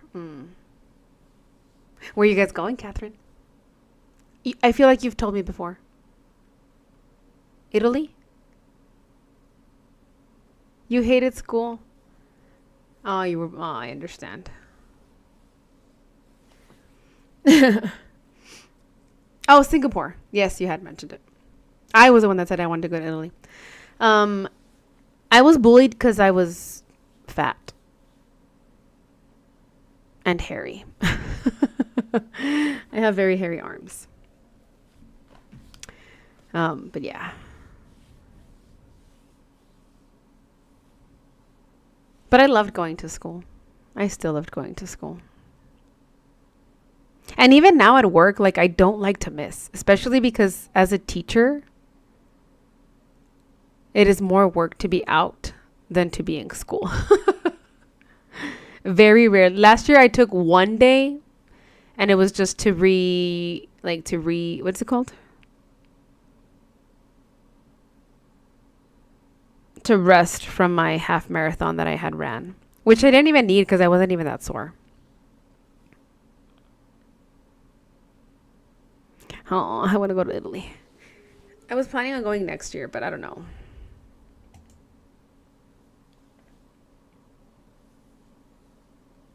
But in my head, like if I didn't miss when I had the traditional job where you only get like 2 weeks off a year, we have so many days off. We just started, right? We have Labor Day coming up. We have a week in October. We have a week in November. We have 2 weeks December, January. And then we have President's Day. And then we have like the bad weather days, which is like Good Friday, and we usually get Super Bowl the Monday after Super Bowl. Not a holiday, but we usually get it. My district gets it. And then we have spring break. So we have breaks almost every month. You are always allowed at least 2 mental health days per year when on vacation when your mom's job allowed. Well, we had financial limitations when I was younger, so we hardly ever went on vacation.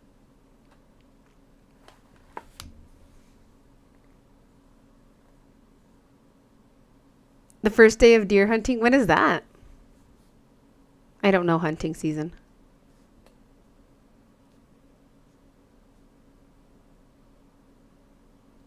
Yeah. And I think that's one of the reasons why we probably have that day off. We should also have Halloween off, but we don't. Or at least an early release.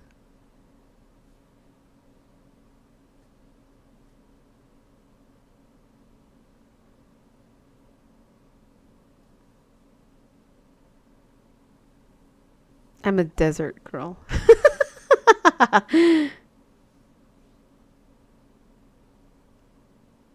Bummed to from a friend.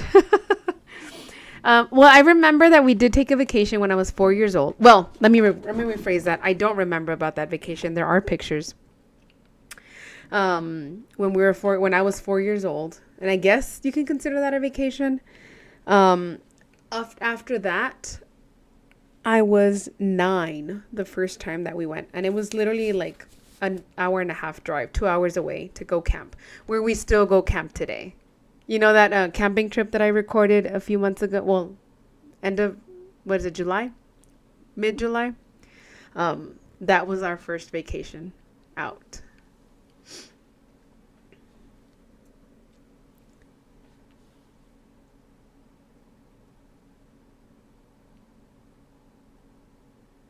You'd be working if they let you? No, girl. Don't. You're fine. Take the time. Everything happens for a reason. You broke that cycle of being a workaholic. Or they made you break that cycle of being a workaholic.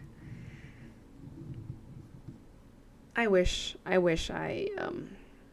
don't consider myself a workaholic. I consider myself to work because I have to. And then you know how they say go big or go home? My goal is always to go home. Always. Oh, after Thanksgiving. Gotcha.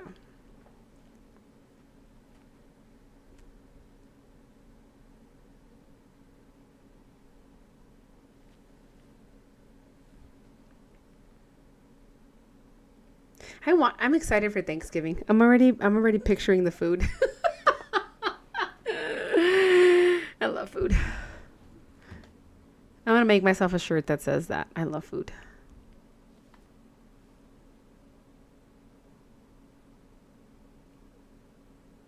If I would have continued stitching, I would have had like 600 stitches now. Just kidding. No, I'm tired. My back started hurting the last few stitches because I was like hunched over.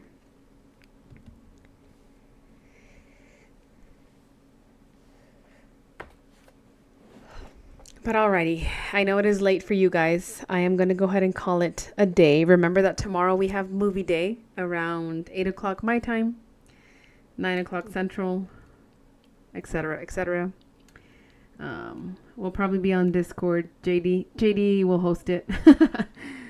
But I'll definitely be there. I will probably stream. Again, I will be on the lookout for Yogi stream. If she does not stream, I will probably stream a little bit earlier. I know that I usually stream around 5:30 my time.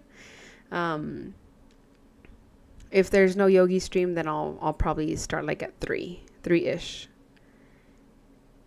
And if she is on, then I'll see you guys at 5:30.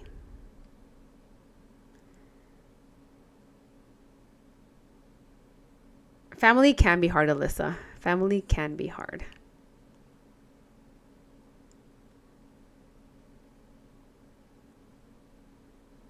That's good, Amanda. But see, that's considerable, right? It's considerable because you get that benefit of the doubt, right? If you're right and then if you're doing what you're supposed to, then definitely mom would stand up for you, right? Bye, Clara. Thank you so much for sticking around. Thank you for all of you that are sitting there lurking, stitching silently. I appreciate you guys being here, listening to me talk and reading other people. It was a great conversation, by the way. I love these types of conversations. I love talking. Thank you guys so much. Have a great night. Get some rest, get some sleep. We'll see you guys hopefully tomorrow. I will be starting the other kitchen piece, my new kitchen piece. It is called Old Vintage Kitchen from Tilton. If you guys are interested, message me on Discord. I don't mind sponsoring that chart if you guys want it. Thank you guys so much. Again, have a great night, and I'll see you guys in the next one. Bye-bye.